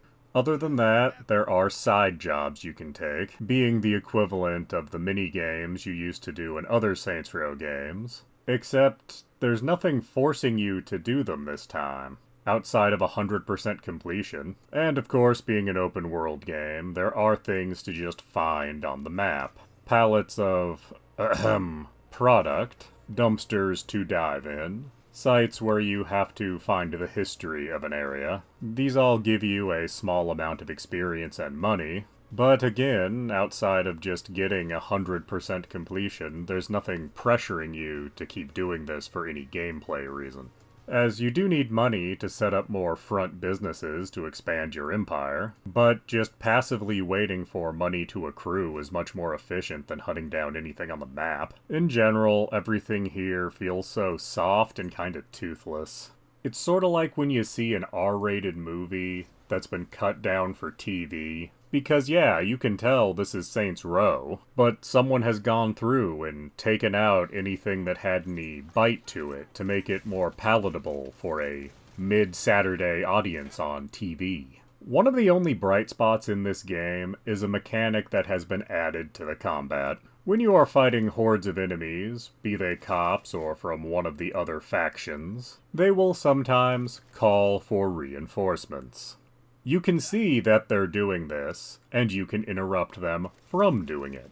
And if you can eliminate all of the enemies in front of you without letting them call for backup, your notoriety is wiped clean. So if you choose to stand and fight, it doesn't lead to infinite combat, it just leads to you taking care of anyone that knows what's going on, and you can then go about your business. And honestly, this is a mechanic that I wish would show up in other open-world games. Other than that, it's just a series of minor annoyances. I was a little bothered by the fact you couldn't have a Cockney accent like in the other games, as that's always been my voice of choice for all of the other games. Because the game has a vaguely southwestern setting, there's a ton of Breaking Bad references everywhere. And that's cute the first dozen or so times it happens, then it still happens 3,000 more times. There's also a ton of references to the other Saints Row games, which I understand why, as this is part of a franchise, but all it does is make me wish I were playing one of those games. It's sort of like when you watch something with Jim Belushi in it, and you just wish, like, wow, it'd be great if John Belushi were still around. So, is the Saints Row reboot worth your time and money? No! No, it is not. This is a reboot that really forgot what the series was supposed to be. Saints Row, as a series, started off as a very on-the-nose Grand Theft Auto knockoff. But its sequels set themselves apart from that by being much more over-the-top and tongue-in-cheek than GTA ever gets to be. Ultimately taking this to extremes where you're fighting aliens and in hell and have superpowers. And while I do agree it would be hard to go more over the top than those games, scaling it back like this game chooses to do didn't also have to rob the game of all of its teeth and soul. Because there's a version of this game that could have had so much more fun with the premise, and kept that same spirit that Saints Row 2 and Saints Row the Third had, and maybe made it so there was a little more variation in gameplay on offer. Unfortunately, I've heard that the studio that made this has closed down, so this may be the tombstone for the Saints Row series.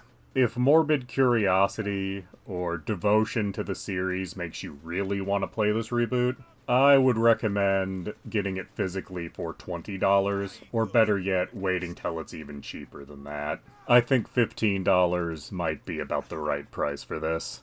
Although, I think I would recommend to you to just replay the other games in the series instead, because Saints Row the Third and Saints Row 4 are both available on all modern platforms. And Saints Row 2 is available on Xbox and on PC. All three of those games are more worth your time than this reboot. Please do subscribe, comment, like, and tell your friends. You ruined everything.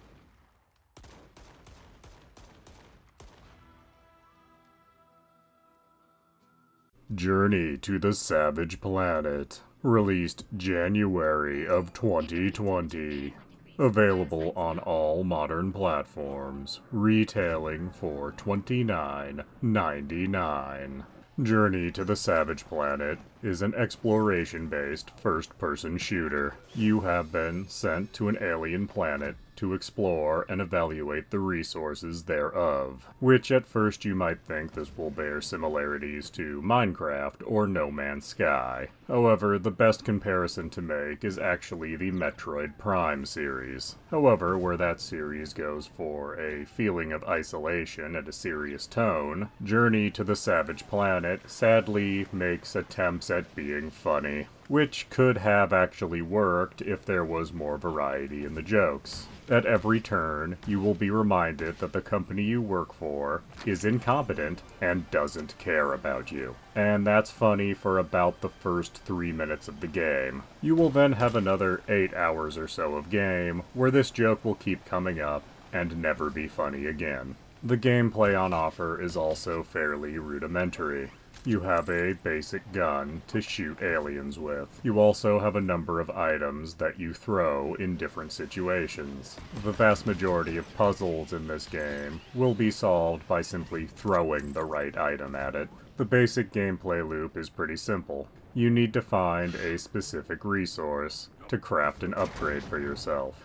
Once you've crafted that upgrade, you then get told where another resource is to craft yet another upgrade. Each upgrade will allow you to explore a little bit more of the world in an almost Metroidvania-like fashion. This isn't bad, but it's also not without its annoyances, as you don't just need the one specific thing the game is telling you to get to craft any upgrade. You will also need lesser, more common resources in the form of carbon, silicon, aluminum, etc. So most of the time you will come back with the item you thought you needed to craft your new upgrade to explore more, only to find out that no, you need to go grind out some enemies or find some resource veins so you can actually craft the upgrade. Which wouldn't be so annoying if there was more you could do with these resources. Like if you could build yourself a little house or craft decorations to put around your ship or something. But no, you can only craft upgrades. So it's like getting an item in Metroid, but with extra steps. And the extra steps are busy work. Now this is technically an open world, so you do have the opportunity to go off the beaten path, at least to an extent. However, there is not very much to find out in the world except for some health upgrades. Which, yes, more health is always useful, but the combat in this game is not exactly intense. And while yes, there are encounters you could call boss fights in this game, they usually have more of a puzzle feel than a combat feel. Usually there's a very large monster, and you need to figure out exactly how to shoot its glowing weak spots. And the later you get into the game, the more hoop jumping will be required to hit the glowing weak points. The game does try to hint that there's something more interesting going on, with alien ruins being strewn about the world you're on, but usually when there's an opportunity for something interesting, the game will instead make a joke about how the company you work for is incompetent and doesn't care about you. And I don't mind things being undercut with a joke if the joke is actually funny. or at least feels original. Sadly, no joke in this game ever accomplishes that. So, is Journey to the Savage Planet worth your time and money? No.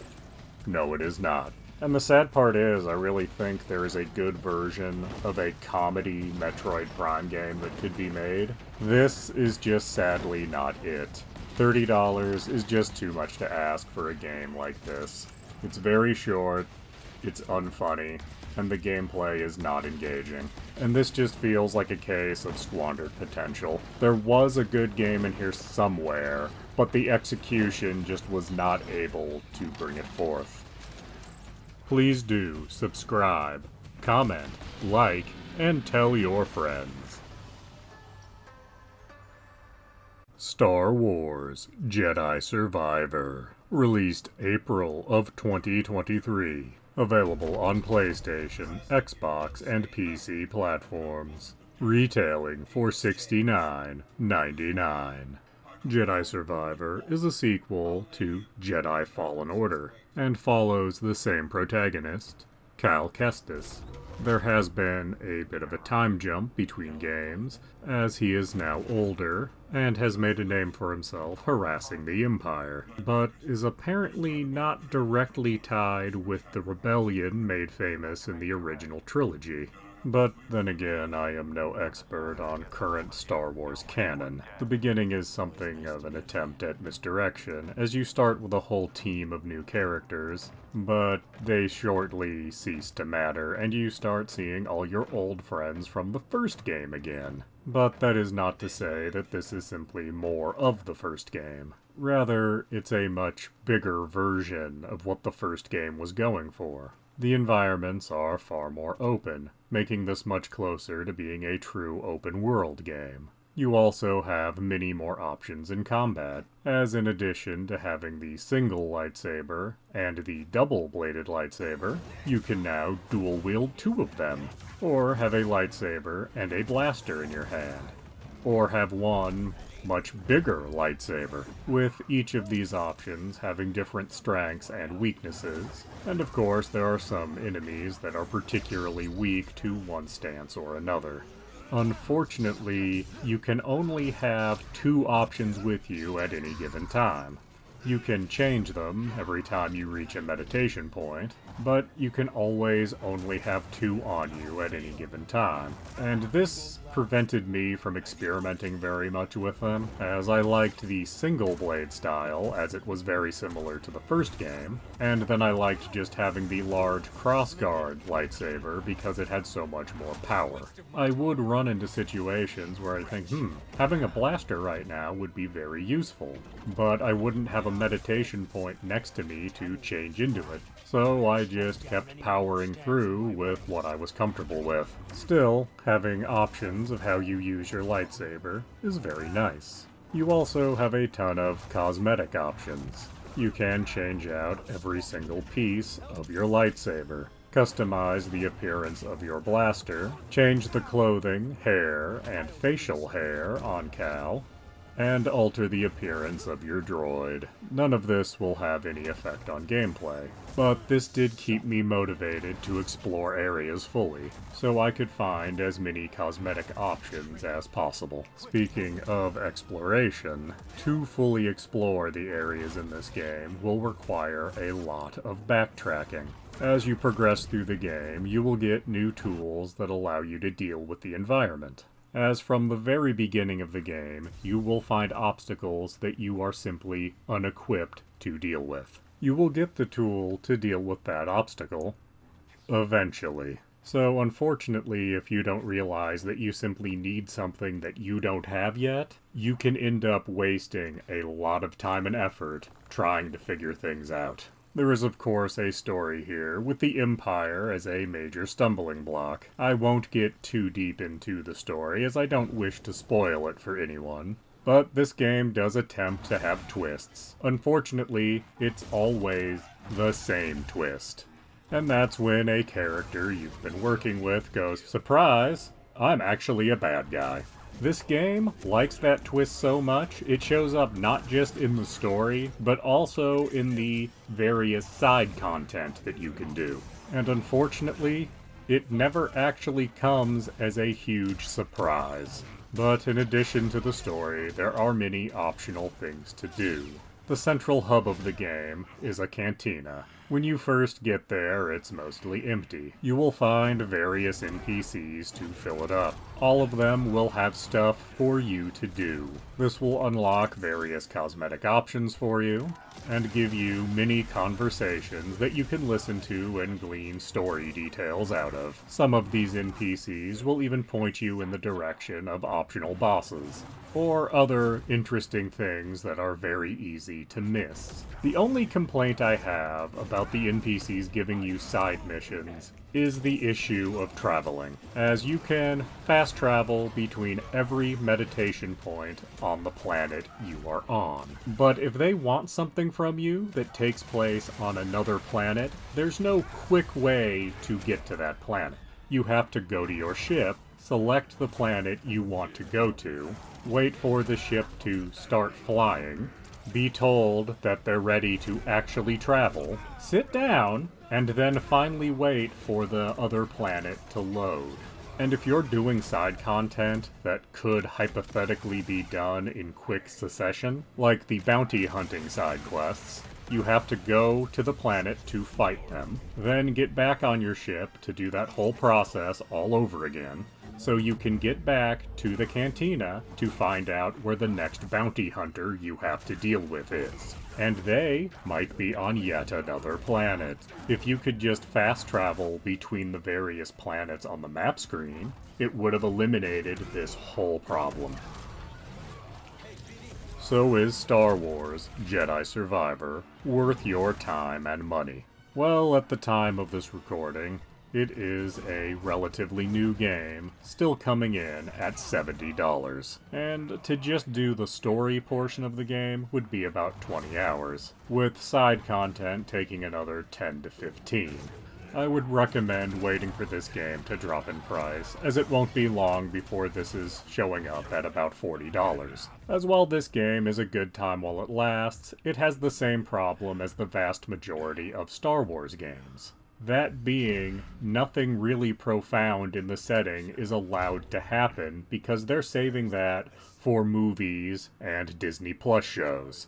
So while I want to root for Cal Kestis in his struggles with the Empire, I already know going in he's never going to have a significant win against the Empire. Nor is he ever going to do anything of story significance in the greater setting. He's always just going to be that guy with a lightsaber who did a lot of stuff that seemed kinda cool, but didn't actually amount to anything. There actually are certain points during this game where characters from the original trilogy do show up. But we already know nothing of any real importance can happen to these characters, so outside of you going, oh, I recognize that, what was the point of them showing up here in the first place? I would prefer if they just stuck to all original characters for these games, so that way there could at least be some ambiguity with what's going to happen. And I would rather have the possibility of something I couldn't predict happening than see a character I remember from my childhood. Please do subscribe, comment, like, and tell your friends.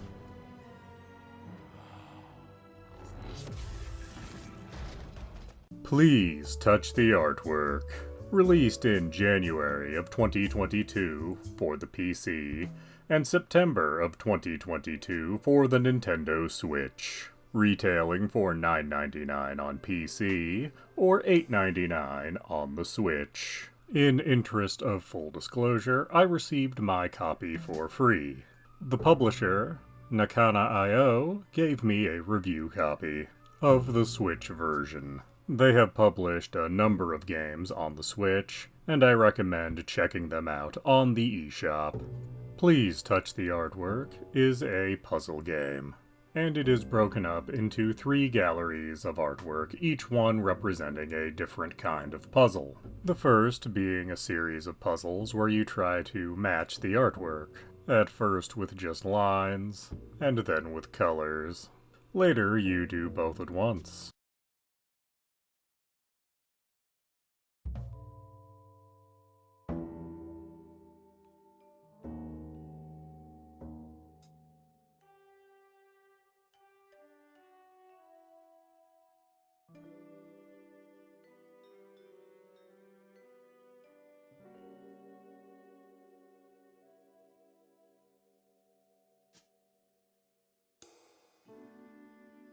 The next gallery deals with getting a small square to a larger square. These were actually the puzzles I found most difficult, as more and more mechanics keep coming into play, each of which affects how that little square moves, and keeping straight how it's going to be affected by the direction it's going and these various mechanics did become a bit overwhelming for me at times.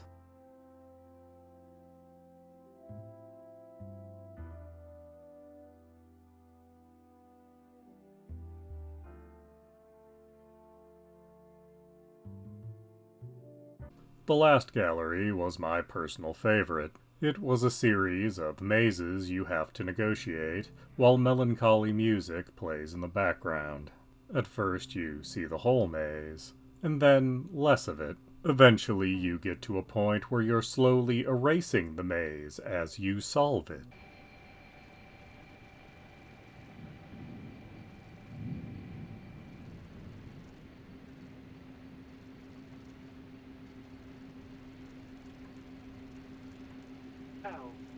All of the footage used in this review was recorded while playing this game in docked mode on a TV, and it's worth noting that this game is actually far more enjoyable when playing in handheld mode using the touchscreen. But unfortunately, I have no means to record footage of that.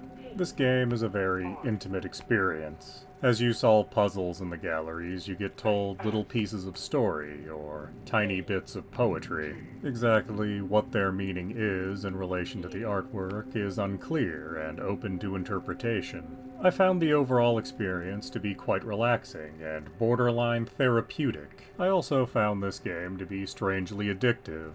As I sat down to play this game with the intent of only playing for a few minutes, but instead ended up playing through one of the galleries completely each time. Each of the 3 galleries took about an hour to complete, and while I am not going to replay this immediately, I could definitely see myself playing through this again in a few months when memories of it have become a bit hazy. The puzzles in this game are an excellent example of how simple doesn't necessarily mean easy.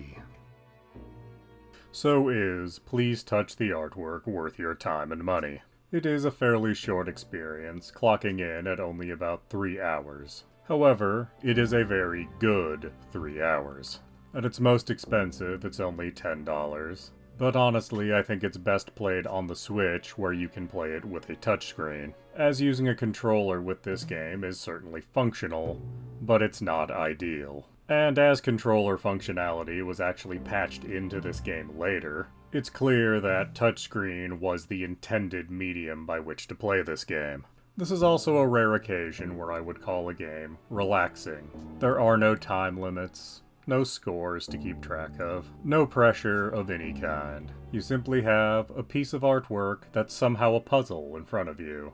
A little music softly playing in the background, and when you solve one piece of abstract art, you then are presented with yet another piece of abstract art. And after so many, you get yet another one, with a new mechanic. And soon, you see ones that mix mechanics, which just compel you to touch the artwork even more. Please do subscribe, comment, like, and tell your friends.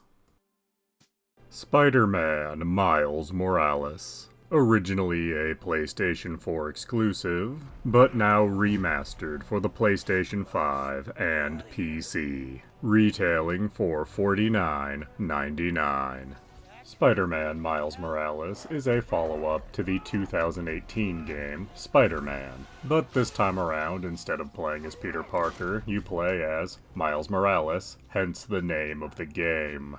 And Miles has most of the same powers as Peter Parker, but has fewer gadgets, only having 4, as opposed to the 8 that Peter Parker had, though 3 of the 4 Miles has are unique to him, having electrical mines, gravity traps, and summon holographic polygon men to help him fight. But to make up for his lack of gadgets, Miles Morales does have powers that Peter Parker simply doesn't have.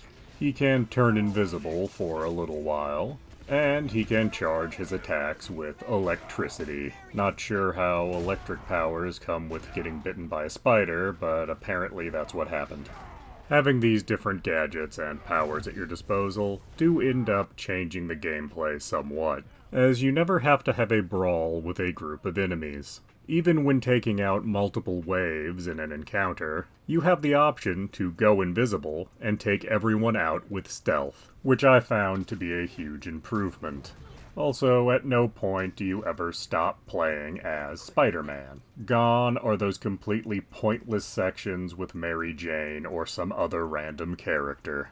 Upgrading your gadgets and buying new Spider-Man costumes has been streamlined, as now there are only two kinds of tokens to worry about. One which you find in crates, and there are a limited number of, and the activity tokens, which are effectively limitless. You get them from doing side missions, or whenever you stop a random crime happening. And it doesn't matter how many times you've stopped that same crime, you will always get at least one activity token. This game, however, is much shorter than the last Spider-Man game, being only about half as long, and having far less optional content to seek out. That may be appropriate, as this entire story is meant to take place during the winter break of Miles' school year, and the fact he's younger than Peter Parker is really drilled into you in this game. A lot of the civilians you help refer to you as Kid, although how they know he's a kid when he's wearing a full mask, I'm not entirely sure. And rather than finding people to help organically throughout the city, he has an app that he does his Spider-Manning through. Because nothing screams youth like an app on your phone. But things are, in general, a lot smaller this time. You don't have an episodic feel with multiple stories. You are dealing with a group of terrorists called the Underground, and a huge corporation called Roxxon. They are at odds with one another, and it's affecting the city. And of course, the two new characters that are introduced in this game turn out to be the leaders of these two organizations, and the de facto bad guys of this whole game. Had they introduced more new characters, this might have come as a surprise, but as is, it's pretty obvious. You also don't have nearly as many classic Spider-Man characters showing up. Where in the last game you dealt with a version of the Sinister Six, here we only get the Rhino and the Prowler showing up. And if you're familiar with the Miles Morales story, you probably predicted the Prowler showing up. It really feels as if this entire game would have been an expansion pack a few years earlier, as this game recycles a ton of assets from the first Spider-Man game. And some of that is of course to be expected, as both characters are New York-based. And as this game is supposed to take place shortly after the first game, it's not like the entirety of New York can look completely different. The random crimes that occur throughout the city are mostly recycled from Spider-Man. Also recycled are most of Spider-Man's animations. Amazingly, Miles moves exactly the same as Peter, which yes, Peter has clearly been training him, so there would be some similarities. I just don't think things would be a exact match the way they are. And Miles, to me, seems like the kind of kid who would sort of put his own flavor on things. But the only evidence we have of him doing that is actually with his choice of costume, which is partially explained away by him needing to find a material that will turn invisible with him and be resistant to his electric powers, which gives it a practical reason for him doing so, but honestly he shouldn't need a practical reason to simply make himself his own man. But I digress. Miles Morales is also quite a bit easier than the original Spider-Man. The ability to go invisible pretty much removes all the challenge from any given encounter. Are you about to be mobbed by 10 enemies? Don't worry about it. Go invisible, and then climb on a wall somewhere. They'll start looking for you, and instead of staying in a group, break up to search everywhere, and you can take them out, one at a time. And of course, because this is a Spider-Man property, there needs to be an element of tragedy in the story of Miles Morales. In this case, it's the villain being someone he's very, very close to and probably has feelings for. They even have an incredibly understandable and sympathetic reason for why they are doing what they are doing. And of course, it's only in hindsight that we reflect on the fact that an open conversation probably could have resolved most of this, leading to a happier future for Miles and a complete avoidance of all this tragedy that is now forced upon him. But of course, he is Spider-Man. Even if he's not the original Spider-Man, he still has to have tragedy being his sole defining character trait. Because how could we possibly have a teenager get superpowers and have him be super happy and psyched about the experience? So is Spider-Man Miles Morales worth your time and money? Well, honestly, I don't think this game is quite worth it at $50. It clocks in at about half the length of the original Spider-Man game, having a less compelling story and a lot less content. However, there are cheaper ways to get your hands on Spider-Man Miles Morales. If you own a PlayStation 5, you can go out and find the PlayStation 4 version of this game for about $20. And when you put that PlayStation 4 disc into your PlayStation 5, it gives you the option to download the PlayStation 5 version for free.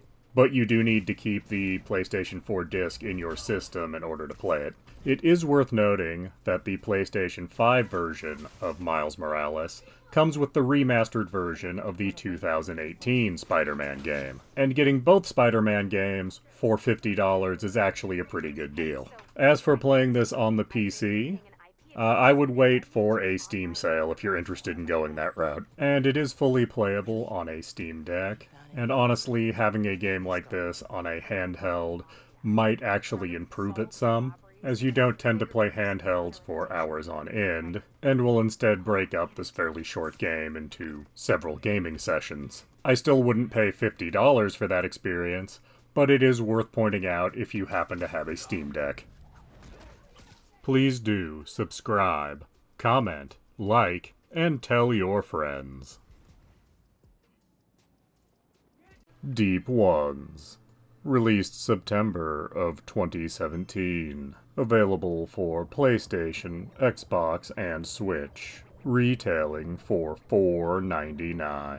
Deep Ones has you playing as a undersea explorer. Your submarine is damaged, and you are forced to explore the depths in your diving suit. This game could be described as old school, though minimalist might be a better way to phrase it. You have very rudimentary platforming, and you have a harpoon gun that can only have one projectile on screen at a time. Much of the platforming is difficult, but there are frequent checkpoints, so you can try and try again, going for an 80s era level of challenge while having the checkpoints to soften it up a bit, as much of this game reeks of nostalgia for 80s gaming.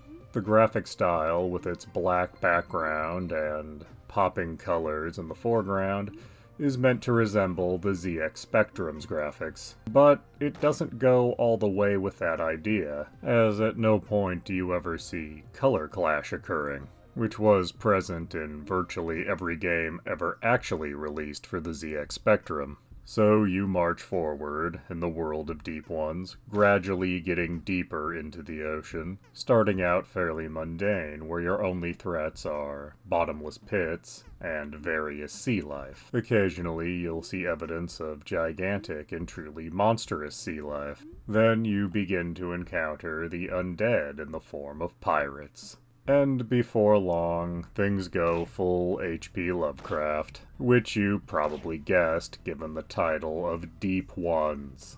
The game itself is not overly challenging for the most part. However, there are times when you need to do an action that is very specific. Like this semi-boss fight here, when you need to allow the skeletons to throw dynamite at the one support beam. I spent half an hour just killing skeletons, thinking that was all I needed to do, like it was an endurance test. When it turns out, I just have to let the dynamite hit this specific point on the screen. Meaning, I could have been done with this in under 2 minutes had I just known what needed to be done.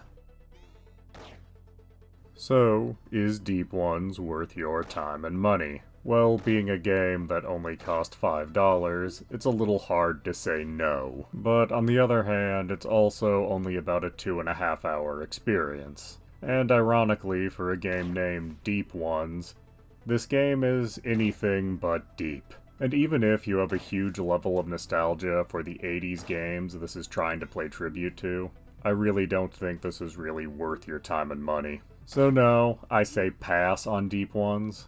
I also want to point out that this game was formerly available on PC through Steam, but has been delisted, and I cannot find any reason as to why it has been delisted by Steam. Please do subscribe, comment, like, and tell your friends.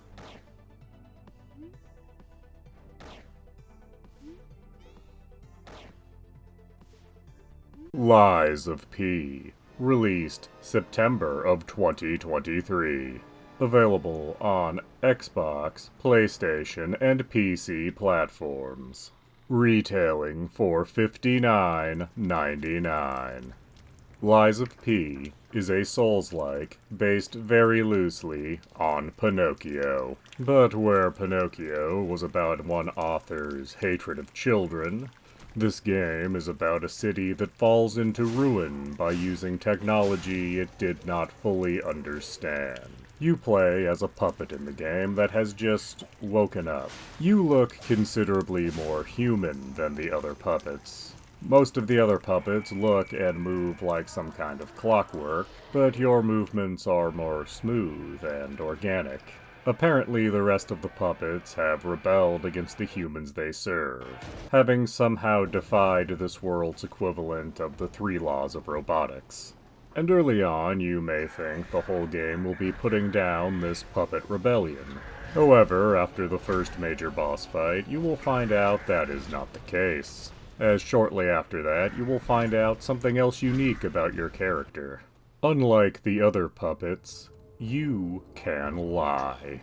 And your first lie, which you are forced to commit, allows you access to the game's hub world. Here is where you will interact with the vast majority of NPCs. Here you can level up with the Blue Fairy, talk to your creator, Geppetto, listen to records that you collect, have access to a number of merchants, and of course, upgrade your weapons. Unique to this game, you can do more than just upgrade your weapons. You can switch around the business end and the handle of all the weapons to create something somewhat unique. Doing this will affect the use of the weapon, and also affect what stats the weapon scales with. You can also modify each handle to scale with different stats, meaning that if you're comfortable with a weapon, you can modify it to be appropriate for whatever your build is. Here you can also create and upgrade your secondary weapon. These take the form of your left arm. You start out with one that just punches and cannot be upgraded. But there are 8 arms to choose from, some of which do elemental damage. Some provide a ranged attack, and one is mostly defensive. You can only carry one arm with you for the majority of the gameplay, but you can switch them out at checkpoints. In this hub, you can also upgrade your character with pieces of quartz that you find. You won't be able to get every upgrade that is on offer through quartz, so choose carefully, and get skills that are reflective of how you play. Shortly after this hub world, you find out that there's more than puppets going wrong in this city. People are turning into zombie-like creatures, and apparently these zombie-like creatures blossom into more Lovecraftian abominations. And yes, you will find out that this happening to the people is tied together with the Puppet Rebellion, as both of these are apparently effects of the game's currency, Ergo, which is apparently some manner of blue crystal that was discovered, and is apparently the basis of all the fantastic technology you see before you. Unfortunately, there is not a lot of discoveries to be made by the player, and I mean that both in terms of story and gameplay, as everything unfolds in a very linear fashion. You will always be in one area that leads to the next area. You will never have an option of where to go next, and details of the story will always be spelled out to you by NPCs. Unlike most Souls-likes, you won't be poring over item descriptions and obscure pieces of dialogue to piece the story together. Everything will be spelled out to you in fairly blunt fashion, as will every major goal. Great, you made it to the hotel. You should go to the factory to see if that's what's causing the problem. The problem wasn't there? Okay, well you should go see the Puppet King. The Puppet King wasn't the problem? Well, go to the Grand Exhibition and see if something there is causing this. And I'm not even sure why NPCs need to tell you to do any of this. There's only one path forward. It's virtually impossible to be at a loss of what to do next. And it's not just that the sequence of areas is incredibly linear. When you're inside each area, they themselves are quite linear. If you believe you've found a branching path, it will become clear that one of the paths is very, very short, and will lead to a dead end. Most of the time, this dead end will be made open to you along the other path, as it is a shortcut. The only real choices you have to make in this game are your equipment, and when the game presents an opportunity for you to lie. After all, this is based, albeit very loosely, on Pinocchio. But the thing is, you don't usually have an opportunity to lie for your own personal gain. Instead, you're given the choice to tell someone a comforting, kind lie, or a very blunt and harsh truth. Do you tell the old woman that runs the hotel that her age and disease have ruined her beauty? Or do you tell her she's still beautiful? Do you tell a soldier that their partner died fighting? Or do you let them know that their partner became a monster? And in most of these situations, it honestly feels like the correct thing to do is lie. But that isn't the way the game feels about it. In terms of difficulty as a Souls-like, this is one of the easier ones you will find, as the majority of enemies and bosses have an elemental weakness you can exploit. Lovecraftian monsters are usually weak to fire, puppets are usually weak to electricity, and if you're having trouble with any of the bosses, you can summon an NPC helper, and you have the option to bring items to throw, and throwing items at a boss does a ton of damage. So is Lies of P worth your time and money? Well, it is a different kind of Souls-like. It's very linear, and the story is explained to you fairly bluntly. The combat is fairly good, and there is a ton of customization in your weapons. There is a fairly good amount of side content you can tackle too, helping NPCs with their various goals. The rewards for them aren't necessarily great, but oftentimes their stories are more interesting than what's going on in the main story. Given the Victorian setting, this has obvious comparisons to Bloodborne, and while I don't think this is quite as strong as Bloodborne, I do think it is worth your time, as despite being a linear experience, it kept me wanting to see what was going to happen next. How much worse was the world in this dark retelling of Pinocchio going to actually get? And were the various lies I told going to ultimately catch up with me? There is a painting of you find, made by a Mr. D. Gray, and when you lie, the nose on it grows. And honestly, wanting to know what the resolution to that was going to be did motivate me to keep playing. So yes, I do think Lies of P is worth your time. Is it worth the full $60 price tag? I think about $40 is just about right for this particular game. You know, wait till you see a sale on it. Please do subscribe, comment, like, and tell your friends.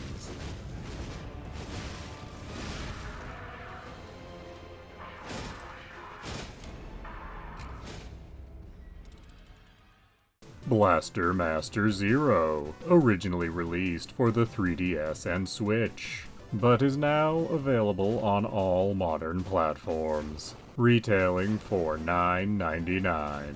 Blaster Master Zero is a remake and reboot of the original Blaster Master.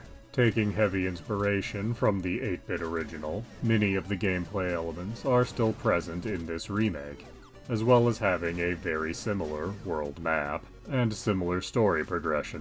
As much like the original, you are still a boy trying to get his frog back, and you're gonna do that with a tank. When in the overworld of the game, you are piloting a tank around that has the strange ability to jump. And if you think jumping is weird for a tank, you will find upgrades for it to allow it to swim and fly. But you're not in the tank all the time. In fact, you can jump out of it whenever you want, although you probably shouldn't do that unless you absolutely have to. such as when you need to explore one of the little areas of the game. Not all of these little areas are actually mandatory, but you can find many useful things inside them, such as upgrades for your tank. And you'll usually have to do at least one of these caves to actually progress to the next area. And when it comes to going to other areas, that is a place where the remake diverges from the original, as this time around you have access to a map, and it autofills as you explore. It will also perpetually have a little flashing light on it telling you where you're trying to get to, so you will never really be in doubt of what you need to do next. At times, it might be a little unclear how you are meant to get to that flashing point on the map, but you always know what the end goal is. For example, in an underwater area, you end up in a situation where you cannot progress any further in your tank. You see there's a large underwater area that you can access, but only when out of your tank. Up to this point, it's been a very bad idea to exit your tank unless you're going to explore one of the little caves. So, it took me several loops around the place, seeing there was nothing to do, before I realized you were supposed to exit your tank and brave the unknown. And doing this, while a little frightening, did end up getting me the parts for the tank that allow it to swim, which unlocked a lot more of this underwater area for me to explore and progress. And, of course, there is a lot of combat. Both you and your tank have many different weapons at your disposal. Having and using the right weapon is going to be key to moving forward. When you are out of your tank, you have access to 8 different weapons. But if you take damage, you lose the 8th weapon. Take damage again, and there goes the 7th. And so forth, until you only have the most basic of weapon. So you have even more reason than you might expect to avoid taking damage. Your tank, on the other hand, you can select whichever weapon you like. Damage will not affect what weapons you have access to in your tank, meaning that in a lot of ways, combat is actually easier when you're in your tank. I'm sure that's a shocking piece of information. However, most of the boss fights in the game are done when you're out of your tank. But this does make the few that you get to fight while in your tank kind of a treat. There is actually a whole story here, and you actually have a companion with you that mostly just exists to expound exposition. But I wasn't paying very close attention to any of that. All I knew was I was a boy in a tank trying to find his pet frog. So is Blaster Master Zero worth your time and money? Well, it is only $10 on all of your major platforms, and it comes in right around 6 hours.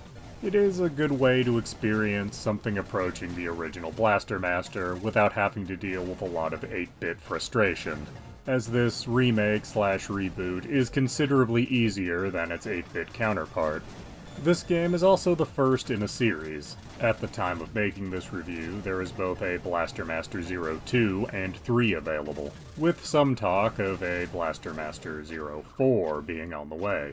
This game is fairly short, but it is of very high quality. It's easy to justify at its $10 price point, and if you're really into it, there is more to seek out and play. So yes, I absolutely recommend Blaster Master Zero.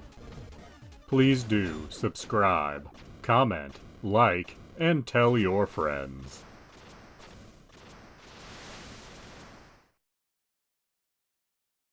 Castlevania, Requiem, Symphony of the Night, and Rondo of Blood. Available exclusively on PlayStation platforms, retailing for $19.99.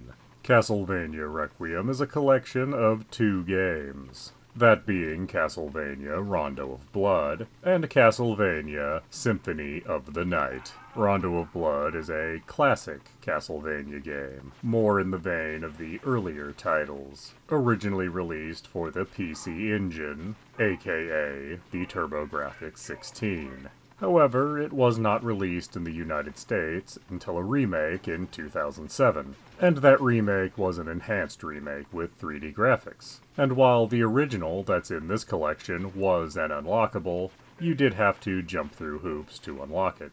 So, this is the first time Rondo of Blood has been seen in America in its original form, without having to do any extra work to actually play it. And Rondo of Blood is often considered the best of the old style of Castlevania. And it's also a game where a lot of the sprites you would see throughout the rest of the series originate from. It also wasn't as linear as earlier titles, with there being branching paths that lead to different levels throughout the game, and secrets to find that would actually vary up the gameplay somewhat.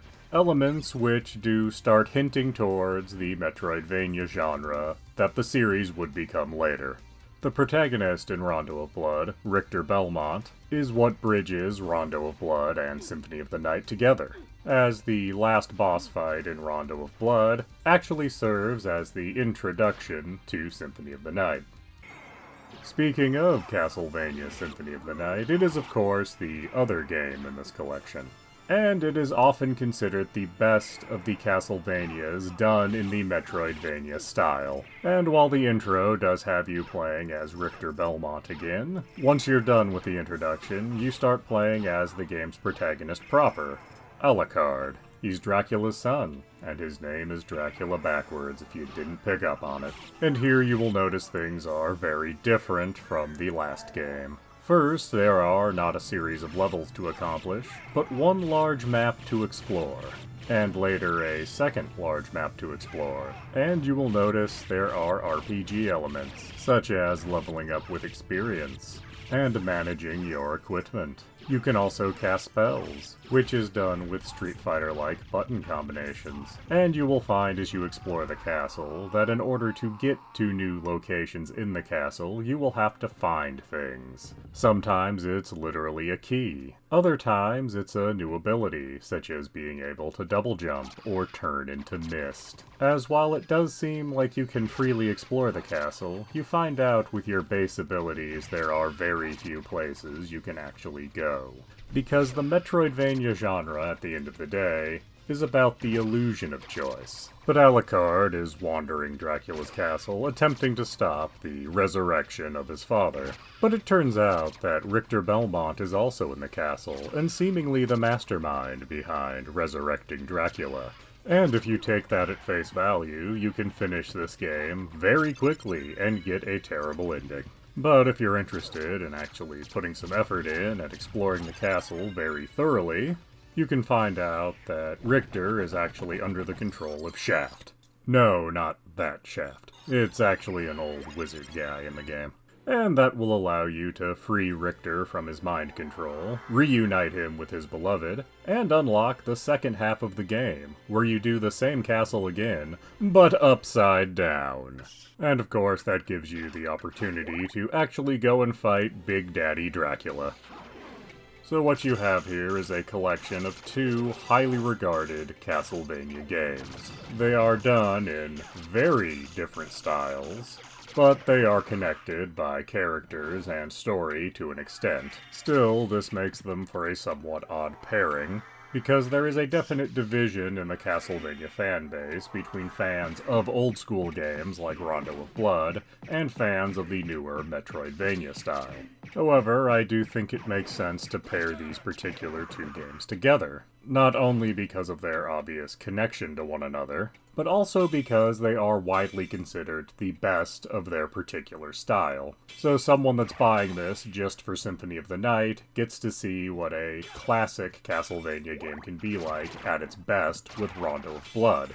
And of course, the opposite is true for the people buying it for Rondo and getting Symphony. So is Castlevania Requiem, Symphony of the Night, and Rondo of Blood worth your time and money? I would say absolutely yes, at its reasonable price tag of only $20. You are getting the two games that are widely considered the best of Castlevania. And honestly, either of these games would be worth $20 all on their own. And it's a bit of a mystery as to why these games are not more widely available on other platforms, as neither game is currently available on the Switch or on the PC. And only half of this collection, Castlevania Symphony of the Night, is available on Xbox platforms. So yes, I absolutely do recommend Castlevania Requiem. Please do subscribe, comment, like, and tell your friends.